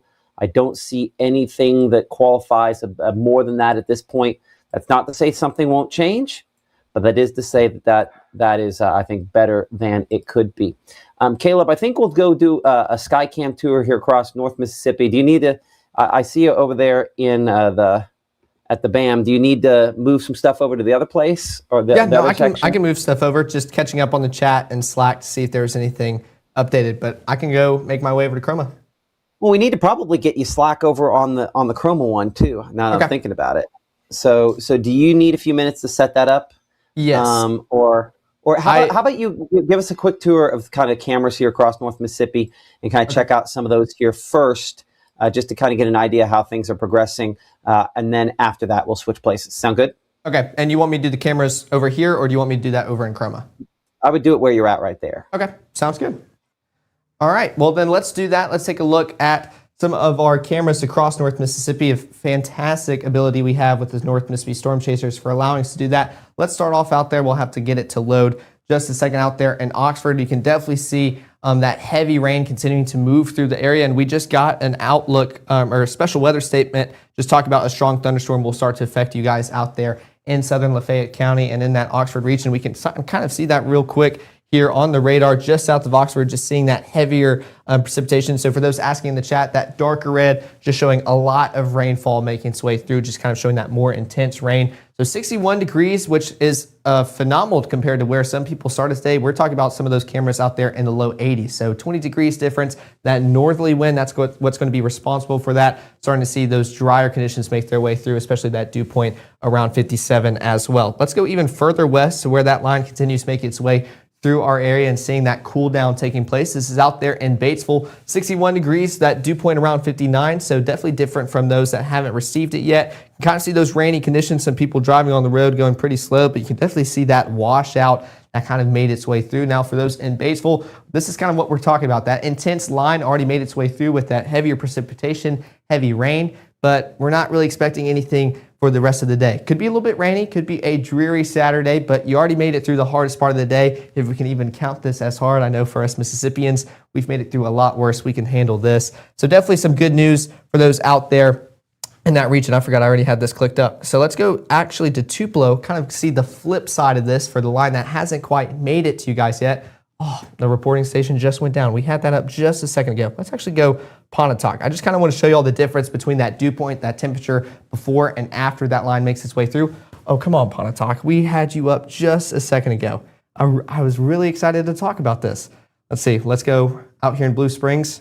Wow. Okay. Well, they all want to take the day off, but we were talking about the temperatures. Actually, this is a phenomenal shot out there in Blue Springs. We can start talking about those gray, darker clouds making their way closer and closer. And what we were talking about earlier with those temperatures that felt just a lot warmer and just more hot, that dew point a lot muggier. Well, that's because it's helping those storms continue making their way through North Mississippi. Here's a phenomenal shot out there, kind of facing throughout that highway and interstate, moving on through Blue Springs. And we're going to see that line make its way closer and closer to you guys. We're going to feel hot and muggy. But once that rain, that wind comes on through, some people were also making the comment that they feel just a little bit chilly after it made its way throughout your area. So definitely some good news as that line kind of makes its way through North Mississippi, providing us with a lot of rainfall definitely needed here in Mississippi as we're still unfortunately facing some of those drought conditions across North Mississippi. Let's take another look out here in Greenwood. This is 84 degrees, feels like 86. So talking about where that line hasn't quite affected you as much, you can definitely tell that dew point in the mid 60s, that southerly motion, 22-mile-per-hour wind. So a little bit warm out there, a little bit toasty, but you can see some of that rainfall just off in the distance, even some heavier precipitation just northwest of your area. So that line, it's going to be a little bit intense and rainy and windy, but once it moves on through, you're going to be feeling a lot better by the time we make it towards those broadcasts later on tonight. Yeah, absolutely. I think, but it's not going to be a gigantic. No. I think it's cooler. It's less humid, but we keep that moisture close enough. I think storms are back. We'll have some, Monday that it could be severe, and then early Wednesday next week. So unfortunately, this is kind of the dry run. It will be probably more active weather ahead. Caleb mentioned a moment ago there, here in the Room to Room Weather Center, we've been, tracking these different storms. One of the reports coming in here in the last couple of minutes was from Lafayette County. Bo Moore, the emergency manager there, reporting multiple trees down along County Road 313 there in Lafayette County. Hail being reported at a few locations we mentioned earlier, but looking here a moment ago, kind of what we've been looking at behind the scenes here, some power outages are also starting to pick up, a few there in and around Boonville, and also in the New Albany area. So I think the strong gusty winds on the front of this, at the very least, probably knocking down some limbs that were still dangling, hanging after the recent ice storm that we had. So that not something we ever want to think about, but unfortunately something that kind of coincides with the weather that we've had here.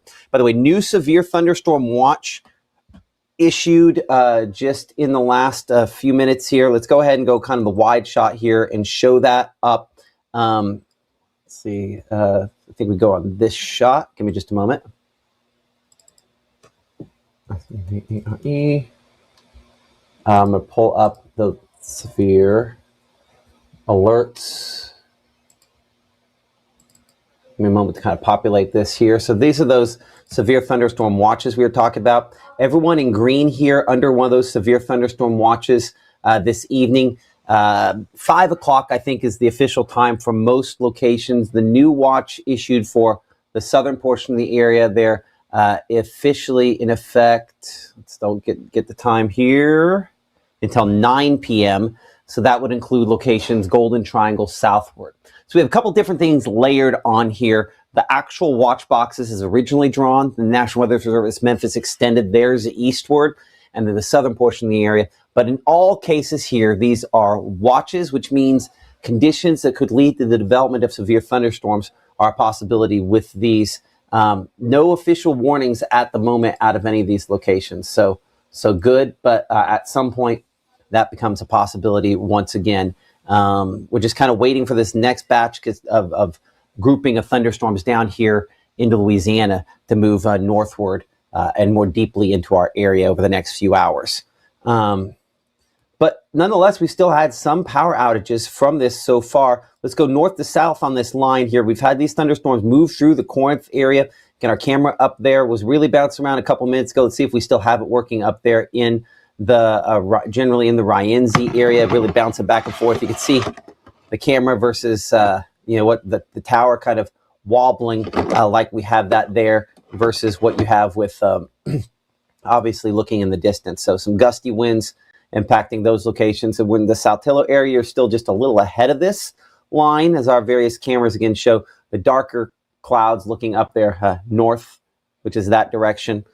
And as we kind of come back into Tupelo, and we'll check out that camera and see, kind of look back northwest into this line, all that blue toward the horizon, there will be some gusty winds. And because of the ice storm, from time to time, some of those dangling limbs are going to fall. So let's go ahead and track where we have, and we'll go to the wind mode here just to double check, make sure we don't have anything funky going on with that. I don't see anything that's concerning as far as tornadoes are concerned on this. So this is just straight line wind. So let's leave it on the latest scan here and track this ahead. The movement on these has been somewhere around, I'm going to track the leading edge of the wind, which is going to run ahead of the actual storms itself. So they've been moving about 35 to, I'll go 37 miles per hour. Let's go something like that. And so this is kind of the hyper local part of this. That's why you see a lot of smaller communities on there. I'm going to go ahead and change the community size to a little bit larger. We typically, when we're talking about something super high impact, want basically every city we can get on there, but we want to make it to where it's kind of a lesser number of cities, maybe more known cities and locations there. So obviously Guntown now, Pontotoc at 123, so it's basically over you right now. In fact, I'm going to hit that camera there before we completely lose our visibility on that. But this is kind of what we call an outflow boundary running ahead of that main line. The rain-cooled air running ahead. You can see that shelf cloud here. This is what, when I was first taking spotter training, the folks at the National Weather Service up in Wichita, Kansas, when they came to talk to young Matt Lawpon when I was a kid, they would call it a scary-looking cloud. They're like, it's an SLC. I'm like, oh, what's an SLC? It's a scary-looking cloud. I'm like, oh, okay, got it. And it definitely looks worse than it actually is.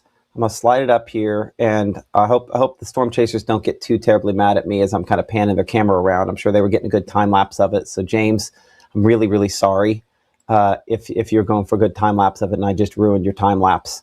But as we kind of look along the leading edge of this line there, again, those low hanging clouds, there's, some things that look worse than they actually are. But overall, I just see kind of the multiple cloud layers there, but nothing that looks like it's going to be trying to produce a tornado or anything like that. Get our camera there kind of on the south side of Pontotoc. So we're looking northward into Pontotoc there. So it's actually kind of between sort of Pontotoc and Algoma, as you can kind of see based on where we have a little dot on our graphic there on the south side of Pontotoc. So I'm going to pan this again back probably to the left a little bit more, looking into some of those other showers and thunderstorms. Again, lots of dark grays.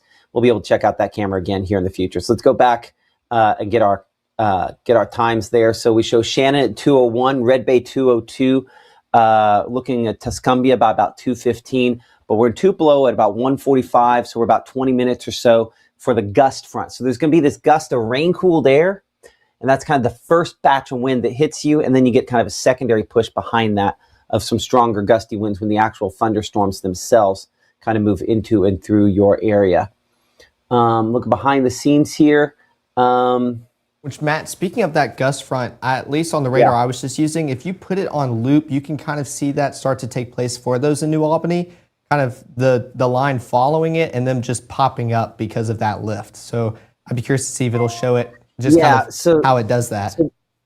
So what basically think of it kind of like a shovel, or bulldozer is probably the better way to put it. Bulldozer, when it puts its blade down, right, the dirt starts curdling up in front of it and being guided up that blade as it's kind of going along. That's what this does to the atmosphere as it's lifting it. It's just kind of this big wedge coming through, and it lifts up the air, and so then it starts the thunderstorms developing. So that rain-cooled air is both something that, unless you get the warm air in advance of that really wraps back in, you don't deal with tornadoes, but it also lifts and creates the thunderstorms that we have that are mostly below severe limits. And I cannot emphasize that enough, that we expected and we expect that most of these storms will be below severe limits. And so I need to clarify that part of the reason we're doing this coverage is we have a 24/7 weather channel, right? And so since we have a 24/7 weather channel, we do weather. All of that to say that this is not likely to be a high-end severe weather event. I think we said that earlier, and it bears repeating here again, that this is unlikely to be a high-end severe weather event. We're not going to have a whole lot of reports of severe weather with this. So I just want to make sure that, there's not this assumption we're talking about it, therefore the end is near. That is not the case.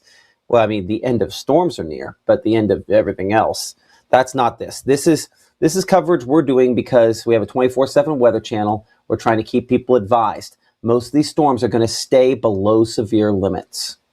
Okay?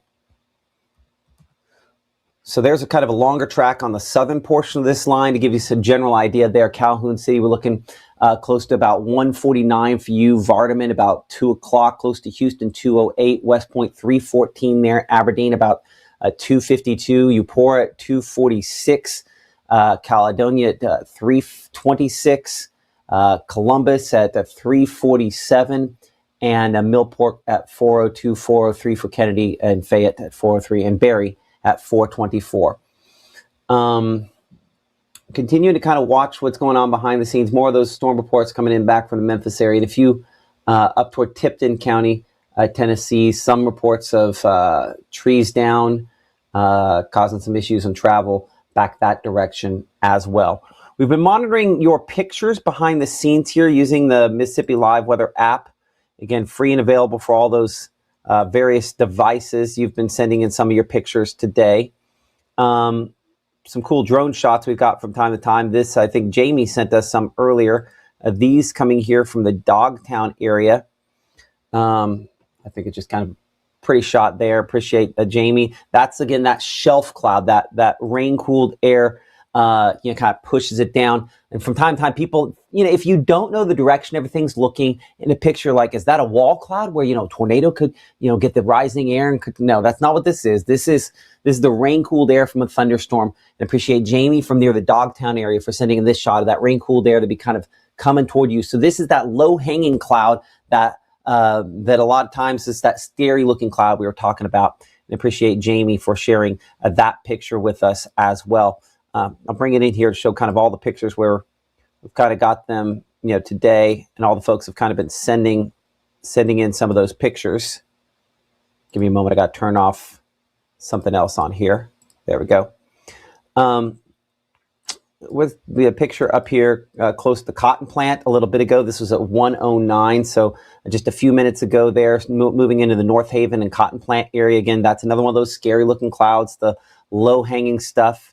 Appreciate that picture that Gina sent in from Blue Springs. We had a storm there creeping up on the farm, as they described it. Elena there sending in this picture, again, from some of the low clouds, one of those shelf clouds, one of those scary looking clouds. These all sent in using the Mississippi Live Weather app, which again, you can get in using iOS and Android devices and share those pictures with us. And I appreciate you guys for doing that from the Pontotoc area. Again, near the Black Zion area along Highway 76 in Pontotoc. This one coming in at 1:12, so about 15 minutes ago from Devon there, of that low-hanging sort of shelf cloud. I'll take down those QR codes for a moment, as you can see that there, the low-hanging clouds there. It's always kind of a choppy look. It's real dark toward the horizon when one of those comes through. That's why they just kind of have a scary look to them. So I get why some people would refer to that as a scary-looking cloud. That's Caleb's picture, but that's my picture. So not a lot of pictures from the Tupelo area yet, but we have one up from Guntown. This at 1:28. So this submitted while we've been talking about pictures. That's how quick. I'll tell you, Ryan knows exactly how quick this comes in, because he sent this in while we've been talking about pictures here in the last second. Yes, in a bubble, you might say, was that a tornado? It's a funnel-shaped cloud. That's not what this is. We would call this kind of a scud cloud, or an appendage on one of those low-hanging shelf clouds. That's one of those we like to sometimes say bark is greater than bite on that, because it looks a lot worse than the reality of it actually being. But share your pictures with us. Again, shot overlooking Pickwick Dam and Pickwick Lake up there, and counts of, again, probably that shelf cloud once again. You can see there kind of toward the horizon. Beautiful shot over the lake. And appreciate that picture coming in from Braden. So join the conversation, share your pictures, and we'd love to, again, see them here on Mississippi Live Weather. As we continue to get those, you can share those using the Mississippi Live Weather app. I'm going to bring Caleb in here again for a moment. He's been monitoring a lot of things here behind the scenes. Caleb, what are you seeing as of now 1:30? Well, I wanted to comment on the chat behind the scenes. A few of them have been commenting about power outages in the Boonville area. So just talking about maybe pulling up that graphic, I've been monitoring to that a little bit behind the scenes. Then we also have our meteorologist, Gabe Maynor. He just texted our group chat saying he's in the boundary right now. The winds have completely shifted north and the air is cool. And this is before the storm gets here. I mean, there is no instability behind that boundary. So just kind of giving us what it feels like out there in the field, giving us that in-depth look due to him being right along that boundary that we keep talking about, those outflow boundaries acting as a bulldozer, providing that lift for those storms to take place. But tracking that chat behind the scenes, just some people talking about some power outages affecting us here in North Mississippi. The good news is haven't seen anything too widespread across our area, but still power outages affect us, even if it's just one or two within any of our counties that we cover. So wanted to kind of give an update on that for those in the Boonville area. Also kind of bringing it back up here, I think Panola County, and let me double check and refresh it. Yeah. Okay. Lafayette County is actually now the #1 county out of power right now, with 947 people affected. Then it's Alcorn at 873 and Panola at 640. So just starting to see some of those power outages start to affect us here in North Mississippi. What are you pulling that up on? Do what? What are you pulling that up on? I'm pulling it up on the poweroutage.com. Is it? I don't see it pulling up behind you on the monitor. That's why I'm trying to figure out what's up with that. Did you have this? Let's see if this will work. No. I have it on the monitor, but it's not coming through your system. So do you have it on the right screen, or is it? Oh, I see now. It's showing that It is the white screen. I can work on that behind the scenes to see if I can get that pulled up. What, so do we just need to move the browser? Do you just need to move it in front of the screen where it's white, or? Well, it says it's pulling from the Chrome browser, and I'm in Chrome. So Okay, I'm you'll have to, so what you have to do on that, you click on browser and make sure it's the right browser name. So you click on that thing where it says Chrome browser. Okay. I'll show you. Do you see it? Yeah. Okay. So there should be kind of a.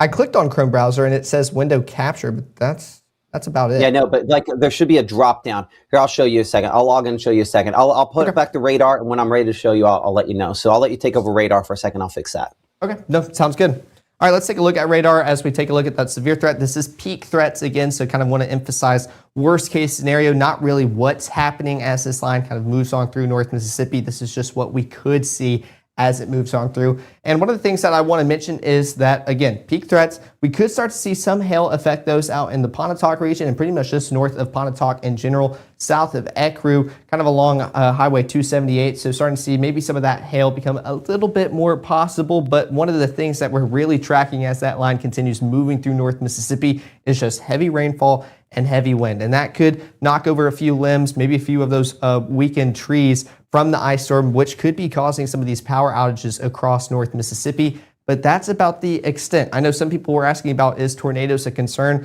We could see some brief pop-up tornadoes, but we're not tracking out anything long-term or severe here in North Mississippi. Just don't want to rule that out of the equation, but definitely just some heavy rainfall and wind. Okay, let's look over, I guess, the right monitor, I'm assuming, the one that has that over there. Do you see how it says window Chrome? Okay. That window doesn't exist. You're going to be looking for probably this or, yep, that one right there. Perfect. So you see how there's that drop down? You have to make sure that it wants to look for that window of that exact type. Okay, that makes sense. The other way to do that is I think there's one where it says the whole screen. Mm-hmm. That one's probably your better bet than this one, because Chrome browser is going to want to be the exact browser you're choosing, which is great. But if it's, okay. Anyway, that makes sense? Yes, sir. Okay. So anyway, it's the drop down right there at the top. Make sure you have the right window. Okay. Now I'll let you show some of those power outages. There we go. Well, perfect. I brought up all the tabs, so now I can show it to you guys. This is a look at all the counties that are being affected with those power outages. And I have the list, which I'm covering up real quick, just kind of showing you who's being affected the most right now. Lafayette County at the top, just under 1,000 customers affected. Then we go Alcorn at 873, Panola 640, Tippah at 550, and so on into Tishomingo, Itawamba, and Pontotoc. And that's kind of where the line is over right now. So starting to already see those power outages get reported. I'm expecting those to kind of creep up just a little bit as it continues making its way through North Mississippi. But I was talking about people in the comments talking about Boonville with people seeing some of those power outages. So kind of wanted to pull up that map here to show who may be affected and why some people are saying, well, I still have power, some don't. This is kind of a look at those. This red showing pretty much between 200 to just right under 300 people affected.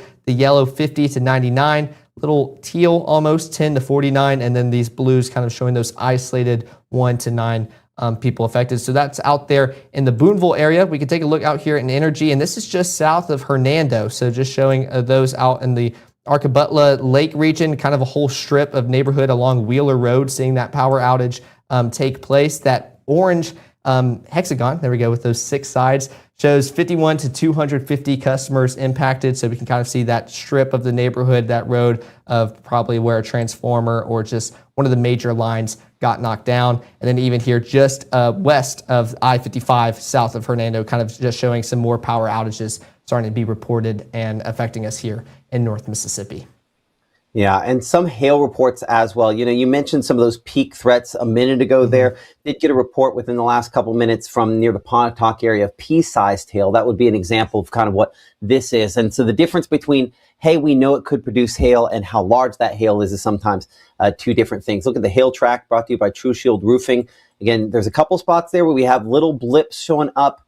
The one there in Pontotoc, one that we are watching just kind of on the west side of town, putting it into the possible category versus, necessarily likely category for us to see that. So possible maybe to have a couple of hail reports with that. Same thing there south of the Taylor area, or near the Taylor area, south of Oxford, a couple spots up closer to Boonville where I think it also qualifies possible. We don't have any likely.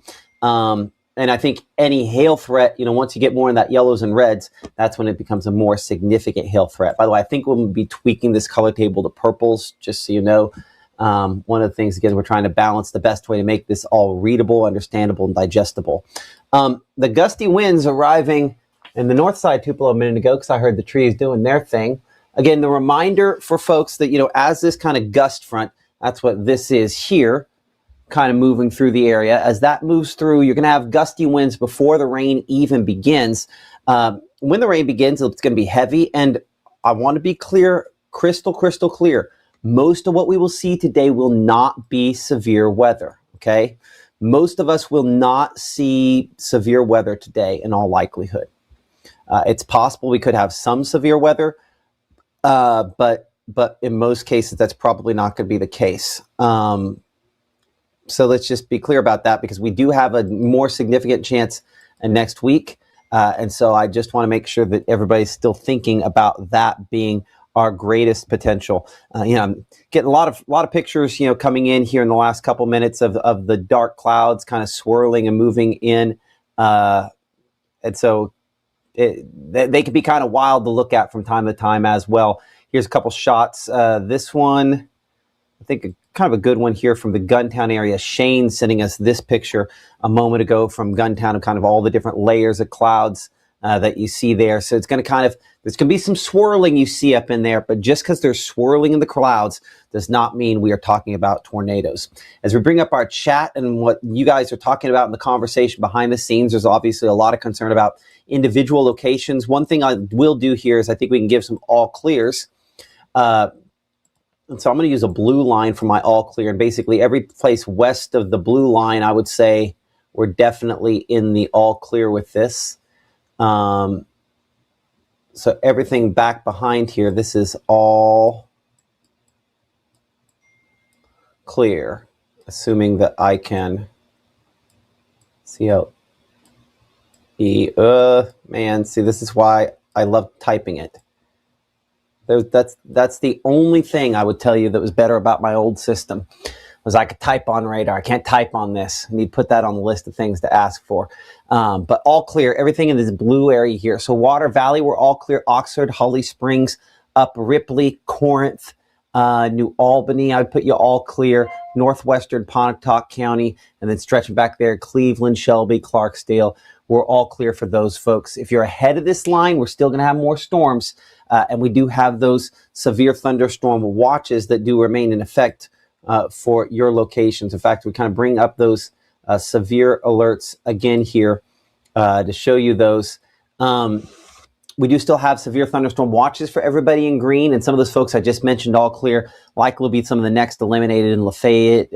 Union County still have some folks, but Benton and Tippah County is probably past the worst of this. So the line will move south and eastward. These watches, what they mean is that conditions that could lead to the development of something. So we say severe watches, it means it's possible we could see severe weather within those risk areas there toward the east as this kind of line moves through. So all clear behind this for some folks that were wanting to know, what about this?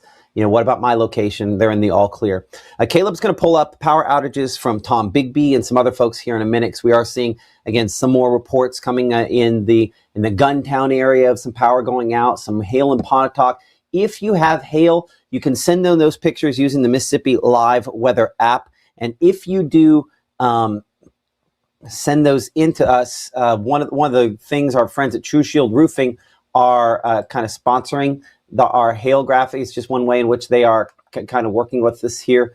And in sponsoring it, if you have large hail for your area, then if you have the largest hailstone in the region in excess of 1 inch in size, then they are giving away a $100 Walmart gift card to the largest one. But you have to submit it using the app. So I mentioned that to say, if you're watching us on Facebook, we appreciate that. But only submissions through the app work as far as that's concerned. So you can get the app for Android and iOS devices by taking a screenshot of this, and then later tonight or right now tapping on the QR code for your specific device, and it will let you know. It'll help you download it, and you can submit your pictures using that there. And we appreciate those of you for doing that. very high rainfall rates also noted on some of these thunderstorms as well. So again, really, really heavy rainfall possible out of these. If we're looking at some of the rainfall rates, I'm going to put it here on there. So we show where we have some of these purples showing up in here.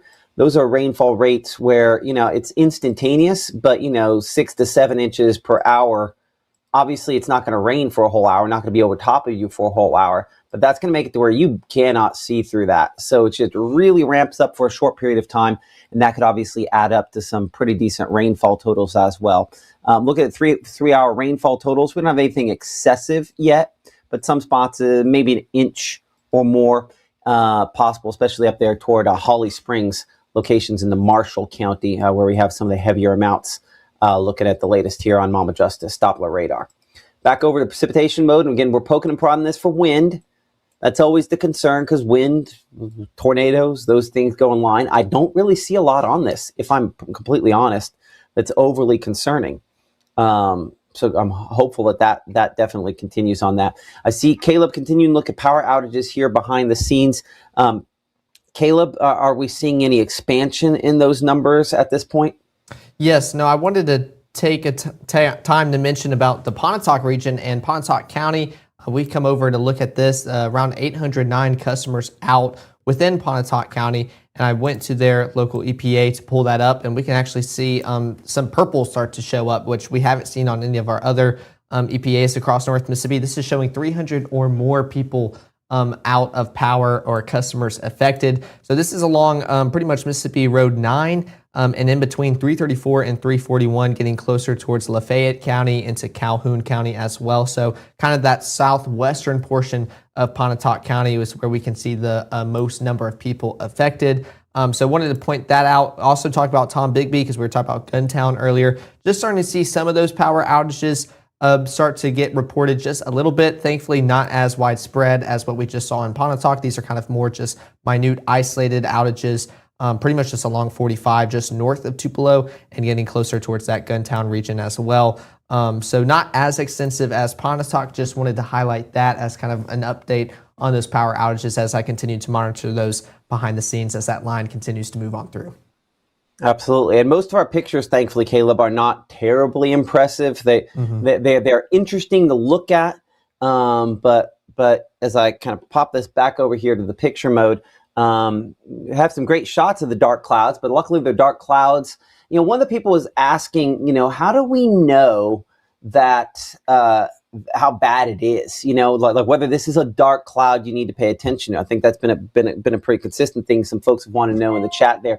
And the answer is experience. And I know that is such a cop-out, but ultimately, anybody with video can say, well, that's rotating. Well, is that rotation important? It depends on how strong it is. So I would say it's a combination of looking at what we see on like a picture. For example, this picture coming from near the Moorville area, and then correlating that back to what we see on radar. And so on radar, I don't have any kind of rotation that concerns me there. I do have that little pop-up, as you can see there, north of Auburn, which is probably what that picture taken a few minutes ago in the Moorville area by NOAA was kind of showing. But then you go actually to Auburn, the Auburn area. This picture taken by Gunner at 1:42, so 4 minutes ago, and a shot here of, again, some of what this dark cloud I think is primarily just heavy rainfall. Actually, that's not even it. That's not even rainfall. I think back behind the tree is rainfall, and this is just kind of the wobbly stuff that goes ahead of it with the gust front as it comes through. So it's kind of interesting the way it works. The biggest thing to be able to tell, what how bad is what I'm looking at is honestly experience. And so I know that's, again, a cop-out. This is not one to let me drag this exactly where I want it to go. Give me a second to do that. There we go. I think we've got it now. There. Okay. Let's check a couple of these other pictures that we have. Again, they mostly all kind of look the same. Dark clouds, low-hanging stuff. This picture here, this one from Alex in New Albany. again, I get driving into this, can you drive into this? Remember that, you always worry about the winds hitting you from the side in a high profile vehicle, right? So if it hits your vehicle from the side, you can have problems. Otherwise, your car is designed to go in 70-mile-per-hour winds if you face them head on, because even semi-trucks drive through 70-mile-per-hour winds straight down the highway. So if your car is pointed into those strong winds, you're okay. Now, if you're going 70 plus another 70, okay, we might have some issues there. But so we always want to try to point it into the strong winds, the heavy rainfall, however you want to, describe that there. I hear the rainfall starting to pick up here on the north side of Tupelo where I'm at. So I'll pop up a Mama Justice Doppler radar, kind of showing that off again here for a moment. But these are all just kind of popping up right behind our outflow boundary here. So they're not super duper impressive. And so nothing that I'm overly concerned with here. Again, these are mainly sub-severe, below severe level showers and thunderstorms. They'll start getting a little heavier back out here closer to Greenwood. So I think it's about time we kind of check out some of our cameras here. We're going to start on the south side of Tupelo with our camera, kind of looking at this. We've checked out our Mitchell Cunningham and Bowling camera a few times today. Looking into this is going to update here in a second. Again, moving a little bit more, but not super duper bad right now. I see Kim mentioning the wind hitting her at 20, 30 miles per hour. That hits you from the side. That's gonna make for a rough moment or two as it gets through. Asia tagged me in a picture from Algoma. I'm sorry that for whatever reason, Asia, the app is not wanting to play along. It might be. I'm sorry that's giving you a problem today on that. Let's see, 8 east of Water Valley. Some very, very heavy rainfall rates there. And I think that's a pretty consistent thing that a lot of folks are kind of experiencing out of this. Check our discussion with the National Weather Service in Jackson. Again, heavy rainfall, same concern.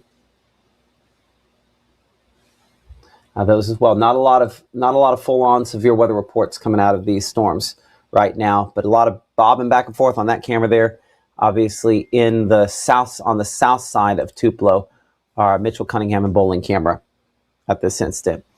I'm checking with our folks at the North Mississippi Storm Chasers as well. We'll kind of work down to Pontotoc counties. We're probably back in the heart of the heavy precipitation now in this. A lot of heavy rainfall kind of moving into Pontotoc there. And look at these clouds coming in. So this is a great example of, I'm going to take this full screen here for a moment. If you look closely in the foreground, you can kind of see the clouds all kind of coming like this toward you, right? And there'll be little fingers, right? Like I'll stay out of the way of it, but you can kind of see looks like little fingers there. That's not something where we're concerned about that being rotation. We call that scud clouds. It's kind of just the moisture, the clouds rising up into the clouds there. It looks way worse than it is, frankly. So a lot of times we'll say more bark than bite as a way to describe it.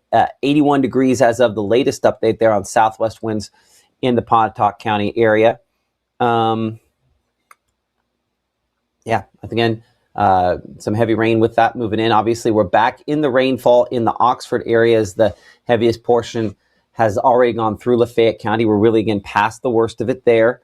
And it's just kind of moderate rainfall once that initial wave sort of gets through where you're at there. In Oxford, we're showing temperature at 59 degrees. So someone also mentioned that in our discussion, just how cool it is back behind this. It is a ton cooler after this kind of main wave moves through your areas. I'm going to pan this back again more toward the north. You're kind of looking generally in the direction there of Oxford. We go that direction. If I zoomed it in a little bit, we get closer to the city itself. So again, some low-hanging sort of stuff showed up with that. There we are, kind of zooming into the city. Give me a moment. I need to put, there we go, kind of put that right there. And I'm going to kind of mark that to make sure I've got that right direction. So you can see this is south of Oxford, kind of looking into Oxford. And all these low-hanging clouds you see up there, nothing I'm concerned with. By the way, that gray you see behind me is actually my shadow on my green wall back there. So it's not like all of a sudden something's trying to pop up there behind. Nothing like that. That is just my shadow and the picture effect of a green screen. So give me just a moment to put this in here.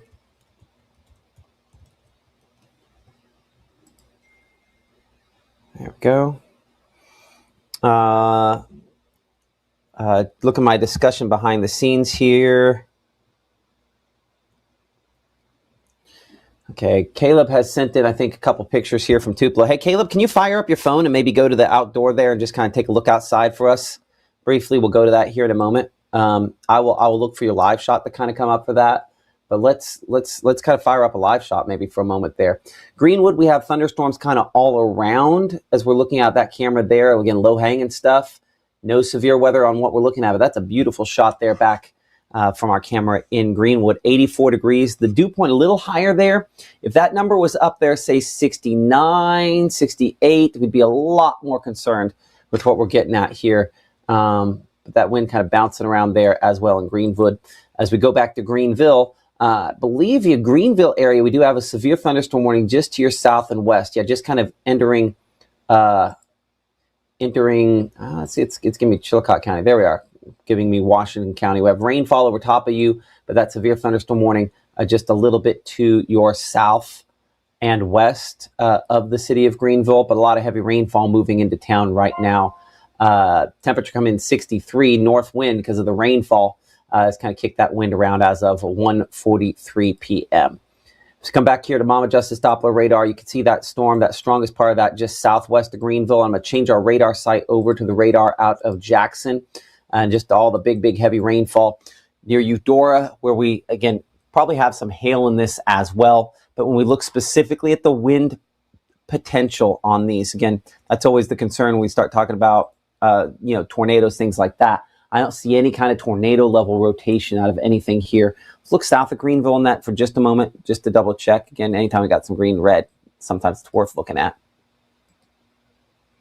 That's not exactly how how I would expect to see it. So I think we're good there as well. In Greenville, Greenwood, again, heavy rainfall as we slide up this line close to the Tupelo. All of this is below severe limits. Just some gusty wind from time to time, some kind of wild looking clouds. And that is primarily it. Let's see here. Caleb, okay, I didn't have your shot in one of my behind the scenes things here. So give me a moment. I'm going to pop up Caleb's shot. He is kind of live outside or just inside the outside there. What are you seeing as of 1:55? Well, I've been staying inside just because of how gusty it is. When I open the door, the wind will kind of catch the door and I have to hold it so it just doesn't fly away. But I mean, that is all I'm seeing right here. It's actually even like bringing the lamppost just out here. I mean, you can just hear it ringing as the wind blows on through, the flag in the background as well, kind of blowing in the distance. So all I can describe out here right now is just super windy conditions. And that's about here. It hasn't quite made it. You can kind of see everything blow on through earlier. So definitely breezy as it makes its way through the Tupelo region here. On our area. So definitely breezy, windy conditions. Not quite rainy yet. It's still just a little bit further north. You can kind of see those darker clouds off in the distance. Like we mentioned earlier, nothing too impressive with any of those scary looking clouds. Not like the one I sent in earlier. So a bit closer, but definitely windy. That's pretty much the story here in the Tupelo area. Absolutely. You're past that outflow, but not quite to the rainfall there, Caleb. I appreciate you stepping outside for a minute. Get the hair blowing around and everything else that goes with that. I appreciate it. So what he had there, his location, we're downtown Tupelo, right about, there-ish, right? And so this line where I've drawn the blue on here, that is the edge of the rain-cooled air, the outflow that's kind of pushed on through, right? And so the actual storms haven't arrived yet. This is just the rain-cooled air, kind of like a cold front that slid through. And so the wind really picks up as that kicks through. And then it takes a little while longer before you actually get the actual storms themselves to arrive. That is a good thing because what is ahead of that would be warmer air, right? Out here in advance is the warmer air that's trying to come up into here. If we were to see tornadoes, right, we would expect there to be a point in which that blue area kind of bent back. And that's what we did have up in northwest Mississippi at one point. So for a tornado, if we were getting concerned, what we would instead see, as I clear this off here, you'd see a situation where this was a much more wobbly line, right? And so you have a place in the line where it kind of wobbles and it gets really north-south there. And that's where your, warmer air is puncturing deeper in, your colder air is charging farther out. And then in between, you sometimes get a brief area where something is trying to spin up in between those two. So that's not what we have. We have a fairly straight outflow boundary here, and a straight outflow boundary will not produce tornadoes. You're not going to get spin up tornadoes in that scenario here. So while these are disruptive to your Saturday, these are not severe thunderstorms. They will cause sporadic power outages because of all of the issues we just had from the ice storm, but that should be about it. I say that Greenwood, we were looking at Greenwood a minute ago, and this caught my eye right here. This one near Craigside and Wakeland there in Money, north of Greenwood there. That one probably has a little bit of hail with it as it moves east. Let's get a storm track on that. Because that one probably does have a little bit of hail with it. So I'm going to track this. I've been tracking it all about 30, 35 miles per hour. I just noticed that I haven't heard hardly any thunder with this come through. That's another one of those signs. Remember we talked earlier about lots of lightning, good sign that the storms are extra rough. Here's a track there for the next few minutes on this storm with maybe a little bit of hail with it. We'll check our hail swath brought to you by True Shield Roofing. Nothing too terribly impressive on that by any of kind of the area reporting stations that we look at there. So good sign in that regard. Go back over here to standard Monroe County Mama Justice Doppler radar. I want to put on the lightning though. We have a decent number of strikes. Okay, maybe I'm just not hearing them, but it does look like there's a greater quantity. I'll go to an angle so you can see it maybe a little bit better. Back out here toward Greenville and Cleveland, more lightning showing up there than what we have in the northeast portion of the area. Lightning is what should always draw your attention toward where storms are the strongest. I'm going to change the symbol we use for lightning for a moment so that that will then, I think, show you kind of in probably greater detail the number of lightning strikes. There's just so many more back out here where you can hardly even see through it to see Eudora or Greenville or some of these others versus less lightning strikes back to the east. So ton of lightning over the last hour, but I would say in this line of thunderstorms that the quantity of lightning strikes has probably come down a bit. You can see much greater clustering in the lightning strikes back northwest versus what we have as they continue to move toward the east. So, yeah, the number of lightning strikes, kind of a sign that these are still disruptive, but less likely to be producing significant active weather. I mean, we're going to have some power disruptions. That's just kind of part of it. I'll show you on the broader scale power disruptions. We're going to check those out with our meteorologist, Caleb Edelblut, in a minute. You know, when we start talking about raw numbers of power outages, you know, we are starting to get more and more of those. Percentage-wise, some of the greatest totals of power outages. We show Panola County there with the greatest kind of percent countywide, about 15% of the county. Carroll County, we're sitting about 10% of the county out of power at this instant. Pontotoc County, about 6%. Union County, about 4.5%. And Lafayette County, about 3%.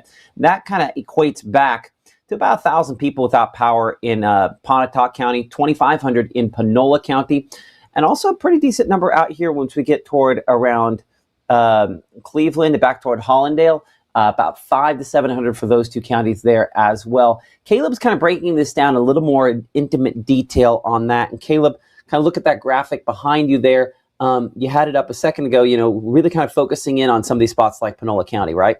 Yes, no, Panola County, as you can see here, is that only color shade sticking out. That's due to that county having the most power outages across North Mississippi. This website showing that it's coming in around 2,835 customers affected. So I want to go and look at their local EPA, and we can just kind of see how many customers are being affected by just this kind of blob of power outages affecting them. So you can even see 1,549 route here, pretty much in Toccoa, 507 out there in the Asa Mims region, 30 right there as well. Batesville also experiencing a lot of power outages as well. I mean, zooming in, we can see around 722 just north of that Batesville area, kind of showing that zone 45, 96, 54. So Prentiss County, definitely the most kind of heavily affected at this moment right now. I also wanted to come back to this, just kind of show you which counties are being affected the most, because it kind of shows you that layer. Pontotoc coming in the second most right now, just past 1,000. Lafayette 992, and then Alcorn at 895. So starting to see some more of those outages start to be affected. And one thing I want to kind of continue to point out that I know Matt continues to do as well, notice where most of these outages are occurring and where it's more prominent. That's where the ice storm saw more damage and caused more disruption. So still seeing that cause that effect today, still seeing those consequences, which is why we keep mentioning it. I know y'all get tired of us talking about the ice storm, but we can see it right now currently that it's still affecting us today with those power outages. When even come to Coldwater, kind of showing kind of several streets and just neighborhood areas pretty much along Highway 51 North just being affected by those power outages. So Matt, still tracking those power outages across North Mississippi. Pontotoc still showing quite a few within their area. Going back towards Tom Bigby, we can actually see a little bit more starting to pop up in Lee County. We had those few isolated 1 to 9s with those blue squares. Now we're starting to see that little orange 100 to 199 customers affected. I don't think we had this teal area highlighted as well, with that 10 to 49 just on the eastern side of Tupelo. So this is pretty much close to the station, that line that we were just doing a live shot outside to show you. Moving on through, starting to cause some of those power outages within Lee County as well. We can even go to Prentiss towards Boonville. I know you guys were commenting about that in the comments, letting us know who was having power outages, who wasn't. Boonville was kind of one of the hot topics in the comments behind the scenes. So still seeing quite a few within that area, just up north of Tupelo and just north of Baldwin. Seeing quite a few people. Thankfully, not quite to the extreme of Pontotoc, starting to see those purples creep in, but we're definitely seeing those reds, 200 to 299 customers affected, even the yellows 50 to 99 as well. So seeing those continue to climb up just a little bit, but interesting how it's correlating to where that ice storm was a little bit more effective here in North Mississippi, and we're still reaping those consequences today. Yeah, I know. It's one of those, getting the power back on, getting things cleared out, top priority after that, but there's just so much cleanup to try to get all of the things that could cause problems taken care of. They're working on it. It's just unfortunately going to take a lot of time. Appreciate that, Caleb. Behind me here on our satellite perspective, we have this on a super res view, meaning it updates super duper often. Every 1 minute data. It's faster than we can get radar data in. So we can kind of see some trends here over the hour. What you'll notice, again, the thunderstorms, really kind of cold cloud tops, Clarksdale back toward the Cleveland area.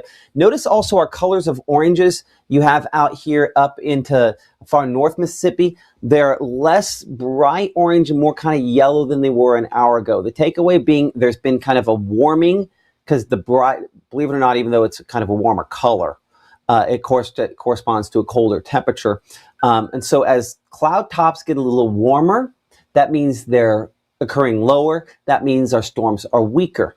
And so that's one of the things that's kind of, I think, affected the fact that that what we're seeing up here from Shelby to Cleveland, this is probably our strongest section of this at this point. And still kind of waiting on some of these storms kind of merging into our main line to see how that's all going to evolve. So you're looking at our, I guess that'd be the infrared satellite picture. The visible satellite also shows, again, those thunderstorms. You can kind of see the brightest white. Those are those cloud tops where we have the strongest thunderstorms there. And then all kind of the winds, those southerly winds kind of bringing in that moisture into this overall complex. Once the main line comes through, the heaviest rainfall, and it starts to diminish a little bit after that, you're pretty much done.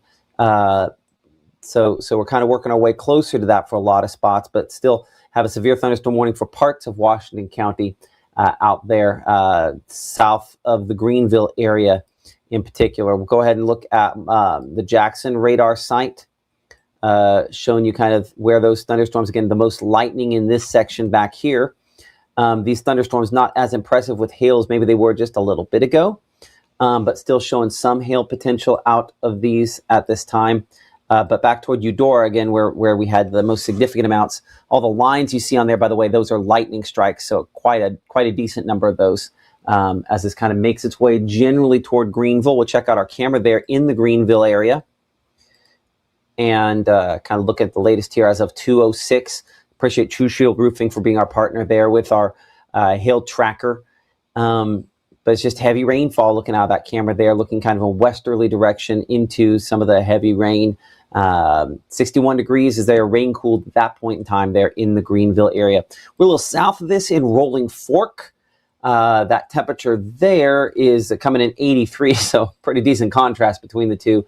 At this point, kind of looking, I think, southward probably into some of those thunderstorms, as you can see kind of on that screen there, kind of the southwest portion of the county. Looks like my iPad restarting here behind the scenes. We'll go up to Greenwood in, again, some of the in and around the rain, a couple different rounds there, but all below severe limits, and certainly some gusty winds there. Our camera in Tupelo, as we're looking here on the south side of Tupelo, South Gloucester Street, kind of in the just there, about there, South Gloucester, again, blown around with some thunderstorms kind of all around. I'm going to pan this camera a few different directions if you give me a moment here to do that, as we sort of look around and into and around these different thunderstorms. Well, hold on. So we will kind of pan this. We'll look northward here for a second. We'll kind of look through the tower for a moment, and I'm going to actually take it back eastward. So there's an example of kind of one of those batches of the heavy rainfall that we sort of have with this. I'll pan this just a little bit more. You can see the edge of the heavy rainfall there, and then this is looking kind of into that heavy rain. Lots of low-hanging stuff, but nothing that's overly concerning with anything we're seeing here. So this is largely, again, below severe limits, heavy rainfall, disruptive for your Saturday.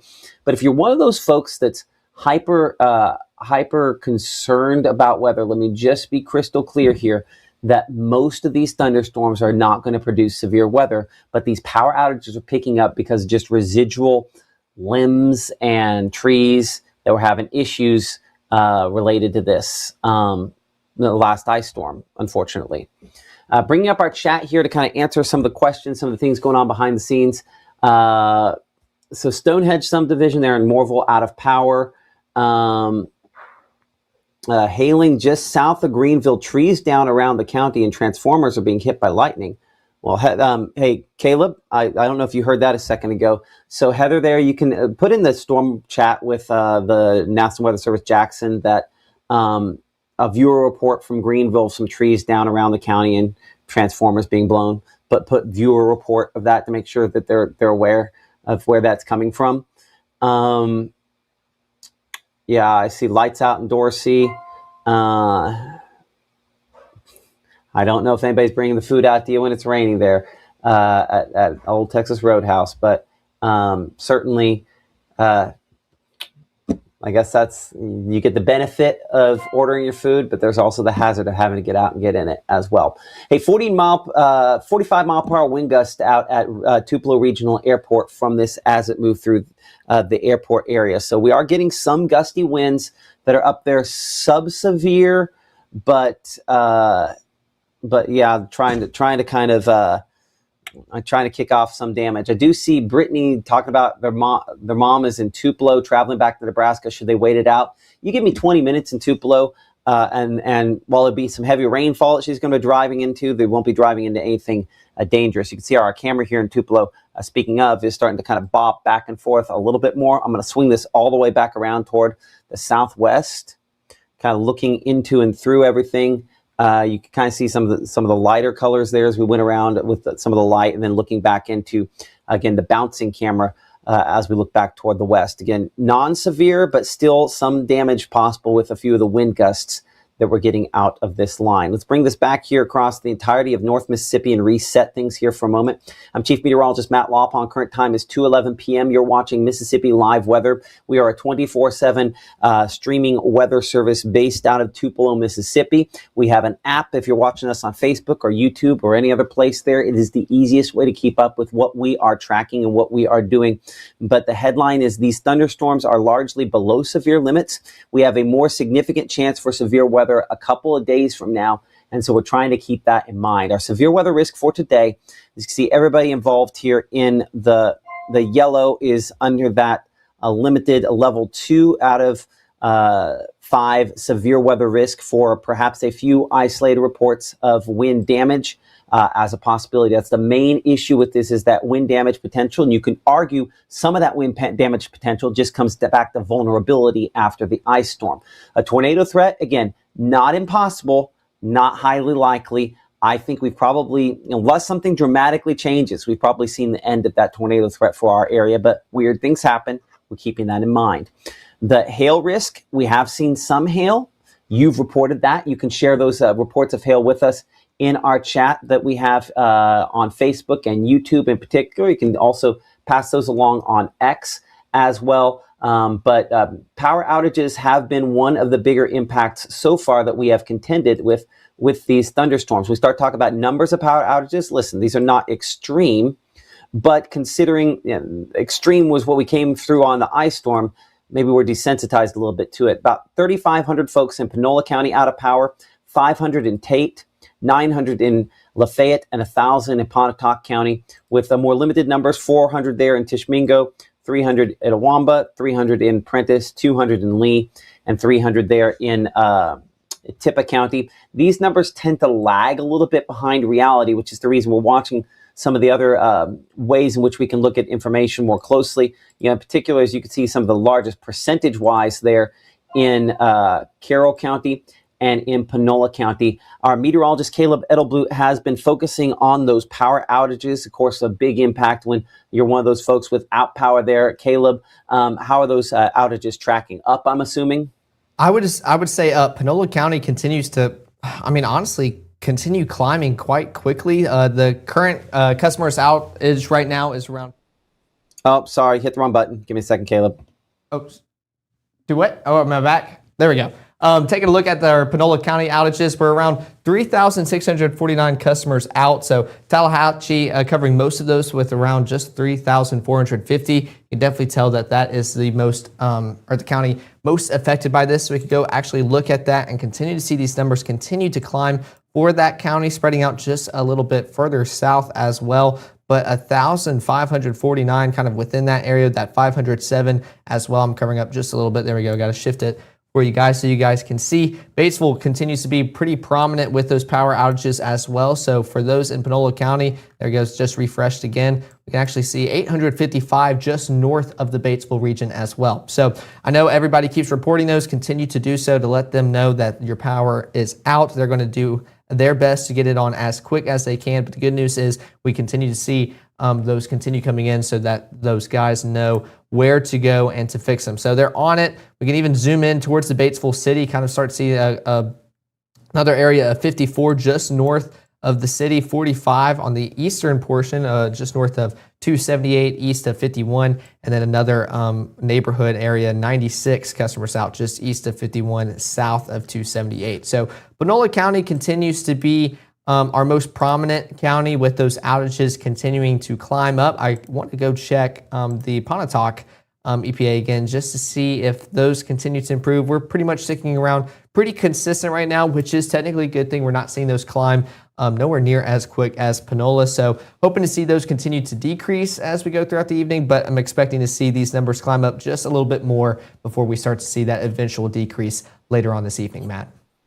No, I agree. And I think we're still going to have those numbers of outages continue to go up a bit. That's our meteorologist, Caleb Edelblut, there at our Tupelo studios. Looking in Fulton back toward the west. Again, that line of storms moving in. The camera kind of jostling around because the wind gusts moving into and through the Fulton area ahead of that kind of main line that's moving in. Lots of, again, dangly sort of clouds, scary looking clouds, things that look worse than they actually are. So it's just, bark versus bite. You have that dog like, oh, we have a golden, and he'd lick you to death. That's the only thing you'd have to worry about, but he has a whoo sort of bite and sort of bark. He'd never bite. Point of the story being, sometimes you hear a big dog go, whoo, you worry about it, and there's no bite that goes with it. This is a bark versus bite situation. A loud bark, some of these storms, not much in the way of bite. Still, from time to time, as that wind is hitting some things that were weakened by the most recent ice storm, there are impacts that go along with that, and that's kind of the most likely way in which we run into some issues today. I mentioned specifically Fulton there. As we go to our Mama Justice Doppler radar, looking at our camera there in the Fulton area, and you'll note that we continue to again show no rainfall yet in the Fulton area, Most of what we see here, these kind of vertical lines, those are lightning strikes. When they're flashing, those are lightning strikes within the last couple of minutes here. I have them turned down where there's a lesser number just because when you get out too far, they're kind of completely covering everything up. One of the interesting things, though, when we go to the wind mode here on this, is just this does not look like it's quite 40 mile per hour winds like what we had talked about a bit ago with this. So I'm interested to see that, that this produced the 40-45 mile per hour winds. I don't know if that looks like that on, at least on the wind mode on there. So interesting to see how that works. Hey, Caleb, I do have a question here real quick. I'm going to bring you up for a moment. Do you happen to have the pictures up on that computer, logged into where you can pull up the pictures from the app? I believe so. Okay. I'll let you kind of handle then some of the pictures and get those up and kind of give me a thumbs up when you have some of those, and I'll come back over the radar. So I'll let you handle pictures and power outages if that sounds good. Okay, sounds good. Okay, good deal. We'll come back to Caleb. He's going to get a couple of those down, and what we'll do is you'll kind of like note the location and the position of some of those. You can probably use scratch paper or something like that for that if you need to, or just kind of open them up in multiple browsers. Browser windows, so you can kind of click through and then delete or click off of when we're done. But appreciate everybody for sharing your pictures. I kind of go down this line again, just heavy rainfall here, Calhoun County as well. A lot of lightning with this. From time to time, that's going to kick out a couple of power outages. When we check kind of the shear, which is looking at just, how strong is the rotation on any of these storms, I don't see anything there that's concerned.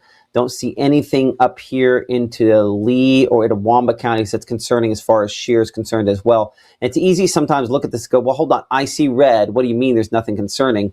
Well, it's not long-lived. We look for consistency, right? Like they say, even a blind squirrel occasionally finds a nut. In the case of this shear, if you're seeing a ton of like little blips like this, that's not what we're looking for. We're looking for where you have like one solid track. That's when we get really concerned that something bad's going on. An example of that, and I'll show this probably, I'm going to go outside of Mississippi to show this here for a moment. So I'm gonna make this a longer loop, and we're gonna look up here toward Michigan. Remember, we had the big, bad, unfortunately, killer tornado up in Michigan last night, right? If I take this 24-hour loop, and I'll take this back here, I'll give you an example of what it looks like when something bad has gone down. So now you see how you have, hold on. Okay. There we are. So this is an example right here of what one of these shear tracks, when you gotta get worried about it. See how this is consistent?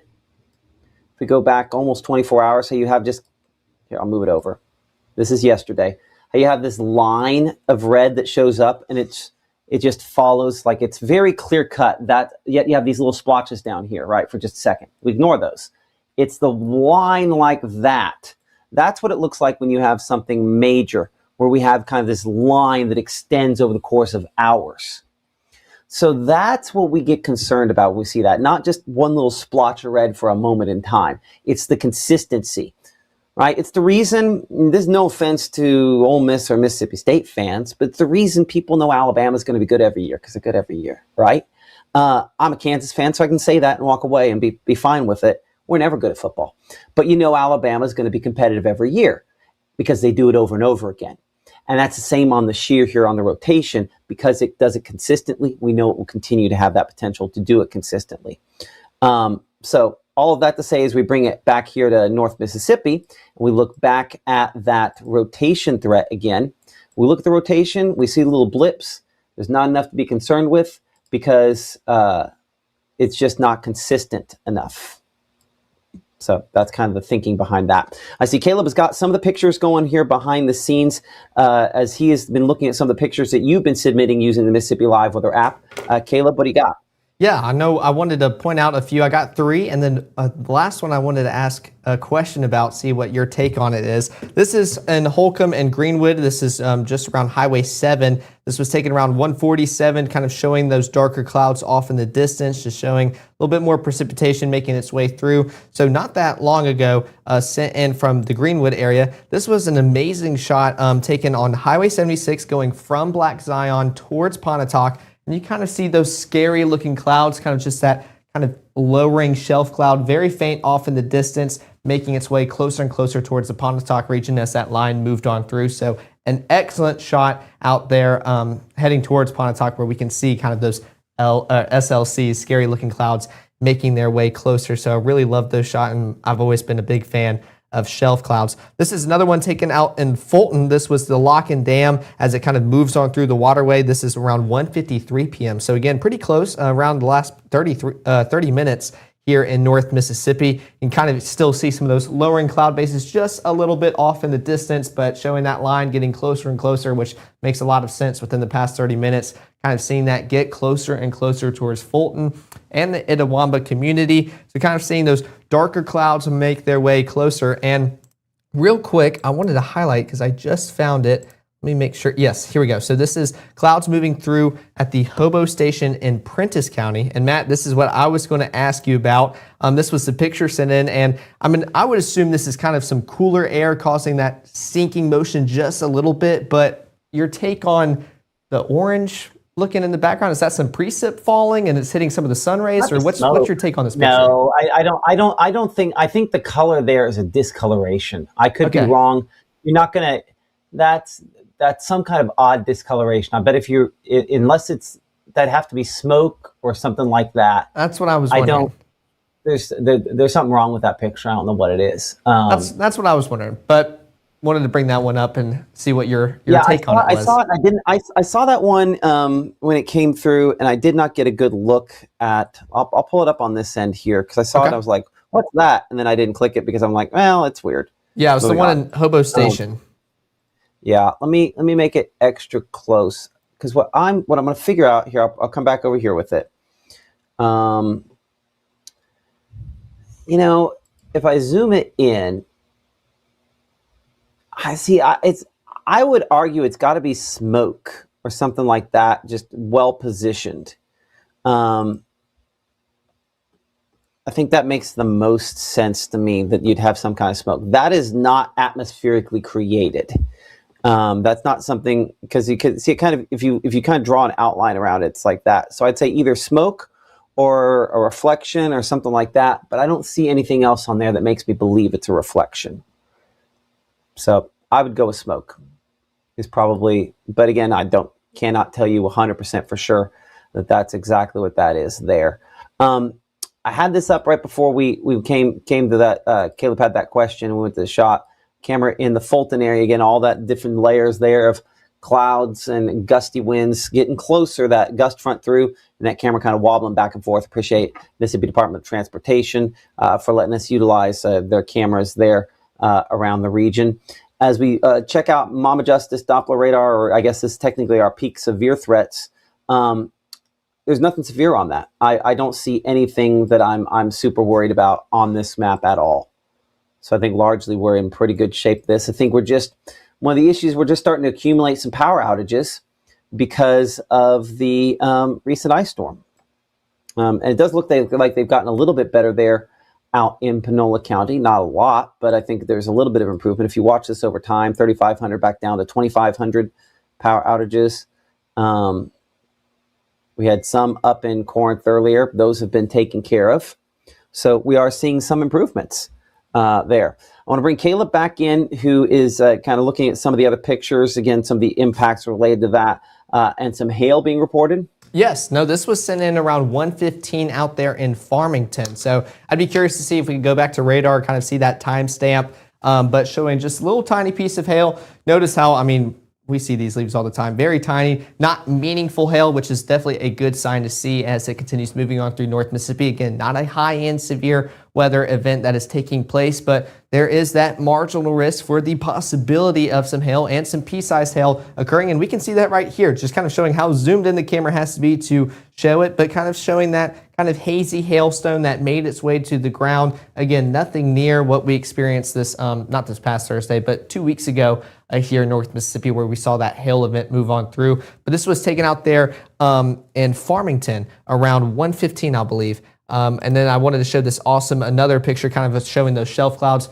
You know us meteorologists loving some clouds in the sky. Well, here's a fantastic one taken in Kossuth, Mississippi around 1:10. So just a few minutes prior until that other report got sent in just a little bit further east. You can see kind of that cloud continue to move on through, push into Corinth and Alcorn County, and maybe it was responsible for just a little bit of some of those pea-sized hailstones making their way through. But just kind of wanted to show that, Matt, of seeing maybe some reports of those pea-sized hail trying to make its way through that downdraft and into North Mississippi just a little bit further. But definitely a report sent in the Alcorn County region kind of broadcasting that pea-sized hail, which actually we can look at this real quick on radar, kind of showing a loop and continues to follow that outflow boundary as we continue tracking this out for the next few minutes, heading towards some more prominent locations. Amory around 2:37 p.m., Hamilton 2:53, Aberdeen 2:54, Ackerman around 3:10, West Point in the Golden Triangle region around 3:13 p.m.,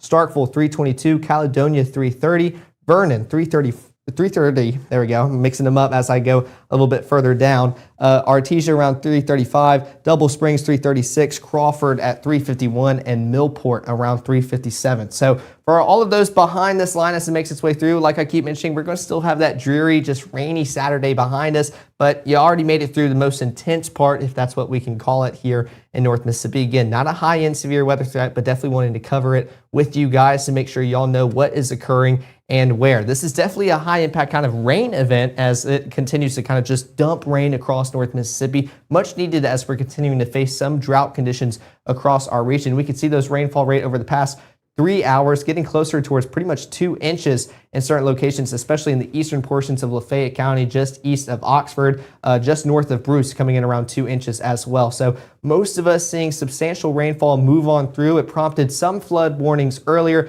Thankfully, not seeing too many of those affect us here in North Mississippi. We haven't really seen any of those affect us within our region, but definitely showing that heavy rainfall continues to be the story. Those heavy wind gusts as well. I mean, we were talking about how breezy and windy it was when that outflow boundary made its way through here at the station just a few seconds ago with that live shot. So that's pretty much the biggest concern. Of course, we still have those marginal risks for that hail threat, that tornado threat. It's not what we're expecting. And if it were to expect very limited in nature like that hail, pea size, not really affecting us much in the tornado, could see a brief spin up, not going to be long track or severe at all.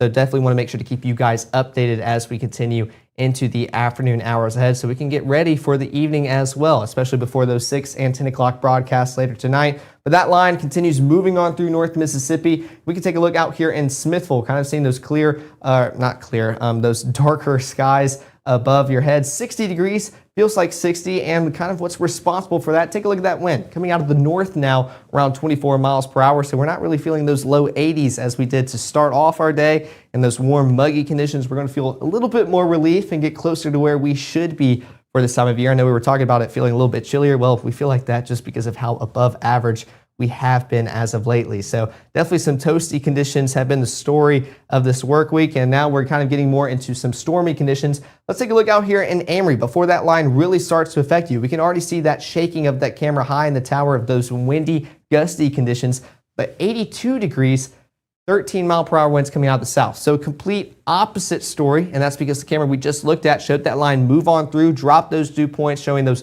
drier air kind of make its way through. Still going to be a little bit rainy, but will help cool you guys off later on this evening for any late night Saturday rainy events you have later on tonight. Take a look at the chat. We want to see what you guys are talking about. Looks like everybody's just kind of tuning in, saying where they're tuning in from. Not too many reports as we witnessed earlier, so definitely a good thing. Just cloudy and windy in Phil Campbell, and you are chilling. So definitely some good news. Looks like all of y'all are having a fantastic evening out here in North Mississippi. We can take a look at those lightning strikes, and you can see kind of those white lines a little bit more prominent down there in the southern portions of Delta, just west of the Mississippi River, trying to make their way into the Delta and into Mississippi. So kind of seeing those cells get a little bit closer to our viewing area, a little bit more active down there just across the Mississippi River. Even take a look out there in Greenville. Starting to see that cell makes its way, getting a little bit closer. Those white lines just signify those lightning strikes getting a little bit closer. Some heavier cells making their way too. For whatever reason, I don't see it popping on here, but like I saw someone mention in chat, and I see it in National Weather Service chat. National Weather Service, in Jackson is going to go ahead with a tornado warning there for Washington County, which again is south of Greenville there. I don't know why the warning's not popping on there. I'm and I don't seeing know it if it's on my radar scope right now. I don't know what that is. That's weird. I Change don't to like that. Jackson. Let me double check here. Either way. So tornado warning now issued for southern Washington County. This is as far southwest as we cover here at Mississippi Live Weather in our viewing area. Let's go ahead and look at the wind mode here on the radar. Again, we're looking fairly high up on this in the southern portion there of the county, close to the Marathon community, where we show it at this point in time here. Kind of bring it back in here to the Mobile Room Weather Center. So right there, kind of next to me where you see Marathon is the area that we're kind of most concerned with it. Lightning on just your screen here, about 399 strikes within the last 30 minutes or so. So a decent number of lightning strikes. For whatever reason, that is not populated in. Caleb, I need you to call Barron and ask them why that might be the case. Let them know that we're using it live while you're doing that, but that's odd. I'll pull up a different radar site here that I know does have that, so we can show that for you. So give me just a moment for that to kind of pop on here as well. So here's what this looks like. Again, I'm really interested in this. Hold on. 229. The positioning on where they originally put this, I'm not sure that I fully agree with. Give me a moment. I see it. I would say whatever tornado was there is probably already picked up. Hold on. Give me just a moment. It's actually back southwest of this, right there. Right there, near Shelburne. Right there is at 226 where this popped up for just a moment. See that little green next to the red there? That would be the spot. You had to zoom right in to see it, and then it's pretty much gone. I don't think it's ever crossed into Mississippi. Let's go back to the precipitation mode on that, see if you could tell it. It's kind of embedded back in there. Well, I'm telling you, that's about as small and short term as you're going to get. And that's, I mean, I'd say whatever it is probably already lifted. If it touched down briefly. Let's check for tornado debris on this.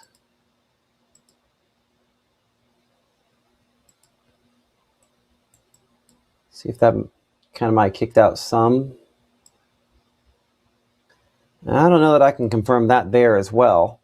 I'm going to go over to kind of a different version of Mama Justice Doppler radar. Give me a moment to kind of pull it up. So this is kind of a different version of it. It does have that warning box on it. Right where I have that red dot is where for just the briefest moment it showed up right there.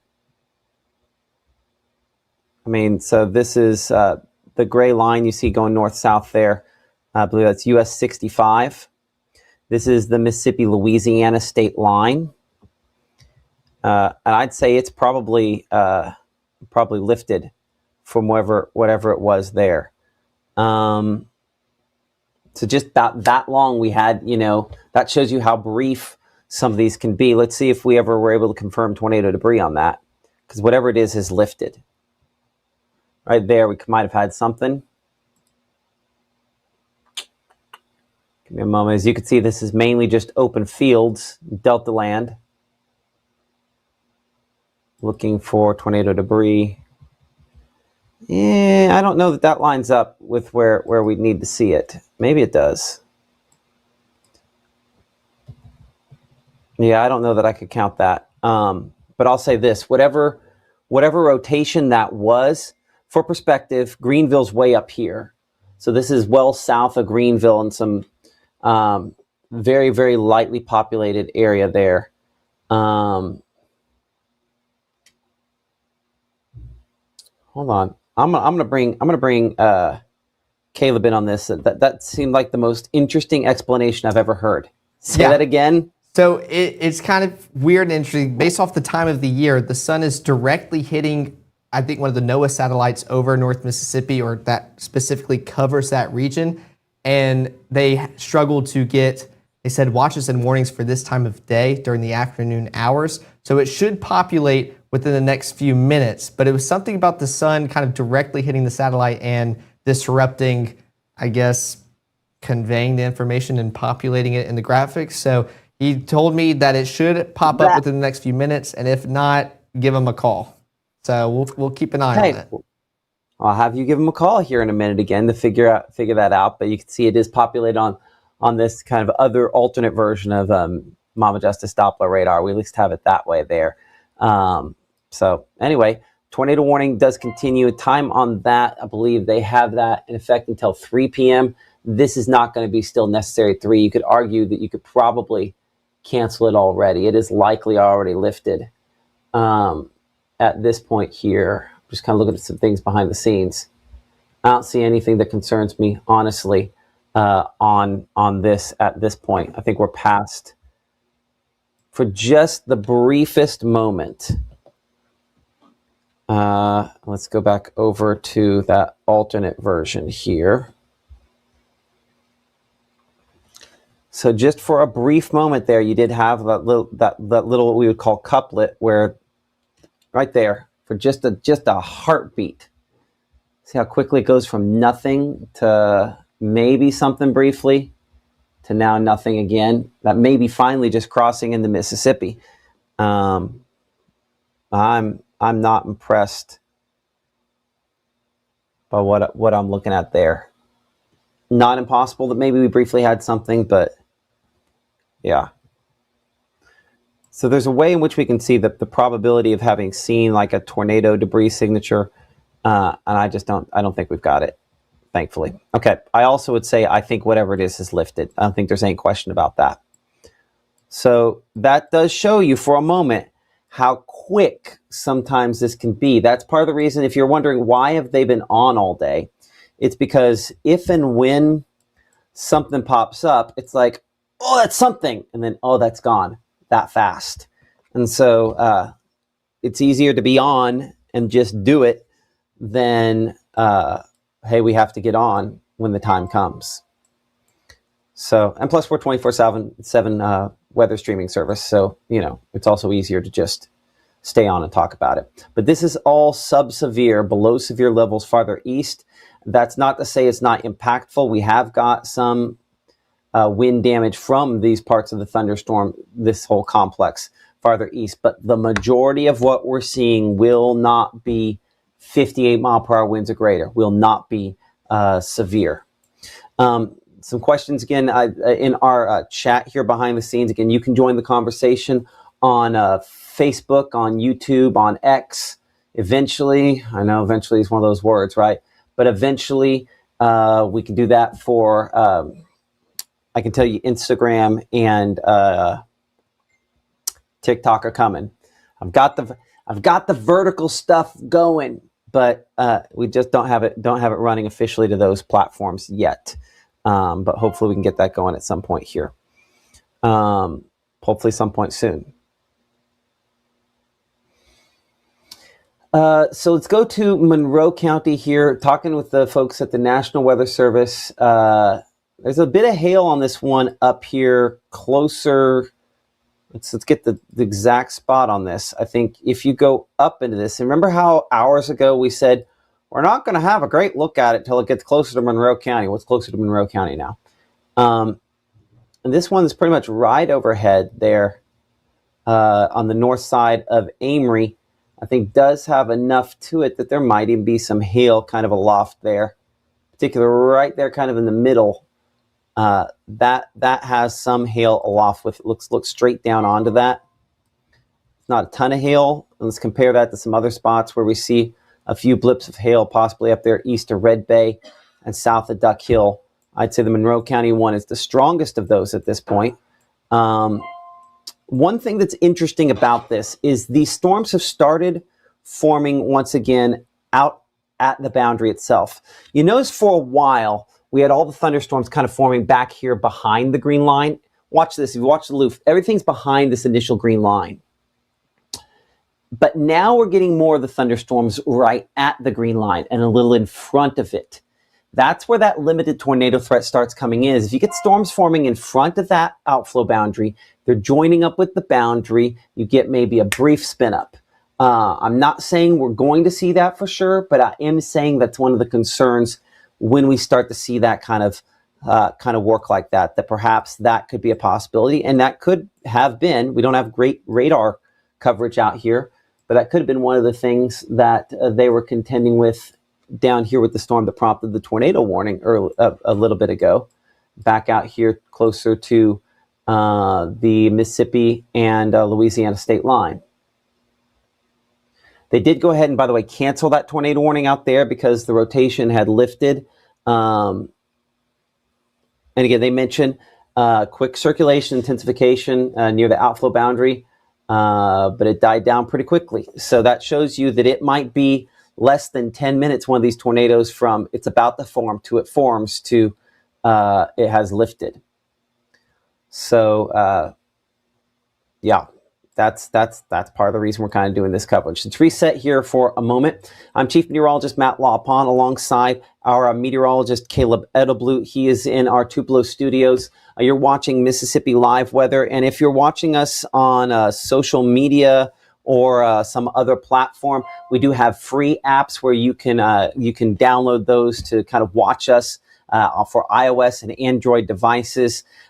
Caleb, you've been kind of looking at the power outage situation in particular. In typical situation, we'd be like, are they really that bad? But because of the ice storm, those numbers continue to grow, right? Yes, no, that's exactly the case. And I was excited to come here to give you the update that we were talking about those power outages. Oh, sorry, Caleb. I spooked myself, Caleb, because right before I hit that button, I think our power flickered. So now I'm going to have to go in the other room and see if we lost power at the house. But go for that, Caleb. No, you're good. No, you're good. Taking a look at those power outages, which actually I need to see if we can make it pop up. I'm going to press this button. There we go. We're learning. Take a look at those power outages across Mississippi and just North Mississippi for our region. We're actually seeing a better trend. That Panola County, we're talking about having over 3,000 power outages. Well, we're decreasing. We're now sub 3,000, around 2,800. I think Pontotoc also crossed into the 1K mark. And so we're actually declining with those power outages as you guys continue to do an amazing job reporting where they are so our local authorities can get out there, try to fix them as fast as they can. So we're still seeing them affect us here in North Mississippi. Even the further east we go as that line continues moving on through, even into Itawamba County, starting to see some of those outages start to get reported. But the good news is they continue to decrease. We're not really seeing as big of a spike as we saw earlier. I will say for those out there in Panola County, y'all continue to be the county that is outperforming everybody with those outages. Around 1,549 still within that huge area within the Chapeltown, Toccoa region, just south of Asa and Mims. Then we have 507 within that area as well. Even north of Batesville, we can go and see kind of that just northern blob just south of the Sardis region. 855 people still affected, and a lot of people within the Batesville community and city getting affected with all those ones kind of popping up, just those isolated power outages continuing to bug us as this line continues moving on through. So the good news, not really a high-end severe weather threat, but we're still seeing those impacts of the ice storm and just heavy wind blowing through North Mississippi. So as we get closer and closer and pretty much now into severe weather season, we got to take these seriously as we'll see more intense lines make their way towards North Mississippi and stuff that we're continuing to track out for next work week coming up. But want to kind of go through my tabs talking about these power outages. Going up to Coldwater, notice how all of those were red. They're now back online and green. So just showing that they're out there, they're working, they're getting your power back on as soon as possible. Let's take a look at Pontotoc, where we were talking earlier about seeing a lot of area out with those power outages, pretty much just west of Mississippi 9 and pretty much along Mississippi 32. We can see a lot of power outages affecting those out there. This is around 100 to 199 customers affected, and just north of that, starting to see some more of those isolated outages starting to get reported as well. Let's go to Tom Bigby, EPA, and want to mention that for Pontotoc, we had that huge area of 300 plus customers affected, that pink blob starting to kind of bring into that map. It's not there anymore. So definitely some good signs as we continue heading into the latter part of our afternoon hours and getting ready for our evening ahead. This is out here in Lee County and Itawamba. Starting to see a few more reports for those in the Itawamba area, but that's also because the line just recently moved through as well. So you guys are doing an excellent job reporting those so they know where to go to get that power back on. So starting to see a few of those areas. Still that red blob. This is along, let's zoom in just to make sure. Yeah, 97, I-22. Showing those power outages just north and south of I-22 as you're coming into Tupelo from the east and crossing the county line into Lee County. So starting to see around 200 to 299 customers affected within that red area. And these teals mean 10 to 49, yellow 50 to 99, and orange, of course, 100 to 199 as well. If we even want to go out to Prentiss County, as Boonville was a hot topic earlier, talking about those power outages, as you let us know in the chat, kind of who's starting to get affected. Well, thankfully, we're starting to see this decline just a little bit. Boonville still having some prominent numbers, especially those yellow areas showing 50 to 99 customers are being affected within that area. So pretty much the southeastern portions of those just outside of Boonville still witnessing those power outages. But I'd say, Matt, that the good news is as that line continues getting further and further out of our area, we're going to see those power outages start to make a positive trend as well, start to decrease as we get ready for the evening ahead. Hopefully, it's just going to take a little time to get there. Appreciate that. Caleb Edelblut in our Tupelo studios. We're back here on Mama Justice Doppler radar. We're looking at wind mode, and we're partially looking aloft on our storm here in Monroe County. Some of the stronger winds are kind of hovering just a little bit above the surface level there. If I can get the right one of these radar sites to come up there as we go up a few scans into the thunderstorm to kind of check it out. Again, a little breezier aloft there, and some of that wind trying to come down closer to the surface. So all of that to say, it's a storm that's strengthening a little bit more and could potentially kick out some stronger wind gusts from time to time. I don't see a lot of rotation on it, thankfully, but we're seeing some lightning strikes kind of pick up a little bit more on that one as well. So not quite the severe level, but certainly one that we'll have to watch. And as we talked about earlier, part of the reason we watch is we're just close enough here to the radar site to have a really good look at it. But you look three-dimensionally on it, you can see how that one has just got a little higher top to it, partially because I think we might be too close to the radar site to have an excellent angle. So I'm going to look from Birmingham at that. Don't really catch the top from Birmingham. Are we going to catch it all the way from Memphis? Nope, probably overshooting that same part from Memphis. Probably going to overshoot it from Jackson as well. That one kind of captures that it's a little bit higher. Let's go ahead and see if we can slice through that. We'll do a vertical slice, and we'll kind of zoom in on that one there. Getting a little closer here. It does cut off the bottom part of it. Moment to see if it'll let me. Whoop. I'm not going to overshoot it one of these times. So that, well, okay, I think we're looking too far away. I think that's the reason that is skewed, because it's not taking it all the way to the ground level on that. Yeah, that's part of my problem on it. Oh, well. So don't have a great look because I think we're too far away. We'll bring it back to the radar site in Monroe County, and that does, I think, a bit more effective job. We'll slice it one more time.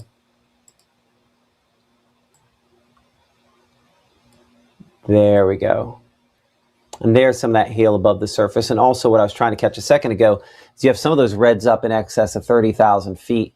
So it goes beyond the top of where the radar actually scans it. So that's kind of what's moving into and through and around kind of the Smithville area right now. That's just kind of on the north side of Smithville. Our camera there in Monroe County near the Smithville area, as we kind of show that, obviously nearly blinding rainfall showing up on that, which shouldn't be a big shocker there.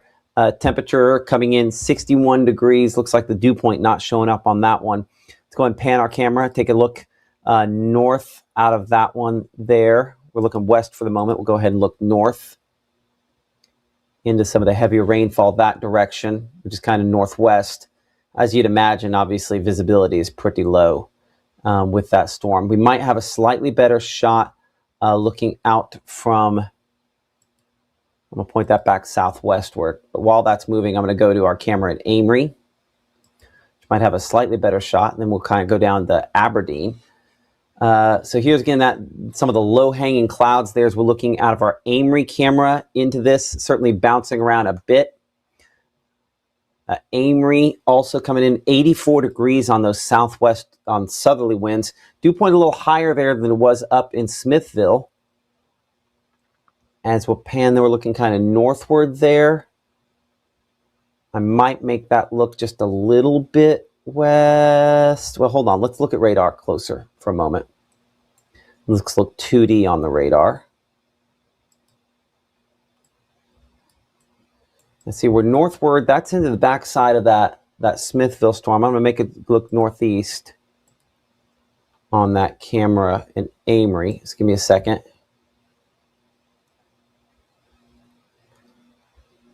Let's see if it's going to populate in.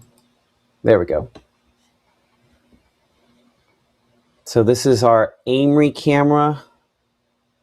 Looking kind of, that's still, I think, north direction. We're going to see if I can make this look northeast a little bit. Okay, it has decided that no. I think AI is overruling me. That's what the problem is there. So I'm going to overrule it. Point that back to the right a little bit more, looking toward. Apparently AI wins. Manual. Come on, y'all. Let's go to the right. You know you want to. There we go. Promise to know what I'm doing. Okay, there we are. Kind of looking back. So that would be looking in the direction there of Smithville. Let's see if it holds, if it decides to run on me here in a second again. So definitely bouncing around. But that was the heavy rainfall right up there looking towards Smithville. And clearly the camera is getting a good jostle back and forth. A pretty strong move on that as well. Looking back toward the north and east. I'm going to pan this now back, slide it all the way back to the west and look at the storm that's kind of coming more into the Amory area as well, because there's kind of two that we're watching, and this is the one that's going to be bringing all the rainfall with it to this specific location. And you see how it just goes kind of bright gray back toward the west, looking into it there. That's kind of the next big batch of wind sort of coming with it as well. Point it back this way, a little more southwest. So some gusty winds out of it, and there you can kind of see the leading edge of some of that rainfall. Let's see if I'll point and how do I make that go away? Point and zoom. But yeah, you can see how that, okay, that was the wrong move, Caleb. Don't click point and zoom. Remind me, no point and zoom, because it zooms in too much.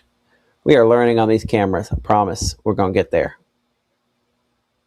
Caleb will also tell you that we're going to get there is the lie I say over and over again to everybody. Every time it's like, hey, we're going to fix something. We're going to get there. I don't know if lie is the correct term for that, Caleb, but that's the overused phrase for sure. I don't think correct? it's a lie. We always get there. Yeah, we do get there. But in my brain, it's never fast enough. That's a great shot, by the way, out of Amory. As you can see, just kind of all the scraggly, low-hanging clouds there. That's the scary-looking clouds we talk about, right? Oh, yeah. Those SLCs making their way into Amory. Yep. No, I was actually looking through some pictures of trying to find some of those LSCs. This was, I need to make sure I have this one pulled up. This was a storm rolling into the North Haven cotton plant area. This was around 109.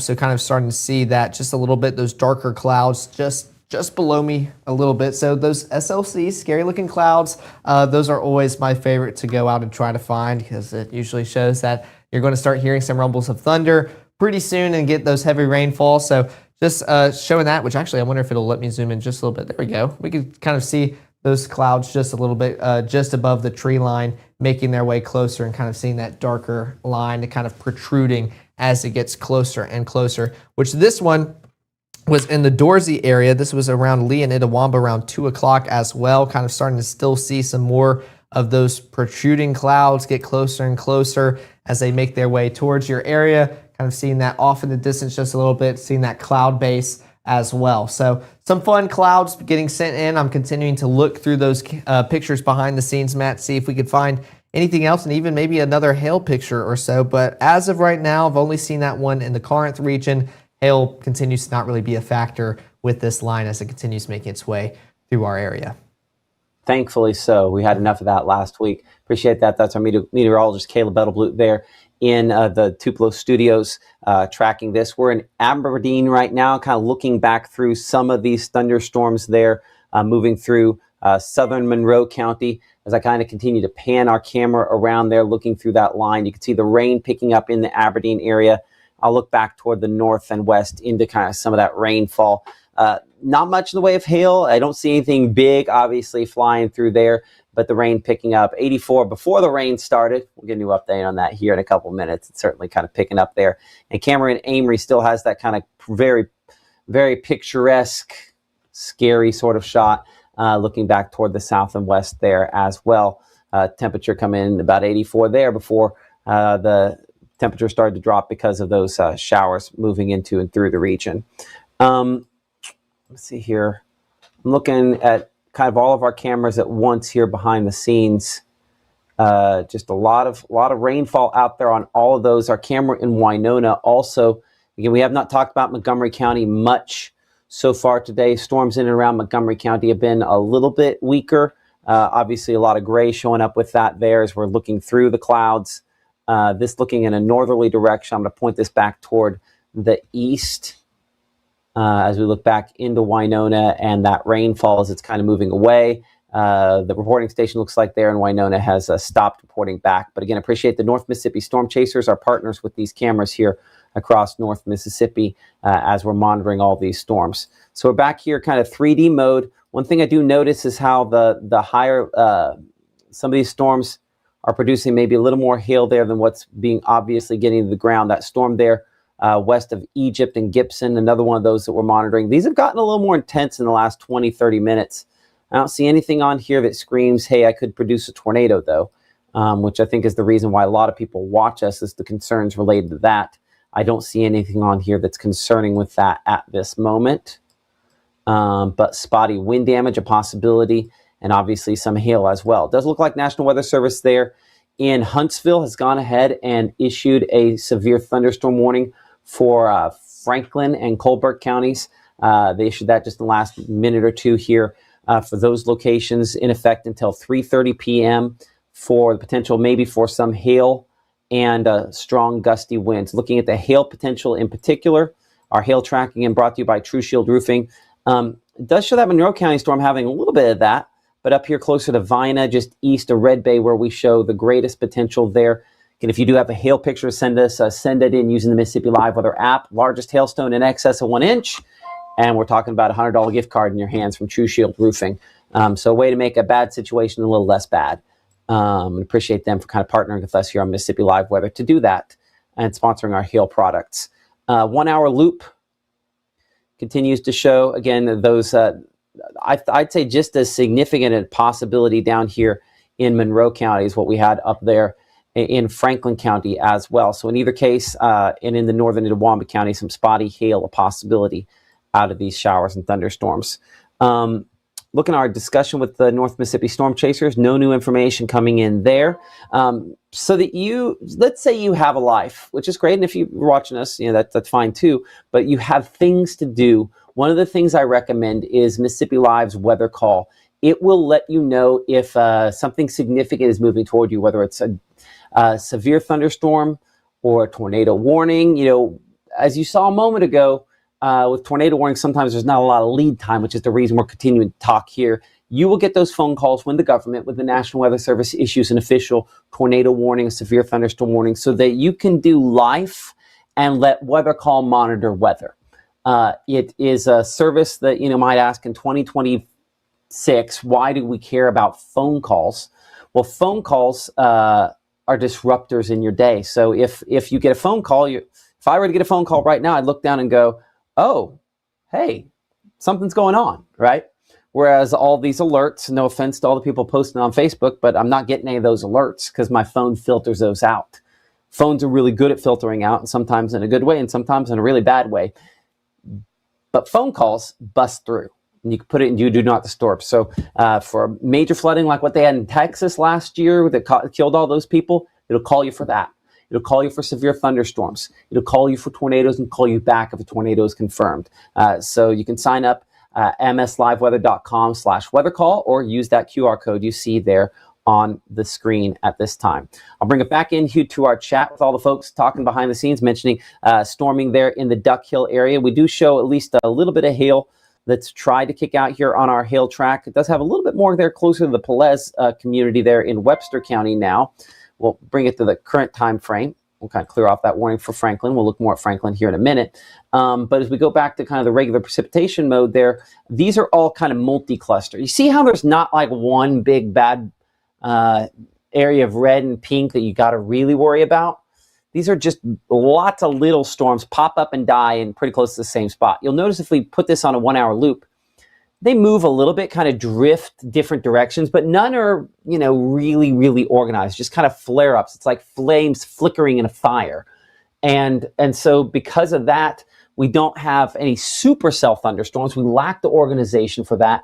And that's the reason why these are not going to be tornado producing unless something weird happens, like one of these crosses this boundary right there, that boundary we're looking at, crosses that boundary and tries to spin something up. Weird things happen from time to time. It's not impossible that happens, but we're not impressed by a large portion of what we're looking at here. Our camera in Winona, again, in that gray, in that rain, and certainly it is a soggy look there at this time as we look out of that camera. Looks like that reporting station not reporting back at the moment, but that camera not jostling around as much as it was. In Choctaw County, in Ackerman, our camera with the North Mississippi storm chasers there, we have those crepuscular rays, the sun's rays kind of shining through. 86 in Ackerman at this instant, dew point at 64. That's not enough moisture for tornadoes in all likelihood. Typically, you would expect the difference between those two numbers there, that main number and then that dew point right there.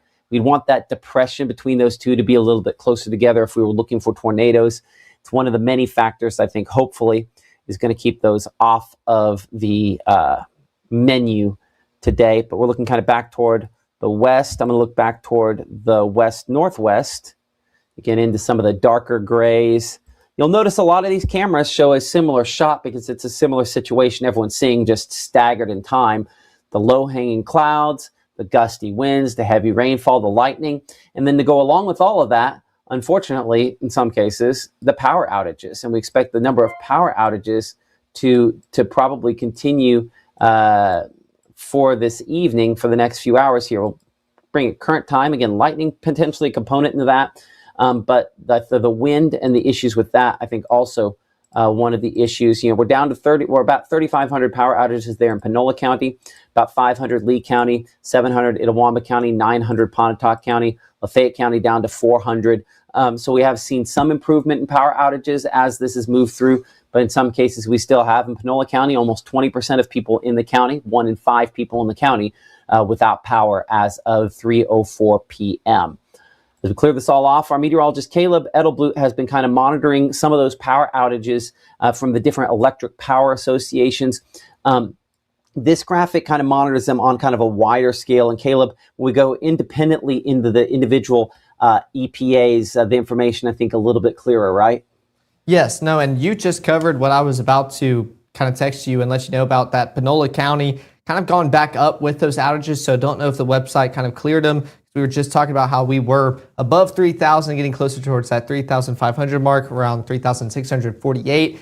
And a second ago, it showed us below 3,000. So I think that may have been just a little bit of a glitch. So still around there. But overall, when we go throughout all of these, we'll click through all the tabs again, kind of showing where these are more prominent within the region. So especially looking towards Batesville, this is 548, pretty much most of the city kind of seeing some of those power outages within y'all's area. And then if you go further southwest of y'all's city, kind of towards Chapeltown and Toccoa, we're going to see a lot of outages as you get closer and outside of your county as well. So a lot of people experiencing outages out there in Panola County, but the good news is y'all keep reporting them, letting them know where to go, where to fix it. They're going to go out there and get that as quick as they can. Can't go on that tab anymore because we were tracking some of those outages, which, oh, okay, it's trying to fool me a little bit, showing some red and then showing the green again. So it should be a lot better out there in the cold water region. Let's go back to Pontotoc because this was another big one we were talking about earlier where we actually did start to see some of that pink purple start to pop up. That shows around 300 customers or more were affected by some power outages. So Pontotoc and y'all's EPA already on top of it, getting those outages taken care of and getting you guys back online as we get closer into our later afternoon hours and preparing for our evening ahead. So still seeing some people out there in these blobs, I like to call them, don't really know a better way to describe it, these areas. Orange showing that 100 to 199 people are affected. So this is just west of Mississippi 9 and then pretty much along Mississippi 32, just kind of that roadway showing where those outages are more prominent, just northwest of Bruce. And if we kind of zoom out a little bit more and go back towards the southern portions of Pontotoc into Algoma, we can see kind of another area, 50 to 99 people within this area kind of out of power as well. This teal kind of blue showing 10 to 49. But let's go to Tom Bigby, EPA. We're Tupelo and Lee County, kind of also talk about those power outages as well. Still seeing them a little bit more prominent, but the good news is we're kind of seeing less and less as that line continues to move on out of our area, Matt. Well, hopefully that trend continues. Our meteorologist, Caleb Edelblut, looking at that again back in our Tupelo studios. Thank you so much again for all your hard work today so far. Current time is 3:07. You're watching Mississippi Live Weather at our app on Facebook, on YouTube, all the places. Let's talk about here for a second. As we're looking at the kind of the general overall picture here, you can see cold front initiation point for these storms, but notice how the blues stay back here and the oranges continue squashing the south and east. What we've had is kind of this very weak front sort of moving in. That front, more of rain-cooled air power than even cold air power. That's why everything back here is not particularly lasting. The overall upper level system is not pushing in super cold air with this, so the coldest air stays north and west, so our front has less forcing, and all of that to say, if this has less of a push, our storms have less energy intensity to them, and it's going to be easier to get them back the next couple of days. So we'll have some chances to continue into tonight, but really Monday and Wednesday of this next week, a more significant chance for some strong to severe thunderstorms, potentially even isolated tornadoes. I'd say a much better likelihood as we go into especially the middle portion of this next week. But this is that, at this point here, as you can see, slightly cooler air that is moving in. In fact, if I kind of bring it to the current time here to give you an example, ahead of this, we have temperatures in the 80s. Behind it, we're in the 60s. But you have low 60s, similar temperatures all the way through Arkansas. You have to go all the way to Missouri until you're in the 40s, and then beyond that before you have even cooler temperatures than that. But when you look at the measure of moisture based on the same scale as the temperature, what we call the dew point, you'll notice that it's not as obvious. We have the most unstable air farther south and east, and then it's a little bit less stable all the way back there to Arkansas. The point in all this is there's going to be enough fuel left over behind this to get those additional chances for storms into this upcoming work week. But as we bring things in closer here on Mama Justice Doppler radar once again and bring it back into the whole viewing area, let's get you some kind of updates here and some all clears for a moment. First off, Lee County, Prentiss County, Tishomingo County, Pontotoc County, Union County, Calhoun County, Grenada County, Carroll County, Holmes County, back to the west, you're all clear. So if you're watching in any of those locations I just listed here and concerned about severe weather, tornadoes, anything along those lines, we are good to go. There are no issues for you. The significant and active and severe weather is in your past. Now, listen, we're still going to watch things back there for locations around Chula, maybe. I know I just listed Holmes County a minute ago, but Belzona. You're kind of on the sort of southern fringe here. I'm going to look at a different radar site for just a second, just to make sure. Nah, I still have something there. Let's keep Holmes County in that, and Atala County, just to kind of see how this all plays out back here. Just kind of a big convective, stormy sort of mess. It doesn't look like just a lot of lightning producers. Not impossible that maybe something weird happens from time to time where you have a little bit of rotation. Let's go ahead and look at the wind mode here. So I can see the Jackson radar trying to kick out a little bit of rotation on one of those spots close to Silver City. You can see for just a blip there how we call a shear marker on there. All right, you see that where it comes in with that little circle? I think that's more of a radar anomaly than something to be super concerned about, but it did kick it out there for a couple scans that like, hey, there might be something here to pay attention to. And the point of this graphic is to get me looking at a spot if I'm not already paying attention to it. Now, I'm not super concerned about that. I think it's probably back behind the outflow. I think the outflow is probably just a little ahead of that. By the way, I should clarify here for a second that the National Weather Service has gone ahead and canceled the severe thunderstorm warning they had in place up here for Franklin County. That thunderstorm has proven to be weaker than they anticipated, and they've gone ahead and let that go. Still not impossible to get some hail out of these storms, as we've talked about, but that one below severe limits. And so that's the reason they've gone ahead with that. Caleb, I'll have you do a little bit of tracking. You might have to go to Chroma Key to do this, so you can use the mouse and everything for that. But to kind of help some folks kind of track out some of these thunderstorms as they stand here at about 3:12 p.m. Let's get this set up over here in Chroma. There we go. Let's take a look at some of these thunderstorms as they start to affect the most southeastern portions of our viewing area. We've been focusing on that line kind of making its way into North Mississippi, affecting those northwest. Well, now we're starting to get into the Golden Triangle region, especially for those out there in West Point, Starkville, and Columbus. You are going to start to see these cells and storms make their way towards you. And you can also notice that green line right here kind of make its way into Oktibbeha County. That's kind of your gust front that will provide somewhat of a lift to these storms as they try to make their way into your area. So let's put it on a loop for the past hour as we continue seeing it make its way into the area. And we're going to track that out. Let me see if I can find, I want the polygon. There we go. All right. Let's go to where it stops because I want to make sure I can get this right for you guys. Draw it out just a little bit ahead just in case it picks up a little bit of steam. They're still going maybe mid-30s, 34 miles per hour. So we can talk about where it's heading as we head into the next 30 minutes here.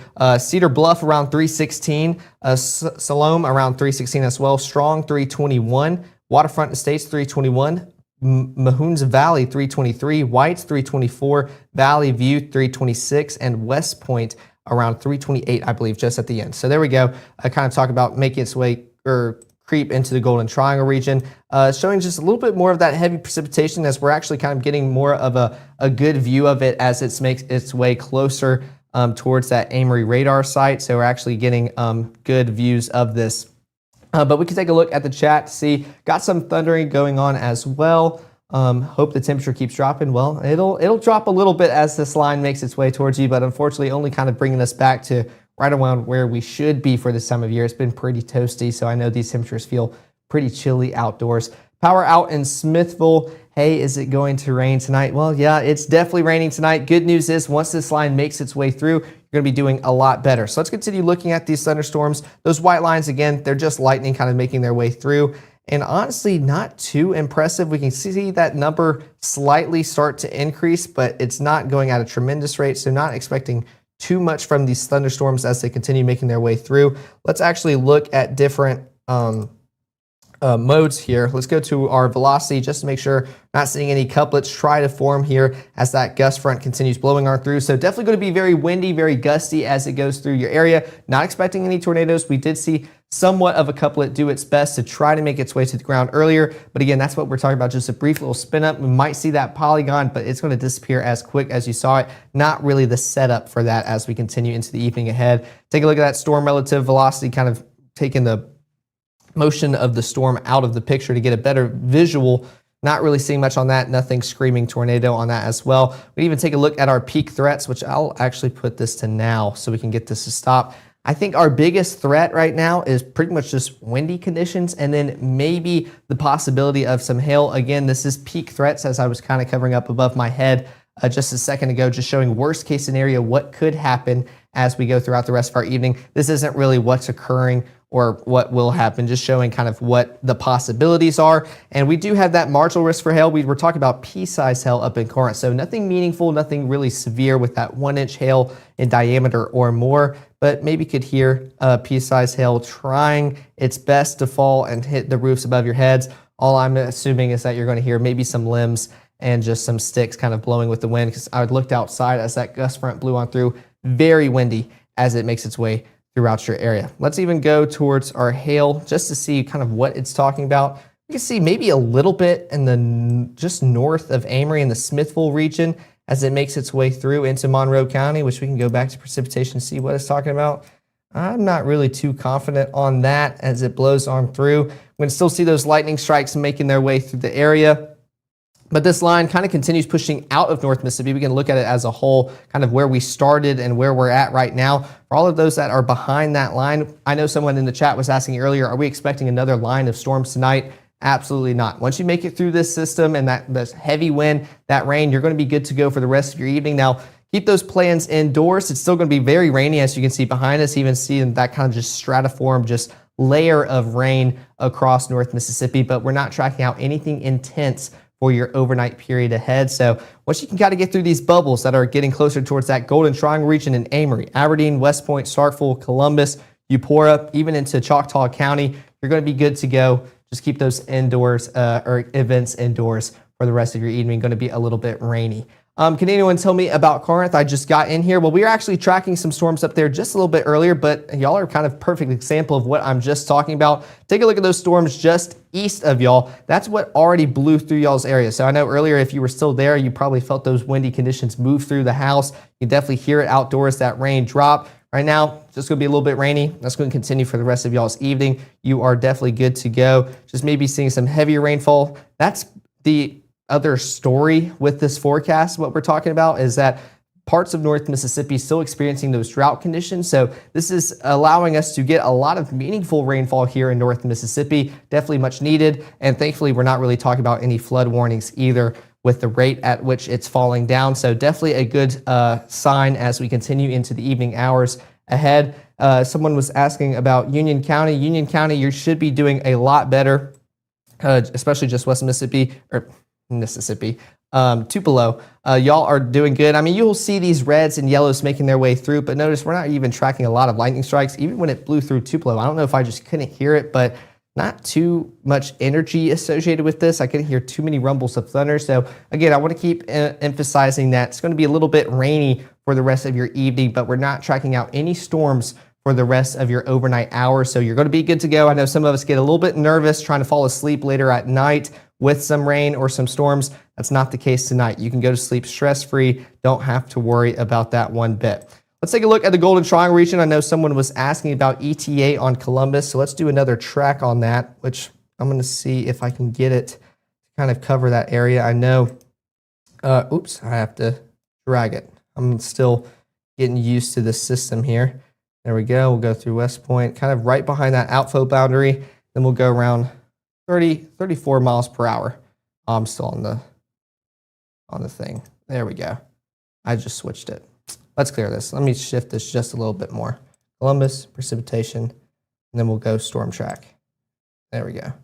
We'll go right behind the outflow boundary because that's kind of providing the lift, and where we could see some of these storms pop up just a little bit. We saw that earlier. I think it was New Albany that we were tracking out and just seeing those kind of heavy cells pop up due to that outflow boundary. So taking a look at this, Bedford around 321, Chester 322, Moscow 322, Cedar Bluff 324, Double Springs 324 as well, Caledonia 325, getting closer towards that Columbus community, Ware at 327, Fentress at 330, Self Creek 330, and then Pull Tight 330 as well. So making its way, and again, I want to emphasize, well, actually take a look at this. This is kind of what we're just talking about. Let's put it on the past 15 minutes. It's already kind of popped up. Let's go maybe past 30. Let's see if that'll work. There we go. Kind of this outflow boundary making its way through. We can see these cells popping up just a little bit, showing those heavy rainfall. So could start to see that a little bit ahead of when that line makes its way towards you guys. But again, that's pretty much all we're tracking out. Just some heavy rainfall, some heavy wind gusts. This isn't really a hail threat, a tornado threat affecting us here in North Mississippi. This is just not high end whatsoever. We just wanted to make sure to cover this for you guys in case we could see one of those brief spin ups that we saw down just south of the Greenville area. Of course, definitely a good thing that it wasn't anything serious, just showing that it's a possibility for a day like today, but not expecting anything intense. So for those out there in the Golden Triangle region, you're going to start to see that wind gust continue making its way into the area. Even for those out there in Choctaw County, in the northern part, y'all are already starting to see that heavy wind and rain make its way across that county line, especially for those out there in Eupora. Could hear a few rumbles of thunder. Again, it just blew through Tupelo not too long ago, and me and Matt were talking about how we couldn't really hear many lightning strikes or rumbles of thunder across the area as it blew on through. So just going to be a little bit rainy and windy as it makes its way through. Could still see some of those limbs and sticks that got a little bit suspended up in the trees during the ice storm make an impact, try to fall on the house, but that's about it. Again, we want to keep emphasizing we're not tracking out anything intense tonight. As once this line makes its way through within the next hour, hour and a half for the rest of our viewing area, you're going to be fine for the rest of the evening. No worry about going to sleep, stressing about what could happen. Just going to be some rain showers, a great lazy indoor night. Let's take a look at the comments because I enjoy reading y'all's and letting y'all know or you letting me know what's going on. Power just now came back in Moorville, Lee, and Itawamba County line. Definitely some good news. I was checking that a second ago and saw the numbers going down. The wind is swinging as hard as, all right. Yep, no, it is windy outdoors, so make sure to continue to stay indoors. Is Nettleton clear? Y'all should be good to go. Let's zoom this out so we can kind of continue talking about those all clears. We can take a look at that, which I can draw on this, which I always love doing during my broadcasts. Oh, did we just get a warning? You back? Hold on. No, real quick. I want to address that one you said a second ago. You started quoting somebody's, thing there. I want to be clear. I know that the comment section has gotten wild in the past, but I'm going to play it kind of fast and loose when it comes to blocking people. So that one is a little borderline. I understand that people being silly. I understand that people do this in a lot of different ways, but we're not going to do things that are intentionally triggering for other people, and we're not going to say things that we shouldn't say.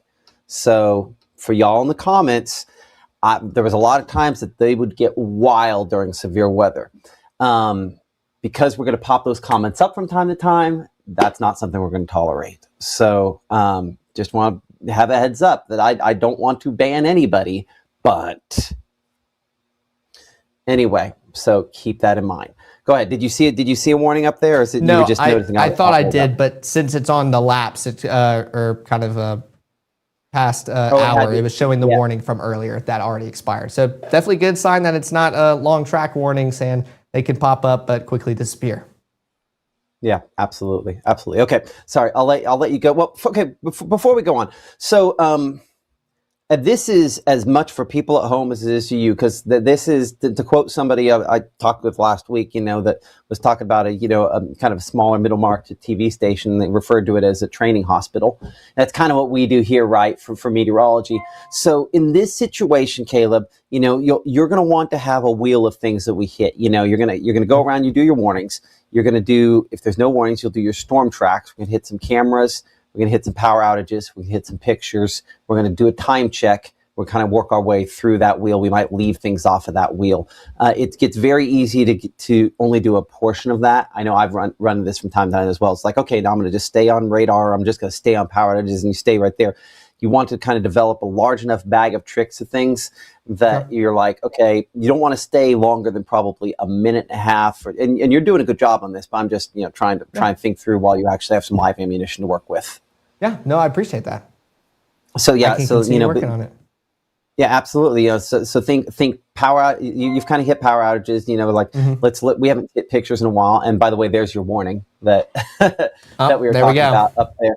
They issued one. So I will let you go ahead and take that there as we kind of continue to track things as of 3:25. All right, let's take a look at that.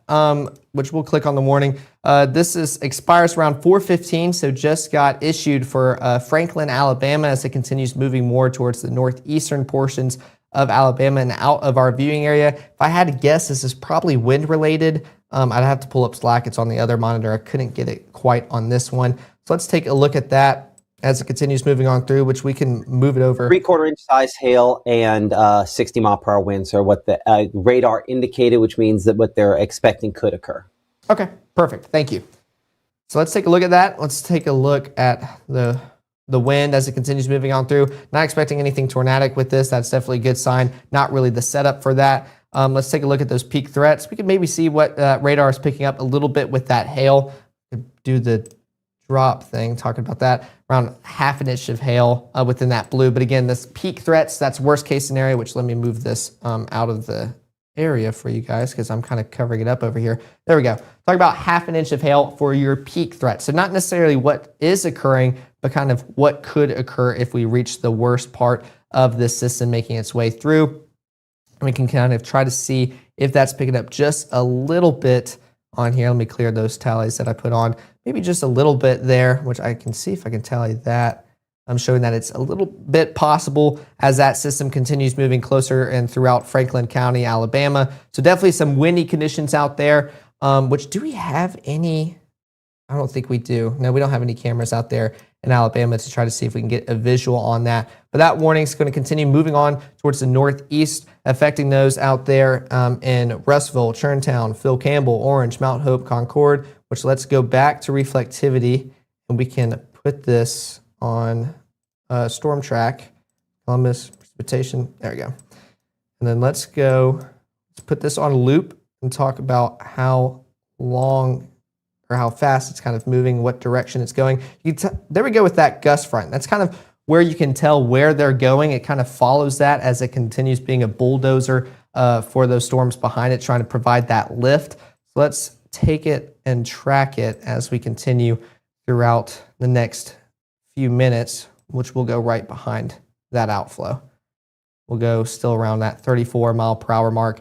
So around Mount Moriah, around 329, Fairview 331, Union 332, Mount Hope 332 as well, Masterson Mill 334, Orange 336, Hickory Grove around 338, Harmony 339, and Pittsburgh around 342. So that system continues to make its way closer towards you. Again, not expecting anything tornadic with this. This is just kind of more issue due to the heavy wind gusts making its way closer towards you guys and the possibility of some hail. We did have that report up there in Alcorn County with Corinth. Again, pea-sized hail, so nothing as meaningful as what we experienced around 2 weeks ago here in North Mississippi with that hail event. It's not what we're experiencing today. Just this cold front moving on through, providing some heavy wind gusts, windy conditions across our viewing area. That continues to be the story as it's getting further and further out of North Mississippi and now into the northern portions of Alabama. So we can click that again. Expires around 4:15, which we can put that back to now just so it'll stop into Lawrence County as well. There we go. I missed the button. There we go. Severe thunderstorm warning expires around 4:15, so still got a ways to go, and that's if they don't cancel it beforehand, because that's kind of been the theme with this setup. We'll see those warnings start to get issued. Don't last too long, and if they do, they'll kind of reissue one, because that was the case earlier for those up in Franklin County as well. So let's go see if we can kind of get cameras close to that region. We can go into Itawamba County. Just kind of see how they're doing as that line continues to pass on through. Our reporting station definitely probably going to start taking the day off after what's been pretty busy across North Mississippi, but kind of leaving behind those wet roads behind in its wake. So a little bit slick, but definitely not talking about anything icy like the ice storm. So y'all are going to be good to go for the rest of y'all's evening. For any of those asking about once you make it through the past line of storms, you're going to be fine for the rest of the evening ahead. So any events you have going on, you're going to be good. Definitely want to keep them indoors with how rainy it is, a little bit behind it, but that's about it. Let's go down further south just a little bit, see if this camera will pull up its reporting station. This is out there in Smithville, and this is right after the line kind of moved on through. So 61 degrees, feels like 61. I bet that dew point a little bit lower than the 60s, showing that drier air kind of starting to move on through, not quite as muggy, going to feel a little bit cooler to those out there. I know some of y'all were talking about it being a little bit chillier. So 14 mile per hour winds coming out of the north. That's what's helping y'all feel a lot better out there. So coming back to that severe thunderstorm warning as it continues making its way through the northwestern portions of Alabama. Still seeing those lightning strikes, which I'd be curious to see if we can put this on past hour, see if those kind of continue upticking. Yeah, not really seeing a decrease on that. So that gust front continuing to help provide the necessary lift for those storms out there in the northwestern portion of Alabama, continuing to move on out of our area, which we can put another storm track on this. I'll shift it just a little bit. That way you guys can see what I'm talking about and where it's going. So I wanted to look on both screens. That way y'all can get the best visual as well. So let's go back to now. Let's do a storm track on it again, right kind of in between that gust front and where the storms are, as that's going to be the track. It continues going around 34 miles per hour. So Muck City around 332. Actually, let's talk about where it's kind of right now. Muck City, Union within the next minute or two. Hickory Grove 334, Carroll Crossroads 335, Lumble 336, Harmony at 337, Orange 338, Goodard at 339, Pittsburgh 339 as well, Wren as 343, Donaldson Mill 345, and Yampertown around 346. So just talking about some of the communities starting to get affected by that system as it has been warned, just kind of showing those hefty wind gusts as it makes its way closer to you guys. We can go back to some of our products kind of showcasing and looking into the storm. Already on precipitation, let's take a look at that wind. I always like that storm relative velocity. Not really seeing any couplets, anything jumping out, screaming tornado. Again, that's not what we're expecting with this as it continues making its way through your area and then eventually past and out of the area as well. Take a look at those threats. Hail continues to be the big one that it continues to pop up. Notice when we talk about tornadoes or anything, we're going to be talking about that shear and rotation, and that's going to be that pink color scheme that you can see above my head. We're not seeing any of that here. So just showing that heavy rain continues to be the focus point of this threat as it continues moving on through, even going into hail as well. So could see that as it continues moving on through. We can actually put our little dropper on it again, probably talk about 1/2 inch of hail as the peak threat, but for rain, 2 inches an hour. Again, we've seen a little bit of that heavy rainfall earlier when we looked at the past 3 hours. It's not going to be as quick as 2 inches over an hour. That's if it kind of was more stationary. It's moving a little bit too fast for that as it continues moving through your county. So going to continue to see that kind of move on through our area. Even closer down here, we're seeing a little bit more of that hail signature or kind of peak threat start to pop up with 1.5 inches. We can go back to precipitation and see what it's talking about, which I could see where it's kind of pulling up just a little bit, especially getting close towards that radar site, getting a good visual of inside the storm, starting to see some of that pink and purple try to shine in just a little bit for those outside of Detroit and just south of the Bird region. So for any pictures y'all have, and maybe if y'all did get some hailstones, make sure to send them in so we can report them for you guys. And that way it lets us know kind of what's occurring out there as well. So let's continue to focus just a little bit more south, Matt. Do we want to talk about the Golden Triangle region and what else the line's kind of moving through? I think so. And this was one of those teaching moments. So it's Detroit, it's not Detroit. It's Detroit, Michigan. It's Detroit, Alabama. And it'd be Reform, not Reform. I've had to learn these the hard way. Okay. Reform, Alabama. So it's Reform? Detroit and Reform. Reform. I swear, I felt like I've always said Reform because I always drive through it all the time. You might have. Okay, so I'm just Reform. while I'm thinking, but either case, it's the heavy emphasis on the first syllable. All right. No, that works. Anyway, yeah, go ahead. All right. Well, then let's go back to the Golden Triangle region and go back into North Mississippi as we're going to see that line continue to make its way closer and closer towards that Starkville, West Point, Columbus region. We can already see pretty heavy precipitation start to affect those out there in 8 to 10 Mabin, just the northwestern portions of Oktibbeha County. So starting to see that move in just a little bit, which we can put another storm track on that. I'm going to make sure it's positioned for you guys, which let me click off this. So we're down here, and that way you guys can kind of see where it's heading over the next few minutes. So let's continue tracking that out around 34 miles per hour. That's kind of what I keep doing. Starkville, that region, we're going to get closer towards Cedar Point, 337, Rolling Hills, 337 as well, Northgate, 338, Wooddale, 338, Landers, 339, Patrick, 339, which actually, Matt, this was a question I wanted to ask you because you showed me this like back in the summer, how to switch it from like the communities to bigger cities. And that way it's not too globbed up. I wish it were as simple as, so this is a great job of tracking all this stuff. So you have to go up here, you have to right click on your track. Then you have to come down here to minimum rank and change that to say, I don't know, 2 or 3, right? Okay. And so that's how you do that. There's another option you can do if you want to keep on a few more cities like that, or we go to 1, everything's 1 and 0 is about the same. So you can also do in the first city. So if you kind of scroll down in here, if you look at, I need Flint Hill, you kind of look there's Flint Hill, right? You can make Flint Hill first city, select, and then it just throws in everything else after that. So then that makes that the first city in the list. But most of the time, your best bet is probably going to be to have this as 2 or 3. So that way it'll... Okay. And does it keep it that way? Or is it the next time you draw it out, it'll reset? Next time you draw it out. So that's one of the back and forth. Change it for the course of the event. Be careful doing this. A lot of ways we can break it. But you can change your minimum rank in here to, like, let's say 2, for example. The problem is that, it's fine when you're doing the wide stuff, but then you get in here close and you go and do, hey, I want to track this just for that, and it's like nothing shows up. Okay. So, it has to do with a lot with the size of cities we have in our region is smaller than the size of cities a lot of other people have. I wish there was a way that we could, associate the ranks slightly differently on the lower end, but oh well, what can you do, right? Makes sense. Gotta love technology. Gotta love technology. So anyway, I will go ahead and I'll put that back on one of the higher ranks. Well, actually, yeah, I'll put it back on one of the higher ranks on this here just in case. I'll put it to 1, we'll say.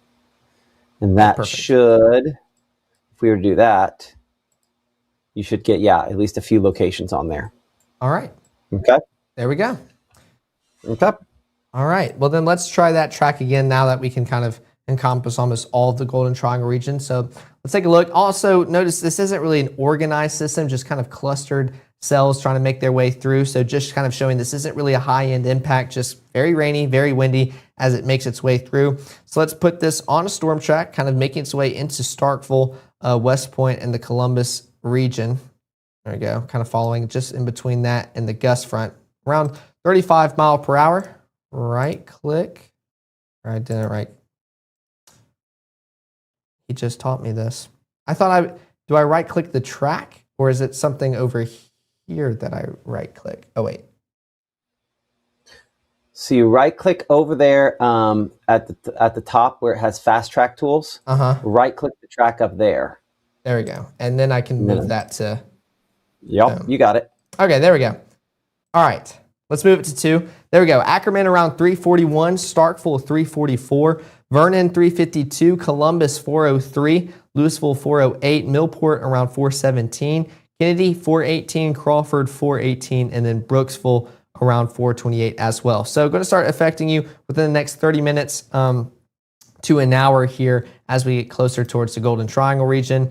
So tracking out that storm as it makes its way closer to you guys, which we can go to our cameras out there because I know we have some in there, which we were talking about that heavier precip out there in Maben. So let's take a look at that camera as it makes its way into the western portion of Starkville. There's a great look at kind of the different levels of clouds. You can see those lower level clouds kind of blowing in the wind, moving on through those darker clouds off in the distance. So 75 degrees feels like 77. You're going to see that northerly wind start to kick in just a little bit, coming in around 21 miles per hour, and that's going to help you feel a little bit better as you wrap up your afternoon and get ready for the evening ahead. So those temperatures, they're going to start to drop just a little bit. We're not expecting a plummet or anything by those means, but definitely going to start feeling a little bit better outdoors as compared to the low 80s that we were talking about earlier today, which I think this one might take us to Highway 12 just to see. There we go. With people driving around. So kind of seeing the sun still shining just a little bit down there towards the south of Starkville, seeing those darker clouds move in just a little bit.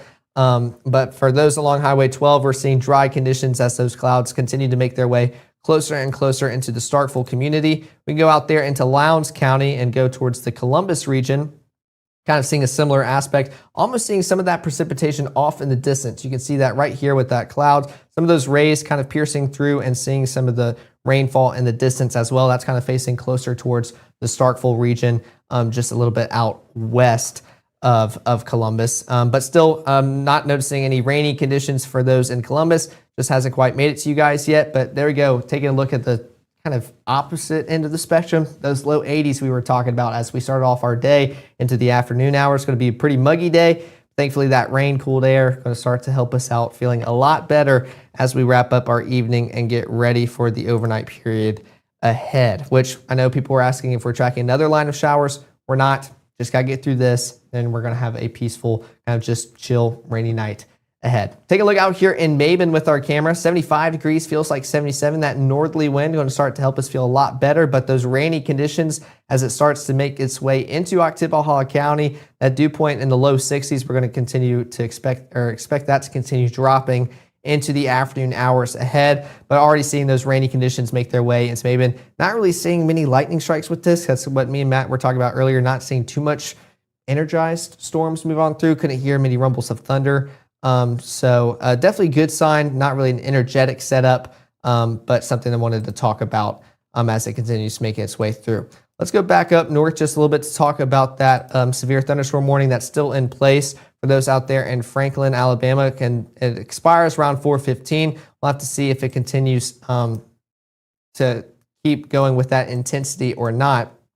So let's put this on a loop for the past hour as we kind of watch that storm, follow that gust front, see if it's losing a little bit of its intensity, which I would say it definitely has. It's not as prominent as what originally warned it. So definitely a good downward trend that we want to see as that storm continues moving on out of our area and into Alabama. So hoping to see that probably warning won't get extended too much longer, might even end up canceling that as well. We can put a storm track on that as well. Let's put this on, there we go, kind of following the storm and between that, or following the gust front and between that and the storm on that 34 miles per hour. We can talk through these first and then I'll switch it over. So Yampertown around 344, Pebble 344, Guin 346, hopefully I said that one right, Piney Grove 347, Littleville 347 as well, South Haleyville 348, Oakville 349, Thornhill 350. We can go back up here, change, oops, wrong one. Change this. We'll go around 3. There we go, just covering some of the cities. Haleyville 347, Lynn 407, Double Springs around 411, Addison 417, and Coleman around 440. So that line is going to continue making its way through our area and even into Alabama. Thankfully, not expecting it to be as intense as it was earlier, if that's the right word we can use to describe something like this. Again, just kind of a heavy rainfall, heavy wind event as it continues moving through North Mississippi and eventually crossing the state line into Alabama. Now, I will notice that everything pretty much just south of the radar site is just really disorganized and clustery. So definitely a good sign when we're talking about stuff like this, just kind of heavy rain making their way through, could feel that gust front and that wind blowing on through your area. It's everything northwest. I mean, a little bit more organized, if that's what you want to call it. We can still see that gust front here, just that thin green line make its way through. That's where you start to feel that wind blow across, and you'll know that that storm is getting a little bit closer. We even talk about those lightning strikes as well, coming in around 456. So could see a few flashes up in the sky. I've been pretty impressed to not hear any thunder as well. For those out there in Hamilton, you're going to be pretty much almost in the all clear as that line continues moving on through. So for any outdoor or just evening plans you have, you'll be good to go. Just might be a little bit soggier of a forecast outdoors. Might want to keep them inside. Going to be a perfect kind of lazy, chill Saturday night in the forecast. At least that's how I always enjoyed my rainy days after these blew on through. But still seeing those storms continue moving on through the northwestern portion of Alabama. We can even do another storm track a little bit more south from that warning. That way we can kind of talk about everybody within our area. Kind of following that storm. Oops. Ooh, definitely not that. Let's cancel that. That's a new one. That was a thing. That's a new one. Yeah. Hey, let me handle something here real quick. I wanted to share a video from the North Mississippi Storm Chasers coming in the last couple of moments here. They sent this in, Stan, kind of a time lapse a couple of minutes ago. We'll go ahead and see, pop this on here, of some of kind of what it looks like there along the 8225 interchange. It looks like that is really choppy on what's actually going out versus the reality, what I'm looking at on my screen here, which is always fun. Anyway, you can see some of the low-hanging clouds that they had there. Nothing overly concerning. Much prettier in person for what I'm looking at versus what we have there. I'll see if I can get another shot here from Timothy. Also with the Storm Chasers there along 82 in the Starkville area. He's a student down at Mississippi State as well. Just again, low-hanging clouds, Caleb, about all that we have there. So nothing that's super duper impactful or strong, thankfully, but just some shots coming from the Golden Triangle. Yeah. No, I think that continues to be the story. I just went out here to grab some water and even look out the window. And for us here in Tupelo, it's just still super rainy outdoors. But that line, it's already made its way through. So that's kind of what I keep talking about. You're going to make it through that heavy wind gusts, heavy rain as it just kind of drops on you out of nowhere. But leaving behind in its wake, it's just that constant rainfall here, definitely in Lee County. So I know people were talking about all clears here for North Mississippi. Most of us are starting to pretty much reach the all clear. I'd say the Golden Triangle region, and for those pretty much along that radar site in Amory and south. Starting to see that more active weather continue to move through North Mississippi. But for those north of Amory and especially northwest towards pretty much just everyone along the Mississippi River and towards the east of that, we're just going to see kind of constant rain throughout the rest of your evening. So not really tracking out anything intense or just heavy for the rest of your night. It's just going to be a little bit rainy. So I know we all are ready to enjoy spring break. So if you have any plans tonight, especially if you're further northwest in Mississippi, y'all are going to be good to go. Just going to be a little bit rainy start to the break. It's just more down here in the Golden Triangle region as that line continues to move on through. Definitely disorganized. Nothing really impressive here with this setup as it continues making its way through. We can take a look at some of our different products here. Take a look at that wind as it moves through the Golden Triangle region. Those outbound winds kind of heading away from the radar, green heading towards.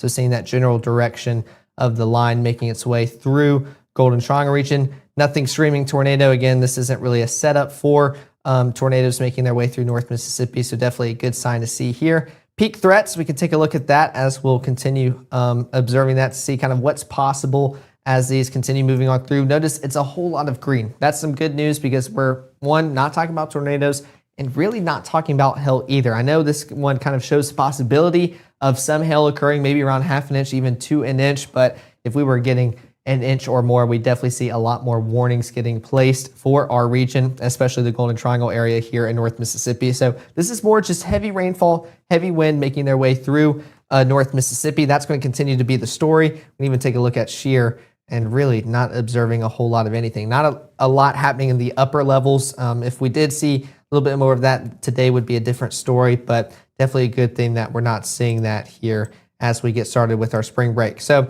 actually, let's take a look as Starkville is now experiencing a lot of that rainfall making their way through. I bet Highway 12 not going to be looking as dry as it was just a few seconds ago. There we go. Take a look at that heavy downpour as it makes its way through North Mississippi. This camera down here, which I think I can shift just a little bit. Yeah, there we go. We were just taking a look at this camera a few minutes ago, and we can kind of see almost a clearer, kind of sunnier sky towards the south as that line continued to not really affect anybody south of it. And now you can see just those hazy, gray, cloudy conditions. You can see that rain hitting the road. So even some puddles trying to form is just how fast it can fall out and just start falling for those out there on Highway 12, kind of almost seeing some sheets of rain as well. So definitely some windy conditions out there in Starkville region as people continue to kind of make their way to any afternoon plans they have, kind of starting to see that rain pile up just a little bit on Highway 12, just kind of showcasing that how heavy it can be, how fast it can come down. But once you make it through that initial line, you're going to be good to go for the rest of your evening ahead. We can even go back just a little bit further northwest into the county as that line has already kind of moved on through. Still 75 degrees, feels like 77. We're going to continue to expect that temperature to fall just slightly into the evening hours ahead, but that wind direction coming in around 21 miles per hour out of the north, good sign that we're going to start to see that wind help us feel a little bit cooler and feeling a little bit better as we get ready for the evening ahead. So let's take a look at Columbus as we're going to kind of do the same thing that we did for Starkville, how we see these dry conditions. Take a look at that actually. It's almost kind of sunny. Those clouds breaking just a little bit before this line makes its way there. So kind of seeing those dry conditions for everybody on their way home from any plans or trying to get to any before the rain hits. So 82 degrees, we can compare that to Starkville. We're already dropping down into the low to mid 70s. But we're going to start to see kind of more rainy conditions make their way to Columbus. Great visualization of that is this right here on this camera here, kind of on US 82 facing up kind of more that southwest or east or southwestern. I had it right the first time.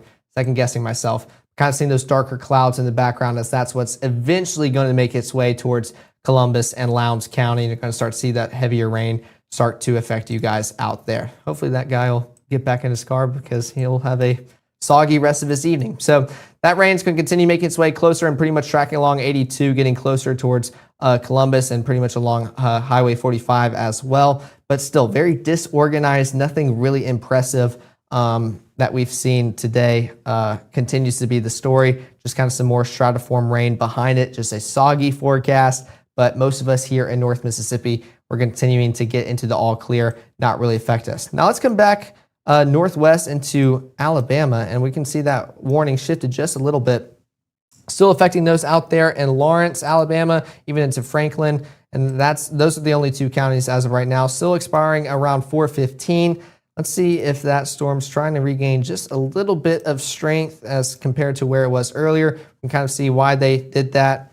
And we can see probably what's keeping it going just a little bit. That little section right there starting to regain just a little bit of its strength. And notice actually it's the gust front. That's what's allowing it to happen. It just kind of pops out of nowhere. Take a special look at that. That gust front moves on through, kind of pops up those showers, gets absorbed into that little storm making its way through. So that's what's keeping that warning going just a little bit longer as that gust front continues to do a lot of work for that storm as it makes its way through. So let's do another storm track on that. Let's make sure this is best visualized for you guys so y'all can kind of see what we're talking about. Let's go back to now, and then let's do this.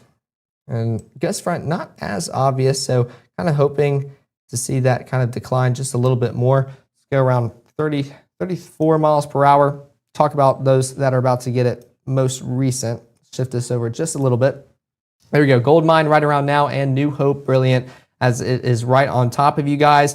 But as we take a look for the next few minutes, for those that will get impacted pretty soon, Grayson 356, Rock City 4 o'clock, Pleasant Hill 4, German Crossing 405, Rock Creek 406, Texas 407, same thing for Monfield, Andrews Chapel, Campground, Piney Grove, and then New Georgia at 410. So we can even shift this over just a little bit to talk about some other cities that will be affected. Lynn around 407, Double Springs 410, Addison 414, Carbon Hill 422, Coleman 439, Good Hope 442, Jasper 446, and Dodge City around 451. So that system and line continues to make its way further into Alabama, and we can kind of see that gust front putting in a lot of work for that system to kind of trying to keep that severe intensity. Again, not tracking anything tornadic with this, probably not even hail. It's probably just those windy conditions, which let's go back. Let's take a look at our threats as it continues moving on through. Again, peak threats, that cell that kind of just popped up with that cold front. We can see why it's probably thinking that. I bet it's around an inch of hail. So there we go. That's what is possible with this system as it continues moving on through, and an inch of hail would prompt a severe thunderstorm warning, so definitely possible. I know Matt was talking about those windy conditions around 60 miles per hour, I think is what he was talking about earlier. So could definitely see that continue to blow on through North Mississippi, affecting those out there in Franklin.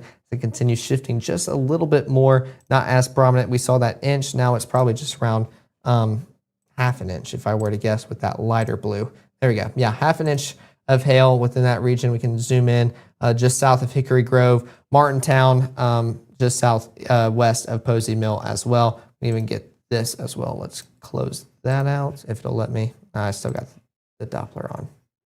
There we go. And try this again between Hepzibah and Hickory Grove, still around half an inch of hail. Again, of course, this is peak threats. This isn't what's actually occurring. It's just the possibilities as that storm continues to try to build up its strength or maintain it as well. So if you get any pictures of hail, please let us know. Don't go out there trying to find it, but if you see some on the windowsill or just outside, you can snap a picture, let us know, send it in. That way we can kind of know what's going on and give those reports to the National Weather Service so they kind of understand what's going on as well.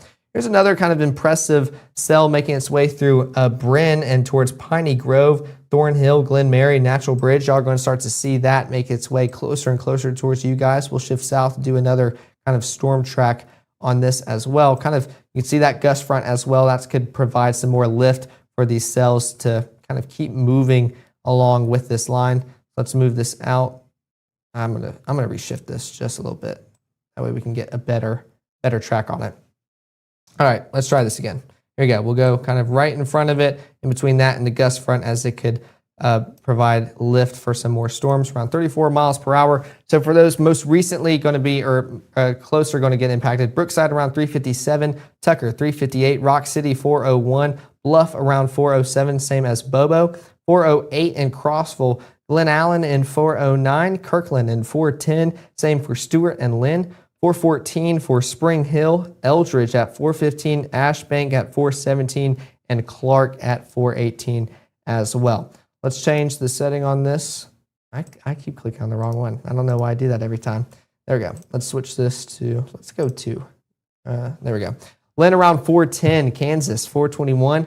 Carbon Hill at 424, Fayette at 427, Barry around 447, and the Jasper community around 448. So that's a look at kind of that line continuing to make its way further into Alabama, starting to exit North Mississippi. And we can take a look back here in the Golden Triangle region, West Point. They just kind of got some of that rainfall continuing to move on through. Same thing for here in Starkville. Choctaw County, not seeing anything too impressive as I continue to shift that over so you guys can see what I'm talking about. Just kind of some more rain, just kind of more disorganized and unimpressive on the southern side of this line for those affected out there along South Mississippi. Take a look at this gust front as it continues moving on through North Mississippi, that faint green line, and we can kind of see some of those bubbles starting to pop up just a little bit along US 45, along Highway 45, even just south of 82. So you could see that continue to affect and prolong some of those storms just a little bit more. Let's put this on a loop for the past hour to see if that's kind of what's going on. Yeah, you can take a look and see some of those starting to pop up just a little bit, start to merge with the incoming line, kind of bringing in that fuel, but also kind of cuts it off as well because it's all fighting over the same thing. The good news for today, not much to go around, so not tracking out anything too intense. So let's go take some looks at our cameras, which we can go actually to West Point and within that area as they are definitely receiving some rain, which I'll have to see if I can get that shifted over on a different window, but definitely rainy out there in West Point. Take a look at that temperature difference in Columbus. We were talking about those low 80s, mid 60s already in West Point. Those dew points dropping as well. Low 60s will definitely enter the upper 50s soon. That's 17-mile-per-hour winds coming out of the north as well. Let's go to Columbus as that line pretty much is almost on top of you guys now and about to start affecting y'all. There we go. This camera was dry and sunny a few minutes ago. Well, we're starting to see those rainy conditions make their way to you. And thankfully, we're going to start to see those temperatures start to fall as well. 82 degrees out there in Columbus, not going to be for too much longer. Feels like 84 with those muggy, humid conditions at dew point in the mid 60s. But that southerly motion, it's going to start to rotate, flip, start coming out of the north as well. That's going to provide some relief. Let's take a look out here in Noxubee County as y'all will still see dry and pretty warm conditions if our camera will come in. I don't think, there we go. We're looking at the post right now, but we'll have to wait and I can rotate that for you guys in just a second. But 83 degrees, feels like 84, dry conditions. You can see kind of those sunnier conditions as well. But that 13-mile-per-hour winds coming out of the south, allowing you to feel just a little bit muggy and warm as you go about your afternoon hours. Once that line makes its way closer to you guys, you're going to start to feel cooler pretty quickly. Because I'd say that's the trend I've read in the comments today, that all of y'all have enjoyed seeing how fast the temperatures have not necessarily dropped, but have felt a lot better. So I know we've enjoyed this spring-like weather, but I think we're excited to kind of get closer towards average for maybe just a few hours and provide us a break from these pretty much spring, summer-like temperatures making their way towards North Mississippi. Let's look at this on a broadened scale. We can actually see several thunderstorm warnings within the Jackson area, trying to make their way closer towards Attala and Kosciuszko. We can kind of see that batch right there and impressive lightning strikes as well as we can start seeing that move through. So here's a point of what's the word I'm looking for? What is the thing? The pet peeve of mine. Thunderstorm warning versus severe thunderstorm warning. It is a severe thunderstorm warning. Otherwise, the entire state's a thunderstorm warning. Okay. No, that's good to know. That's a pet peeve. Anyway. No, that's now a pet peeve of mine. I didn't realize I was saying that. So now I'm going to get on to myself if I say it again. I appreciate that. So now we're seeing those severe thunderstorm warnings make their way closer towards our region. They're kind of coming from the southern portions of our state, pretty much along Jackson. So those are going to continue making their way a little bit closer towards our viewing area, especially for those out there in Attala and Kosciuszko. So could start to see those rainy conditions, which we can actually go to our camera. Oh, excuse me. Let's do this one. There we go. I was looking at the Ackerman one, but let's go to Kosciuszko right now. So you can already start to see, I'm covering it up just a little bit. Those darker reds, they're going to start making their way a little bit closer to you guys in Attala County as that line continues making its way through. But for us here on the camera, which I'm wondering if that's some of that heavier precip making its way closer to you guys, kind of seeing that rainfall get a little bit closer. But low 70s, 73 degrees, feels like 75. That northerly wind, 17 mile per hour. Still some rainy conditions within that region. Could start to see a little bit more as that line gets a little bit closer to you guys. Let's actually go back to that Ackerman camera. Don't want to gloss over that. We can definitely tell those dark gray clouds off in the distance. 66 degrees. Feels like 66 as well. 9 mile per hour wind, so definitely feeling a lot better than for those out there in Macon and still feeling in those muggy low 80s. So definitely a positive with this line of storms making its way through North Mississippi. You'll definitely feel a lot cooler as you get ready for the afternoon, evening hours ahead. So that's where we can kind of see where that more active weather is with some of those severe thunderstorm warnings popping up just a little bit, which let's actually change it to Jackson. Just get a better visual on this, which that is kind of a little very impressive with this warning. Let's go to now talk about those DBZs kind of popping up. Very bright pinks popping up. Let's get hail track on that to see. I bet you hail could be possible with this as it continues moving closer towards Johns, Rock Hill, and pretty much just along Highway 18 within that region. So the southern portions and pretty much just over Cato as it continues moving through your area just southeast of Jackson. Let's go back towards our wind to talk about that. Make sure we're not spotting any couplets or anything within this region. Not seeing anything too specific. Let's zoom out, put this on a lapse. See just gusty conditions, but nothing screaming tornado or any couplets here. So definitely a good sign as we continue to track this out. Kind of impressed to see those brighter returns, but the good news is we're not seeing any bright reds along with it, kind of showing that rotation could be taking place within the storm. So just showing pretty much wind affecting you guys out there within the Jackson region as it makes its way through the area. Let's continue looking at, let's go to peak threats. I don't think I touched on this one yet. Yeah, that high DBZ we were just talking about, take a look at your peak threats. Just talking about, now, there we go. There we go. Where we could start to see some hail. This is 3 inches or plus. I would be shocked if we saw something like that. Again, this is why it's called peak threats. Not really what's expecting, but what could be possible with this. So I would expect most of these warnings were probably issued just due to those windy conditions and possibility of hail. Notice a lot more blue. I think we're mixed probably in. seeing some hail out of some of those there, I'd say. Okay. Okay. I'd say severe hail is not unreasonable. 3 inches is overdoing it, but yeah. you know, I inch can hail, see an inch. yeah, yeah. Also, what are DBZs? The DBZs, the return of the particles? It's the reflectivity, right? Yes. So it's a highly reflective, so very intense precipitation. I'm going to make you say something other than high DBZ return. Okay. That's one of those things that means something to you and me and might not mean much to the viewer at home. Basically, Yes. A very heavy storm, it's very high reflectivity. I got that Dr. Brown lingo in my head right now. It's okay. It takes a long time to purge it. Go for it. All right. Well, yeah, instead of those high DBZs, we could talk about that reflectivity. And hailstones, they're highly reflective in the atmosphere. And so that's what could cause some of those higher, just brighter colors start to pop up on our radar, which we could take a look at again right here, going back to our reflectivity. I wouldn't be shocked if maybe that hail up in the atmosphere is kind of causing those brighter returns to start popping up here with that storm affecting those out there in Johns and just towards the west of Rufus. So wouldn't be surprised to see if maybe some hail is associated with those out there in Jackson with those severe thunderstorm warnings as they continue moving further and further northeast, getting closer towards our region, which I was going to say we're starting to see some pink pop up for us, but that's just due to us being on the Jackson radar. So let's do that, come back. There we go. So a little bit more disorganized here, especially in the Golden Triangle region. As that line continues moving on through, you can still see that gust front as it continues providing those wind gusts and just lift as it acts as a bulldozer, is what Matt called it, for these storms and the line behind it to allow it to kind of keep pushing forward throughout North Mississippi. Let's go northwest again because we did have that severe thunderstorm warning we were tracking out. Still ongoing, which we can do another track on it. Let's make sure nothing shifted. We'll put it on loop for the past hour to kind of get that general direction of it.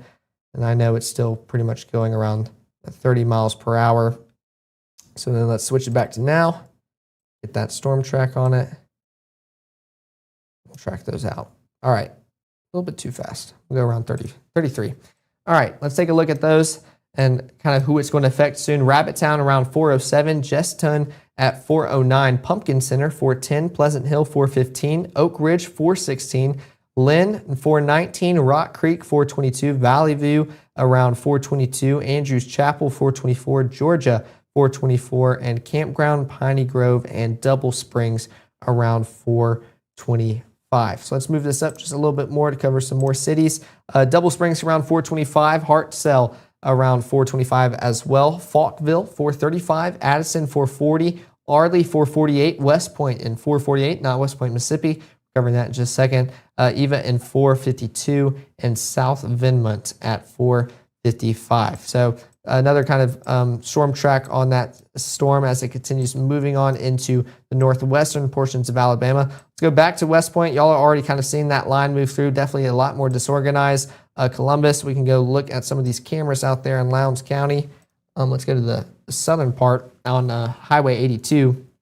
Definitely those rainy conditions already sweeping through. We're seeing those temperatures already begin to drop. Low 80s was what it was reading earlier. Well, we already dropped 10 degrees or more. So 70 degrees out there in Columbus. That wind direction starting coming out of the north around 17 miles per hour. So feels like 73. That dew point's going to continue dropping. Try to show drier air moving in. It's not going to feel dry just due to how soggy we are, but not going to be as muggy as it previously was to start off the day. Let's go to West Point, Mississippi, because I did mention that earlier.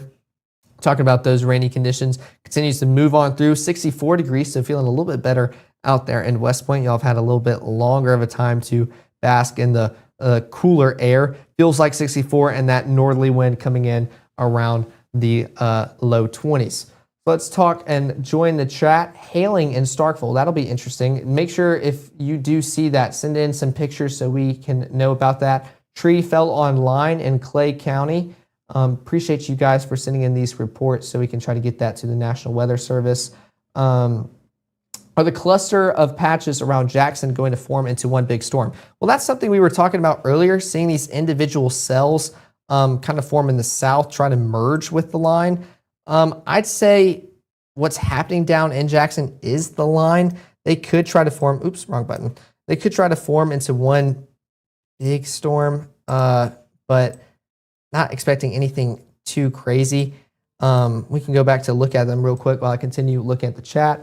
We just had some really loud lightning and thunder. Not a fan of that. No, that is definitely fair. I know it can cause a little bit of stress to you guys with some higher end weather events. Thankfully, we're just going to let it blow on through, not tracking out anything intense, just going to hear a few rumbles, see a few flashes of lightning, and it'll honestly be over before you know it. Not going to be a long term event. Just going to be really quick as that line, very thin, moves on through around pretty much the 30, 35 miles per hour. And once it kind of moves through, you're going to be good to go. Power out in Verona, so definitely going to have to check those power outages in just a second. But let's talk about these kind of cells out there in Jackson. Still seeing a lot of a return of that reflectivity out there in that cell just west of Rufus. So definitely could see some hail being a potential with this down south, seeing that return go down just a little bit. So hoping to see that trend continue into the next few scans, maybe showing that thunderstorm kind of starting to decay just a little bit. Maybe you've already reached peak intensity. But I'd say the Jackson region is starting to see a little bit more intensity as it makes its way closer towards our viewing area, but hoping to see that continue to kind of decline with those severe thunderstorm warnings as it makes its way closer, especially to those out there in Atala, which we can see that thunderstorm warning or severe thunderstorm warning just on the outskirts as well. For those out there, a little bit more of that reflectivity popping up just a little bit, just south of Loring. So could see maybe some hail associated with that, but definitely just heavy rainfall that continues to be the story as we continue into the overnight hours, the evening hours. Let me see if I can move this over. Let's go to those power outages because I know you guys were commenting on that, and we can take a look at that real quick here. And let's get our Doppler thing. So for Kosciuszko and just the Atala County, around 600, Oktibbeha around 500. I know Panola continues to be the big story. 3,000 for those in Lee, 500 as well. And for those up north, east of our viewing area, especially around 1,000 out there. And wait, let me see if I can zoom this out a little bit so we can talk about Alcorn County as well. For those out there in Corinth, around 100, Tishomingo 300 as well. Starting to see a few starts pop up in Alabama as well, 100, 800, 300, and then 400. So especially as that line continues to move on through, we're going to see those power outages start to creep up just a little bit. Good news is, especially for those that have already been through it, we've already seen kind of what the possibilities are with those power outages, not seeing those continue to climb. So hopefully going to see those continue to decrease as we get ready for the evening hours ahead. What about Monroe County? Good news is we're actually not seeing any power outages in there right now. Let's switch back to our Columbus precipitation. Monroe County, y'all are practically pretty much in the all clear. That line is pretty much on just the southeastern tip right along the state line as it moves on through even into Lowndes County. So y'all have been through the worst of it. Y'all probably felt those wind gusts, rumbles of thunder, even some lightning flashes in the sky. But now it's pretty much just a whole lot of rain as we wrap up our afternoon and get ready for the evening. So for those in Monroe, y'all are good to go. How is Columbus and Oktibbeha? Let's take a look at those in the Golden Triangle region. Oktibbeha, y'all continue to see some heavy rainfall make its way through y'all's county, and especially in Oktibbeha. For Columbus, y'all are starting to see it as well, especially the further northwest portions of y'all's county. Starting to see that rainfall for those out in Whitebury, Forreston, Togo. Y'all are going to start to see that rainfall just a little bit more, which we can put a storm check on that. We can take a look at that gust front, helping to provide some of the lift. Let's put this on a loop so we can make sure to get the right direction for you guys as it continues moving on through. Put this, now. There we go. All right, let's go. I like going in between. That way we can see what could happen ahead of it and then what could happen right behind that gust front. So coming around 33, for those about to be affected closer, around Cole Subdivision 415, Baker Subdivision 416, Crossville 416, Trinity 417, Cedarview 418, Whitebury 418, Eastwood Hills 419, New Hope 419. So you want my opinion on that? Uh-huh. So on the storm track, I believe you either pick one or the other, because otherwise both times are wrong, right? Okay. So like if in this case here, when we're non-severe, I would argue the one that makes the most sense is probably the gust front itself, because that's the first real impact they see. Okay. Right? So someone at home ahead of this, how fast was it? Was it 30? Yeah, I did 33, 35? 34. 33, 34, okay. So the first time they see is that gust front. So I would argue non-severe gust front. If you were tracking like hail in particular, you'd be back here, behind it. And so then you might track, that one there, right? Okay. And so then you specifically track the hail or whatever, and then you track the other. One of the interesting things about this that you can do is if you right click over there on your squall, you can choose which track. So if you had different tracks there, you could have the different tracks that would then populate. The only time I think that this makes sense is if you had like multiple, say, tornadoes or something like that, to where it's like, hey, we've got a track here, we've got a track, here, and we've got a track,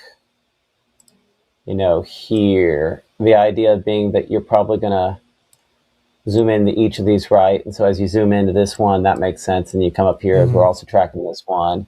And then you have to right click and choose your track. As long as you can remember which one's your track. And it's like, okay, and then we'll revisit this one up here. And then you're not redrawing tracks. I personally think that that's too clunky. Yeah. But anyway, that's my 2 cents on that. Perfect. All right. So anyway, so I would argue you track probably, because people get very attached to those times, and it can be it's one of the most effective tools that we have for accuracy. And most of the reason why a lot of the reason why sometimes people think I'm very accurate is because I'm very specific on making sure that track is right. So you make sure that track is right, and you say, hey, it's going to be at exactly 424 there in Belk, and it's at 424, 423. People are like, man, you nailed that. Well, yes, we did. And we had, because if you take the time to get the speed right, location right and everything, then it's going to be accurate, and that has a big impact on people. Okay. Perfect. So anyway, that's my 2 cents on that. No, I appreciate that. All right, well then we can use that real quick and take that track Matt just drew and read through some of the lists, and we'll change it just a little bit to talk about some other cities. Dogtown at 418, Stafford 420, Millport 420, Liberty 421, Ashbank 422. I'm not going to risk it. Shaw around 424, Belk 424, Old Town at 426, Kennedy 426, and then Howard at 427 as well. Let's up this just a little bit to talk about some other cities. Kennedy 426, Carbon Hill 426 as well. Barry 449, Pickensville 452, Jasper 454, Carrollton at 455, Gordo at 504, Parrish 505, and then Sipsey and Cordova around 511. So there's their latest storm track for those kind of heading into Alabama, especially along the gust front. As Matt pointed out, that's going to be kind of the first thing you notice as it makes its way towards your area. You're going to notice that wind start picking up, feel a little bit cooler. Well, then that's probably what's making that gust front. It's what's allowing that higher wind to take place. Take a look at Lowndes County as that line continues making its way further in to Lowndes County. We're starting to see some higher reflectivity starts to pop up just a little bit with some brighter returns. I mean, zooming in just a little bit, just in the Billups, Artesia, Bent Oak region. So some heavier downpours. We can switch this towards those peak threats just to talk about maybe the potential of some hail occurring. So there we go. Of course, we can start to see that just a little bit, an inch within the Artesia region, and then half an inch for that Oak Grove or just south of Billups as well. So that continues moving on through. Latest scan still kind of showing the possibility of that as well. But notice for this system kind of further in the Golden Triangle region and for North Mississippi, a whole lot more green than blue. And that's kind of different from what we were tracking and talking about further down south into the Jackson region. So definitely kind of more just heavy rain continues to be the main event with this line as it moves through North Mississippi and then heading out across the state line and into Alabama. Someone just asked Robin out there in Grenada, is Grenada close to it being over? Let's go to reflectivity. Y'all should be good. Y'all can see some heavier showers to the south affecting those just south of Duck Hill, Winona, pretty much just along Vaden. But for Grenada itself, y'all saw that line kind of move through a lot earlier. Going to see a lot of those just rain continue to just bug us as we go throughout the evening. So I would expect y'all to be good to go for the rest of y'all's evening and not even picking up on many lightning strikes out there either. So not as prominent as our more energetic cells pretty much along that line that already blew on through. So y'all should be good to go. And y'all will be fine for the rest of y'all's evening ahead. And same thing goes for pretty much just those along I-22 further north and pretty much along Highway 6 and the northern half of I-55. For those in the northern part of Mississippi, y'all are going to be good. Y'all are fine. That line already blew on through. Y'all got to go through it a lot earlier, which means y'all get to enjoy kind of being in the all clear earlier as well. Kind of interesting to see a little hole over Bruce, not seeing much rain within that area in Calhoun County. So y'all are already doing a lot better before some more rain kind of moves on in, but not really tracking out any stormy conditions for you guys out there. I know Crystal was asking, any risk of tornado or in the clear? Well, for the clear part, it depends on where you're at. For tornado, almost all of us, not really most prominent risk. This isn't a high-end severe weather event. We were on the level 1 out of 5 risk for tornadoes, just for the possibility of a brief spin up or maybe some rotation trying to occur above our heads. But as we saw earlier, if you tuned into the live stream, it's around an hour ago, I think, we tried to see just a little bit of one just in the southern portions of Greenville, saw that warning prompted pretty quickly and then already immediately left. So not really talking about rotation or any shear, any tornadic activity with this event. So you're going to be good to go. Don't have to worry about tornadoes. We just wanted to kind of stay live just in case we could see those brief spin ups and why when you see that red polygon, we can explain why that's occurring and why we shouldn't be that concerned with it during the setup. So you should be in the clear, not really worried about tornadoes with this event. It's more of just kind of heavy rainfall, heavy wind, possibility of some hail, especially for those out there in the Jackson region, and just pretty much some much needed rain here in North Mississippi. Coming back northeast, we can talk about that severe thunderstorm warning that was issued. currently not there anymore. So starting that decaying process, not as dominant and prominent as it was to start off and cause that warning to be issued. So definitely a good sign as that line continues moving further into the northwestern portions of Alabama and leaving North Mississippi. But speaking of kind of talking about that gradual scope for us here in North Mississippi, you can kind of see where that line is and away from us here with our region, especially the Golden Triangle region and further northeast. We're talking about that line continuing to push further and further out of North Mississippi into Alabama.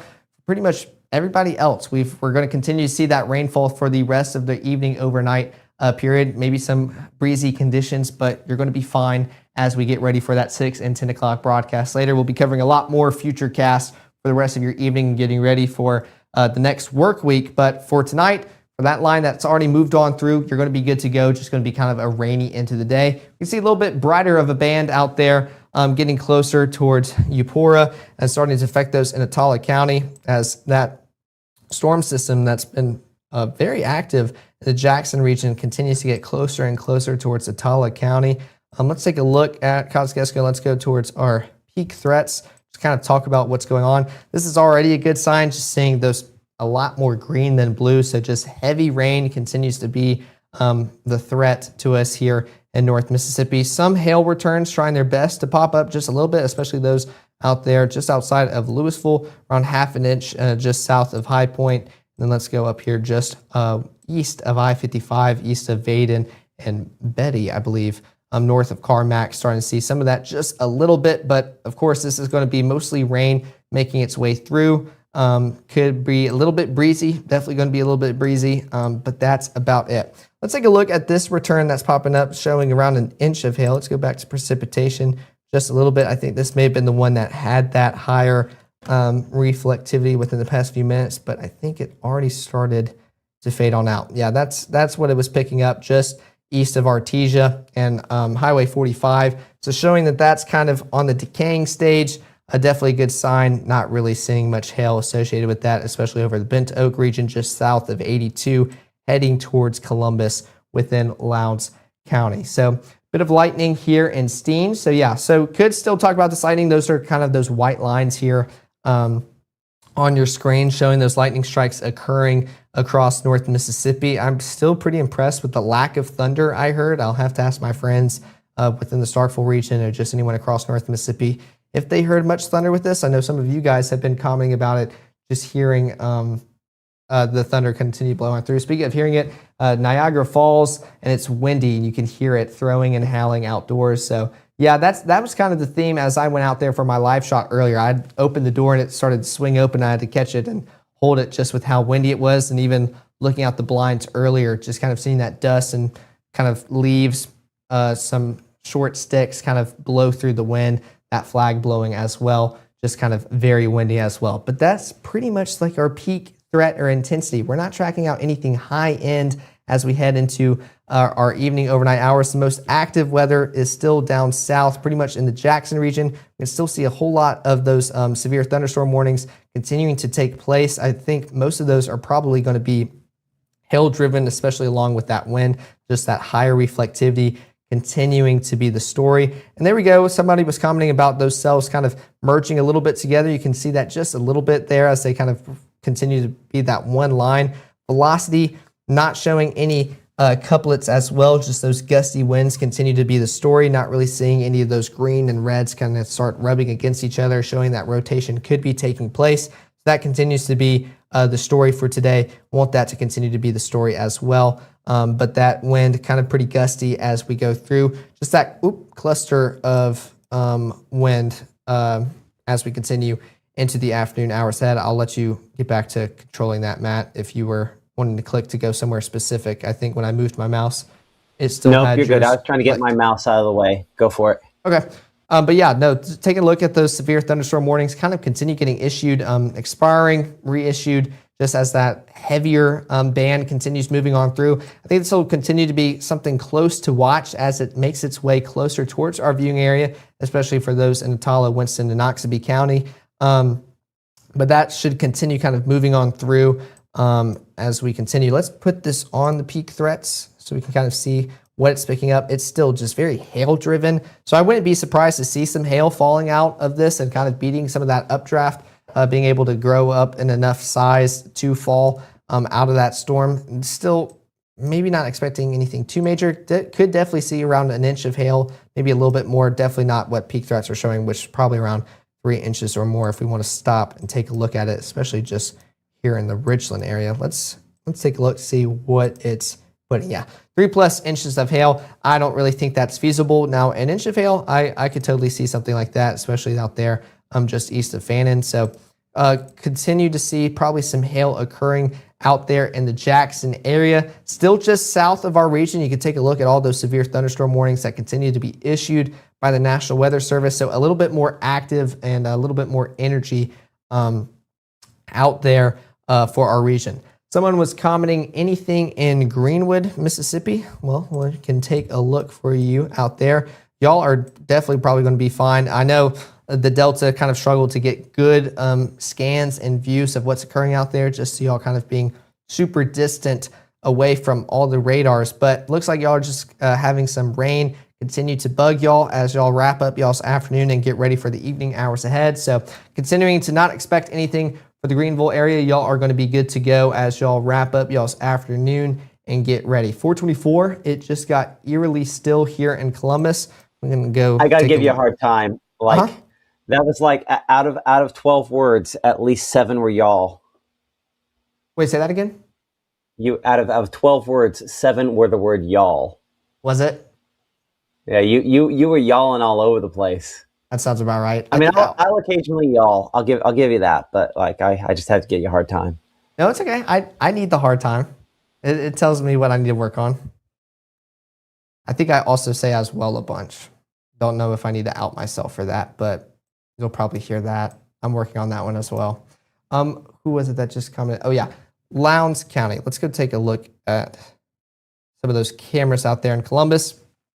As that line continues pushing on through, there goes our reporting station. I think it's worked hard today. Going to take the rest of the day off, just showing those cooler conditions are on the way. We can see those soggy roads as well, but that continues to be the story for those in the Golden Triangle region. Let's go to the one just a little bit further north in the county.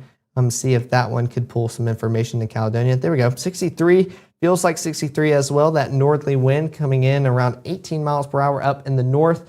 So doing a lot better, feeling a lot better, seeing that rain continue to kind of provide that cooler temperature as you wrap up your afternoon and get ready for the evening ahead. Let's go back to reflectivity, kind of track that out. Let me make sure I'm back. Columbus radar. There we go. Get the best visual on that. Starkville already starting to see that rain die down just a little bit. Could see some more heavier showers make their way closer to you guys. I know people were asking about kind of what the colors mean. Just that red shows some heavier precipitation making its way closer towards you guys. Someone was asking about Amory. Let's take a look. We can still see some of those heavier showers continuing to bug you guys, but that line moved on through, so should start to see that wind continue to die down. Just going to be still a little bit rainy as you wrap up your Saturday and get ready for the overnight period ahead. So definitely that continues to be the story for pretty much all across North Mississippi. Let's take a look out here in Louisville. Some little bit more brighter returns starting to take place just south of Louisville and just north of Estes. Let's go to peak threats. Starting to see some of that hail try to pop up just a little bit. Again, most of the concern with these peak threats, especially here in our viewing area, a lot of green, not a lot of blue, so just heavy rain continues to be the story. Could still see some of the hail try to make its way down from super high up in those clouds.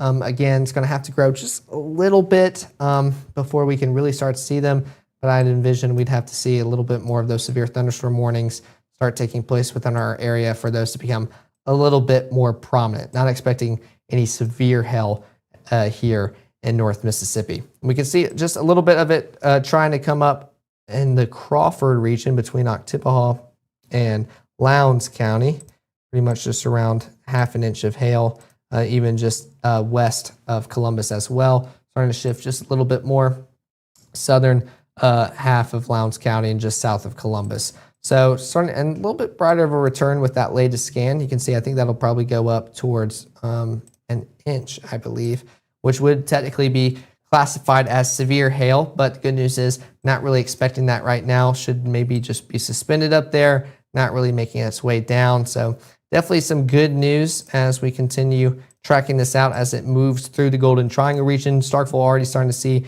some less heavy conditions making their way towards you guys. Probably going to see just a kind of a stoppage of that rainfall for a little bit before you see a little bit more of those showers make their way closer to you guys.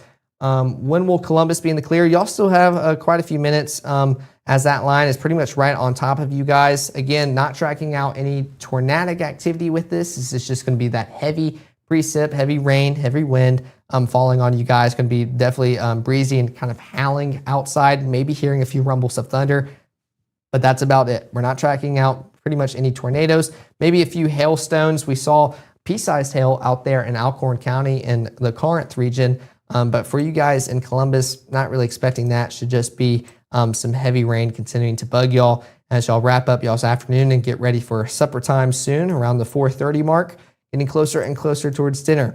We can still see some heavier bands kind of straggling behind the line just a little bit, trying to make their way closer towards Choctaw County into Eupora, Ackerman, and Ware. As that line gets a little bit closer, we can put this on the last 30 minutes just to see that slowly making its way closer and closer, you guys, just south of Duck Hill, blow through Winona, and closer towards Eupora, getting towards Webster County as well. But for those in Natala County, y'all are going to see that line continue to move on through y'all's county, get closer towards Choctaw and towards the Louisville region as well, and even into Oktibbeha.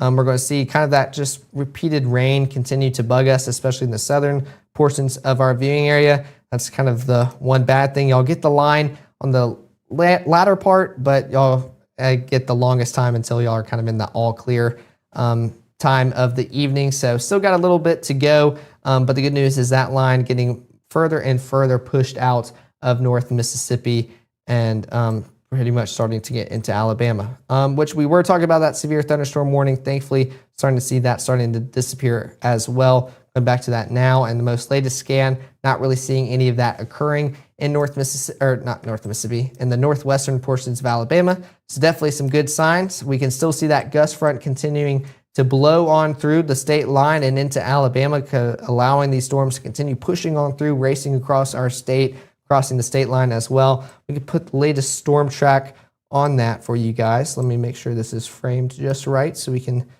do that. Let's go along the gust front. Make sure it's traced out for you guys and go around, not that fast. Let's go around 33. For those pretty close, around Gumbud, around now. Coal Fire, 435. Archer, 436. Beards Mill, 437. Cleveland, 438. Prairie Point, 440. Pickensville, 440. 442 for Newtonville. Barry, around 444. Aubrey, 445. Carlos around 446, Owens around 447, Saps and Concord around 447 as well, and then Dinsmore around 448. Let's move this up just slightly. Talk about some other cities. Reform around 443, Barry 444, Gordo 456, Aliceville 459, Coker at 519, Union at 530, Northport around 529, and then Gainesville and Tuscaloosa around that 532 time frame as well. So still going to be a little bit rainy as we head into those dinner, supper time hours. Good news, not tracking out anything too intense. Also kind of impressive to see that gust front continue to get a little bit further and further away from the line. So if it starts kind of outpacing it, that's a good sign, as it should hopefully start to kind of cut off that energy for those storms as well. So kind of going to want to keep seeing that trend as we continue into the evening. But we can go on the gradual scale here in North Mississippi. We can even go through a bunch of the cameras across to kind of talk about those all clears. Now we're just seeing those rainy conditions across North Mississippi.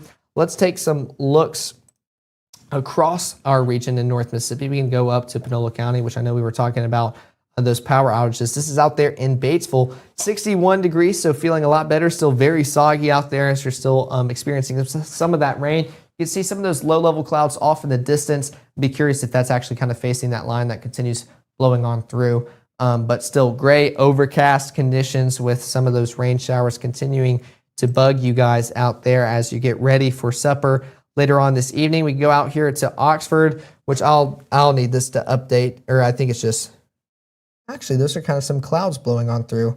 So still just a little bit muggy, but that temperature matching with that dew point, that's showing you exactly why that's occurring. So reaching that saturation, but a lot cooler than where we started earlier today in those low 80s. So definitely a toasty afternoon, but once that rain kind of moved on through, starting to feel a lot better as we continue into our evening as well. Let's come up to Tupelo, take a live look out here where our station's at. Still kind of seeing those overcast, cloudy conditions, some rain continuing to linger, but notice everybody's driving completely fine, not really seeing any of those downpours, not having to turn on those hazards and pull over anymore. So that line that kind of bugged us earlier, it's already blown on through. You're going to be good to go for the rest of y'all's evening out here in Lee County. Let's go up here into Alcorn County where we did talk about that hail being reported. 59 degrees, feels like 59 as well. Wind, very calm, but still those soggy, overcast conditions. That's going to continue to be the story as we get ready for our evening overnight hours ahead. Shelby, a lot more of a better view with some sunnier conditions out there. Some of that cloud cover just a little bit less prominent. 61 degrees, feels like 61 as well. That temperature and dew point starting to match pretty much everywhere across our region. 13 mile per hour winds coming out of the northeast, so allowing for better conditions to continue to be the story here across our region. Let's take another look out here in Greenwood. I know someone was asking about that earlier. 63 feels like 63. That dew point just a little bit lower, around 61, but still slick roadways, just a little bit soggy as that rain continues moving on through, but not tracking out anything intense, not seeing any of those lightning flashes. The tower not even shaking. That's been the theme across all of these as that line continues to go on through. Let's actually look towards Noxubee County as that line is making its way through, which this is around 82. We're going to see a little bit windier conditions. This is facing northwest. So starting to see some of those kind of showers start to make their way a little bit closer. I'm covering up some of those higher reflections, starting to bring in just a little bit on our radar. So just north of this camera here, and you can kind of see those darker clouds as well. Kind of a little bit of that rising motion as well as it moves a little bit closer towards the camera. So still some dark and cloudy skies out there in Macon and much warmer conditions. Take a look at that wind coming out of the south, allowing that moisture to continue being provided for those storms. So got to get that line to move on through before you can really start to enjoy those cooler conditions we were just talking about. But once it does, you're going to feel a lot better this evening, or at least closer to where we should be for this time of year. For West Mississippi, yeah, we were kind of just going through that, just kind of rain affecting you guys, not anything intense that y'all went through earlier today with those windy conditions and just heavy downpours. It's going to be a little bit soggy as you continue into the evening hours ahead. We can switch this up to our Memphis radar to try to give a little bit better of a picture, especially for those northwest in our viewing area, but still just kind of soggy conditions continue to be the story, not striking out anything intense. I'd be surprised if y'all are still hearing rumbles of thunder. Those are going to continue to be a little bit more prominent along that line that continues pushing through North Mississippi. So let's come back to our radar in Amory. As that line a little bit more prominent, we can see kind of what's occurring right there. That's what blew through North Mississippi when you felt those heavier winds and rain push on through. Now almost completely out of our area, which is a good sign, but we do see kind of a little bit more southern action heading out of the Jackson region, working its way northwest. Not many severe thunderstorm warnings as we were discussing earlier. This one pretty much around Morton is still very impressive. I think this one was the one that had that high reflectivity. Let's see if we can skip this back just a little bit, see kind of how it's done. It's done pretty well, keeping those higher bands of reflectivity, kind of showing hail probably a lot more prominent within that system as it moves on through. So let's get a track on that, actually. Let's put this past hour.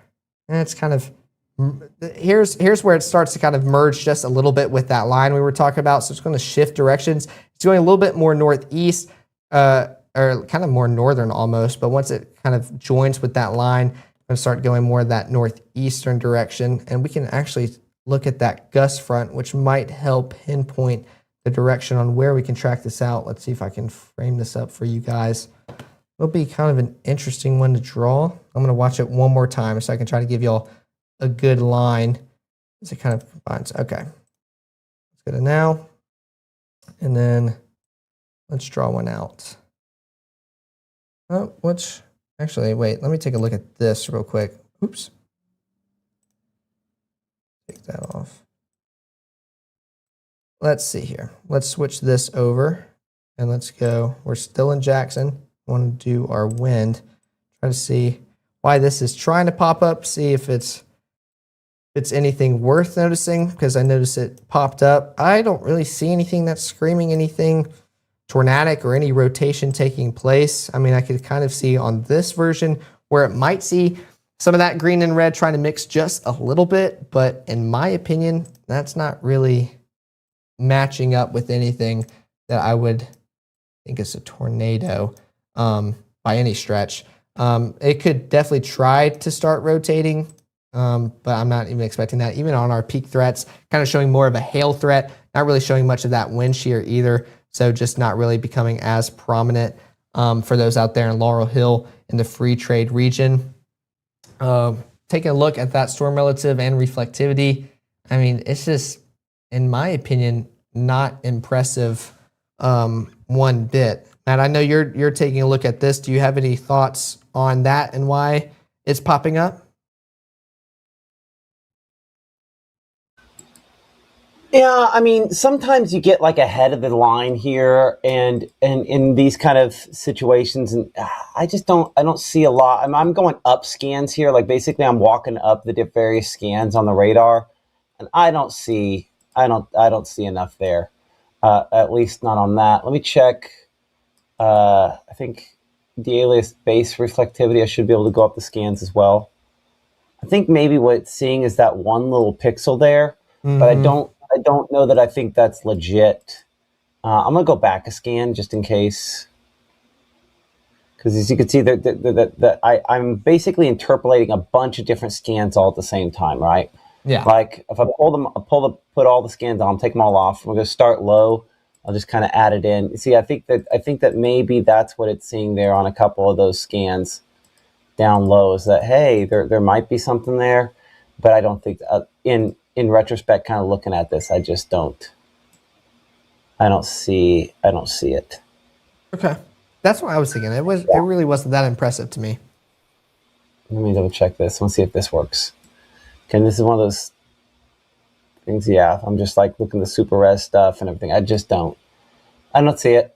Okay, me neither. Which, while I have you, I was about to draw out that kind of track on that kind of hail cell that was making its way through the around the Jackson region. We were talking about how it started to merge just a little bit, shift directions. How would you kind of draw out that storm track? Okay, give me so the one near Pelahatchie and Morton?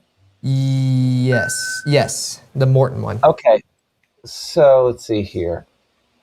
So the way I look at this is, imagine you spill 2 cups of water, right? Okay. In 2 different spots, and they're both kicking out rain, cool air is essentially what this is. Kind of two gust fronts, if you think the water like spilling on a table. How you kind of, or like you're looking in the ocean, you have 2 waves that are kind of converging toward one another.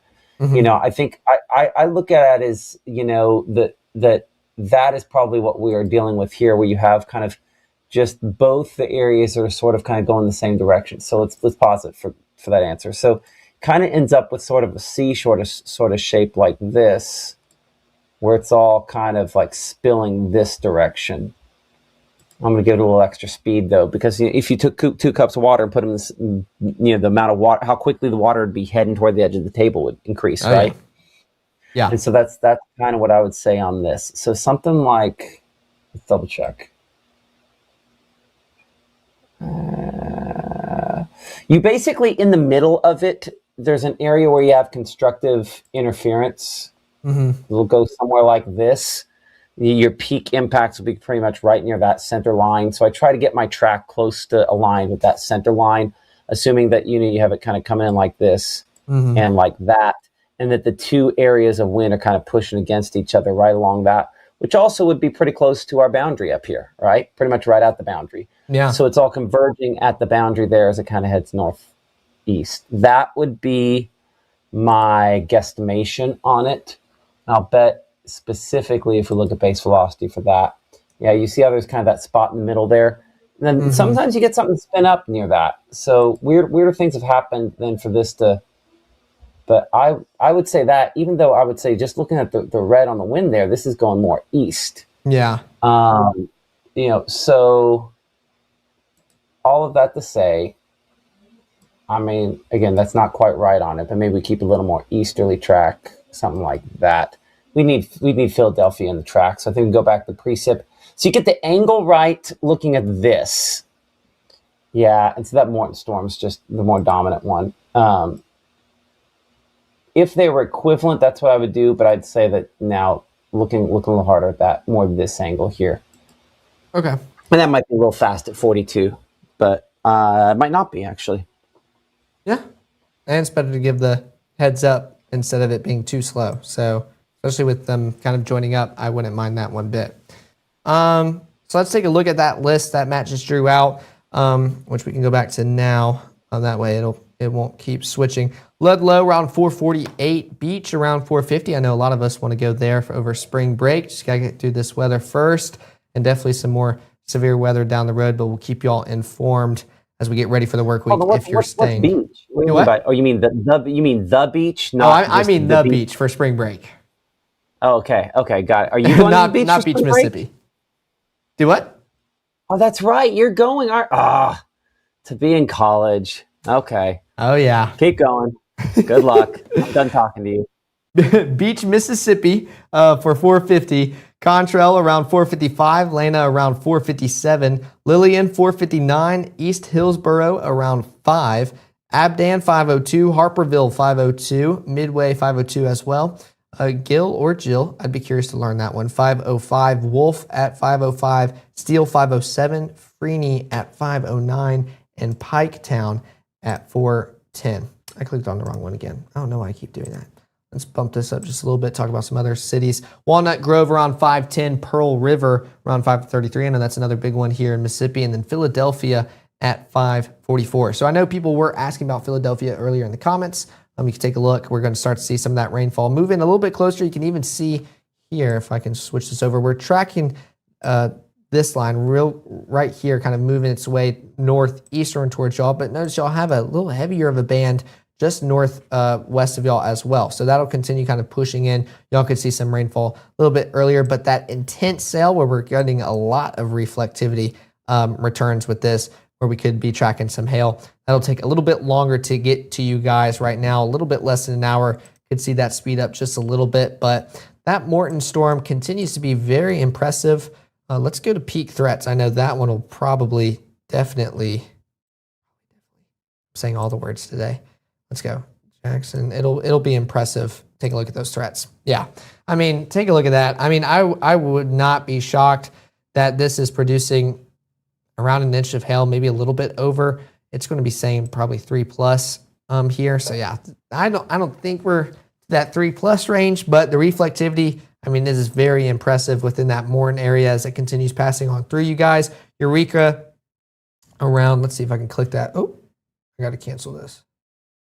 There we go. Oh wait, I think you're trying to change to DBC or reflectivity. Were you wanting to switch something? Oh yeah, there we go. Yeah, showing a little bit more possible, which those are better returns as compared to the stuff we've seen here in North Mississippi. So just showing increased confidence with that hail threat. Again, sponsored by True Shield Roofing. We appreciate you guys for sponsoring this graphic. But yeah, definitely showing a little bit more probable, and this is better scans than we've seen here in North Mississippi. So this is just south of our viewing area, kind of passing through the Jackson region, getting closer and closer. I know people were asking about the Philadelphia region just south of Louisville. So definitely something that we're going to continue monitoring as those severe thunderstorm warnings continue moving further and further northeast towards us here in North Mississippi. But I mean, you got to take a look at those return values, kind of showing that there's something up there that's highly reflective, and it's not just a lot of water droplets. That would be some ice crystals and some hail up there, kind of showing that that's taking place within that system. So let's continue kind of going back further north as we'll track kind of the rest of our viewing area up north here. Take a look. Actually, let's switch this over to show that line a little bit more prominent as it continues moving on through North Mississippi. For those out there at Oktibbeha County, I know when I started, we were talking about it getting closer towards the Golden Triangle region. For Starkville and pretty much West Point, y'all are starting to see a lot clearer conditions, if that's the right word for it, not as heavy as it was. We can take a live look out there along Highway 12. Wait for those cameras to load in just a little bit. But take a look at that temperature drop going from those low 80s to the low 60s. So that's a 20-degree temperature swing. So still, I mean, right aware where we should be for this time of year. We're not talking about any frigid or Arctic conditions by any means, but definitely some nice ones. So 63 is the temperature out there at Starkville. 9-mile-per-hour winds coming out of the north. You can tell people are driving totally fine. It's not really a heavy downpour or super gusty out there in Starkville. We can even go closer towards the west side, closer towards Adenton. See those overcast kind of just gray clouds continuing to blow on through the area, allowing for those soggy conditions to continue to take place. Let's go up even into West Point as well, as we're kind of tracking the same exact thing. Not too much going on as that heavier precip is continuing to make its way towards Lowndes County and through Columbus. 63 degrees feels like 63. That northerly wind continues to allow us to feel a lot better outdoors. We just would rather stay a little bit drier as we wrap up our evening and get ready for the rest of our Saturday in store. Columbus, this data coming in or not coming in right now, taking the off day, but still kind of seeing those soggy conditions as that band continues moving on through Lowndes County and crossing the state line into Alabama. So still just kind of a soggy forecast. It's going to continue to be the main focus point for tonight. That severe weather risk, not really high end. Just wanted to make sure to continue tracking that out all day with you guys, just in case we see anything try to spin up.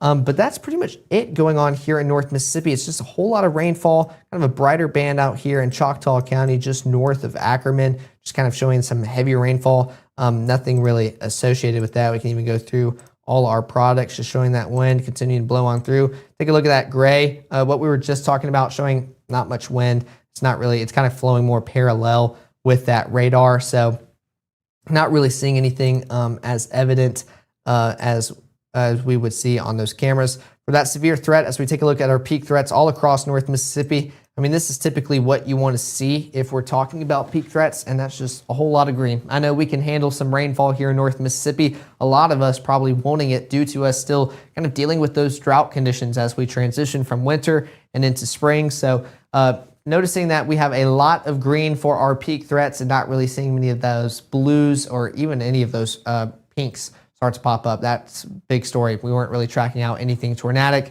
We don't really have the necessary ingredients. Where we do see a little bit of that blue start to pop up, it's with that front leading line, and that's with that line that pretty much already blew through North Mississippi, so not affecting us here as much anymore. Definitely crossing the state line and heading more towards Alabama as well. We start to see that affecting just a little bit of those out there in Lowndes and Noxubee County. We can go back to reflectivity to kind of see what it's picking up on, and that's that higher DBZ that I used earlier, that higher reflectivity, just showing there's a lot more going on above you in that region. And for something that looks pretty much as calm as that, if that's the right word, as compared to something more extreme, just kind of showing that heavier rainfall continues to be the story for those in Plum Grove and Bigby Valley as it continues moving closer towards Archer, crossing the state line and into Alabama. So again, not tracking out anything intense. We still don't even have those severe thunderstorm warnings up north east that we were talking about and tracking earlier. So showing that that's still on the decline just a little bit more higher reflectivity popping up just a little bit east of Ashbank, of some heavy rainfall continuing to push on through.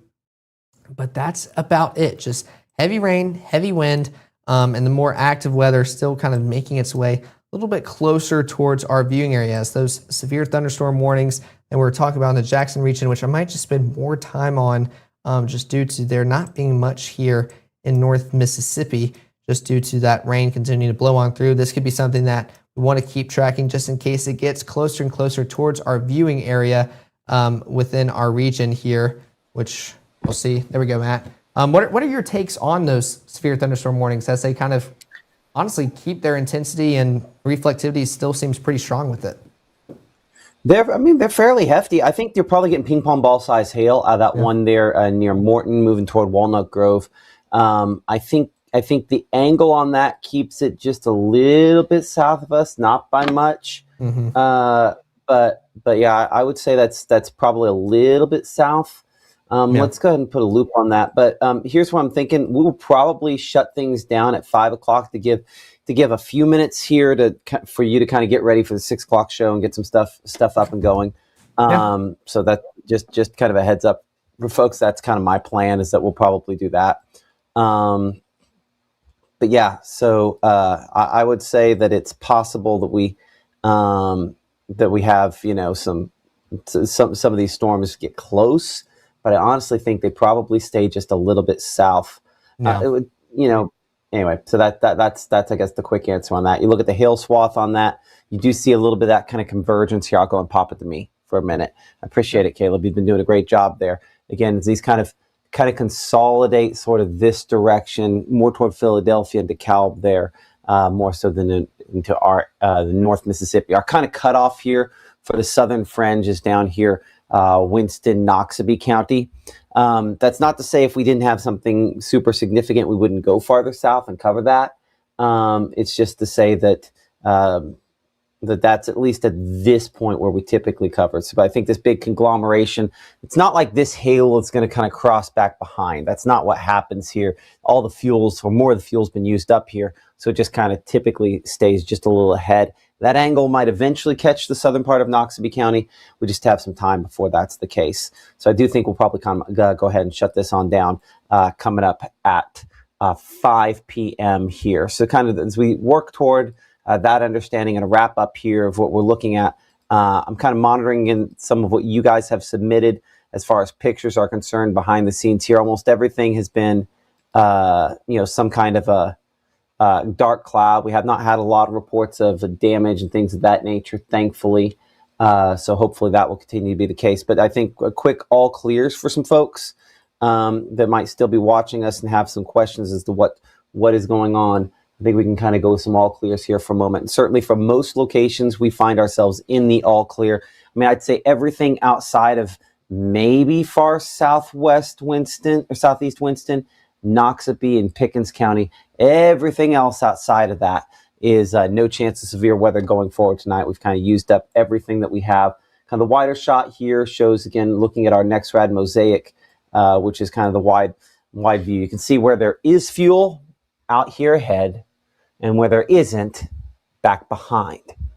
So that's why we're transitioning out of this at this point in time. Now, coming up here, our next live broadcast will be at 6 p.m. Our meteorologist, Caleb Edelblut, will again have updates related to all of the active weather that we have going on out there. And we're going to be looking ahead towards severe weather threats for Monday and a more significant one for Wednesday of next week. I think there's a much better chance to possibly see some tornadoes with that threat. He'll have an update here in the Room to Room Weather Center related to that and what you can expect coming up at 6 p.m. here. So we hope you'll stick with us. I'll probably pop in to say something because, you know me, I can't really keep my mouth shut. We appreciate y'all, though, for sticking with us, for all the sponsors, for sponsoring what we do here on Mississippi Live Weather. And we, of course, do live newscasts 5, 6, and 10 Monday through Friday at 6:37 and 7:30 a.m. here in the Room to Room Weather Center. We'll see you then.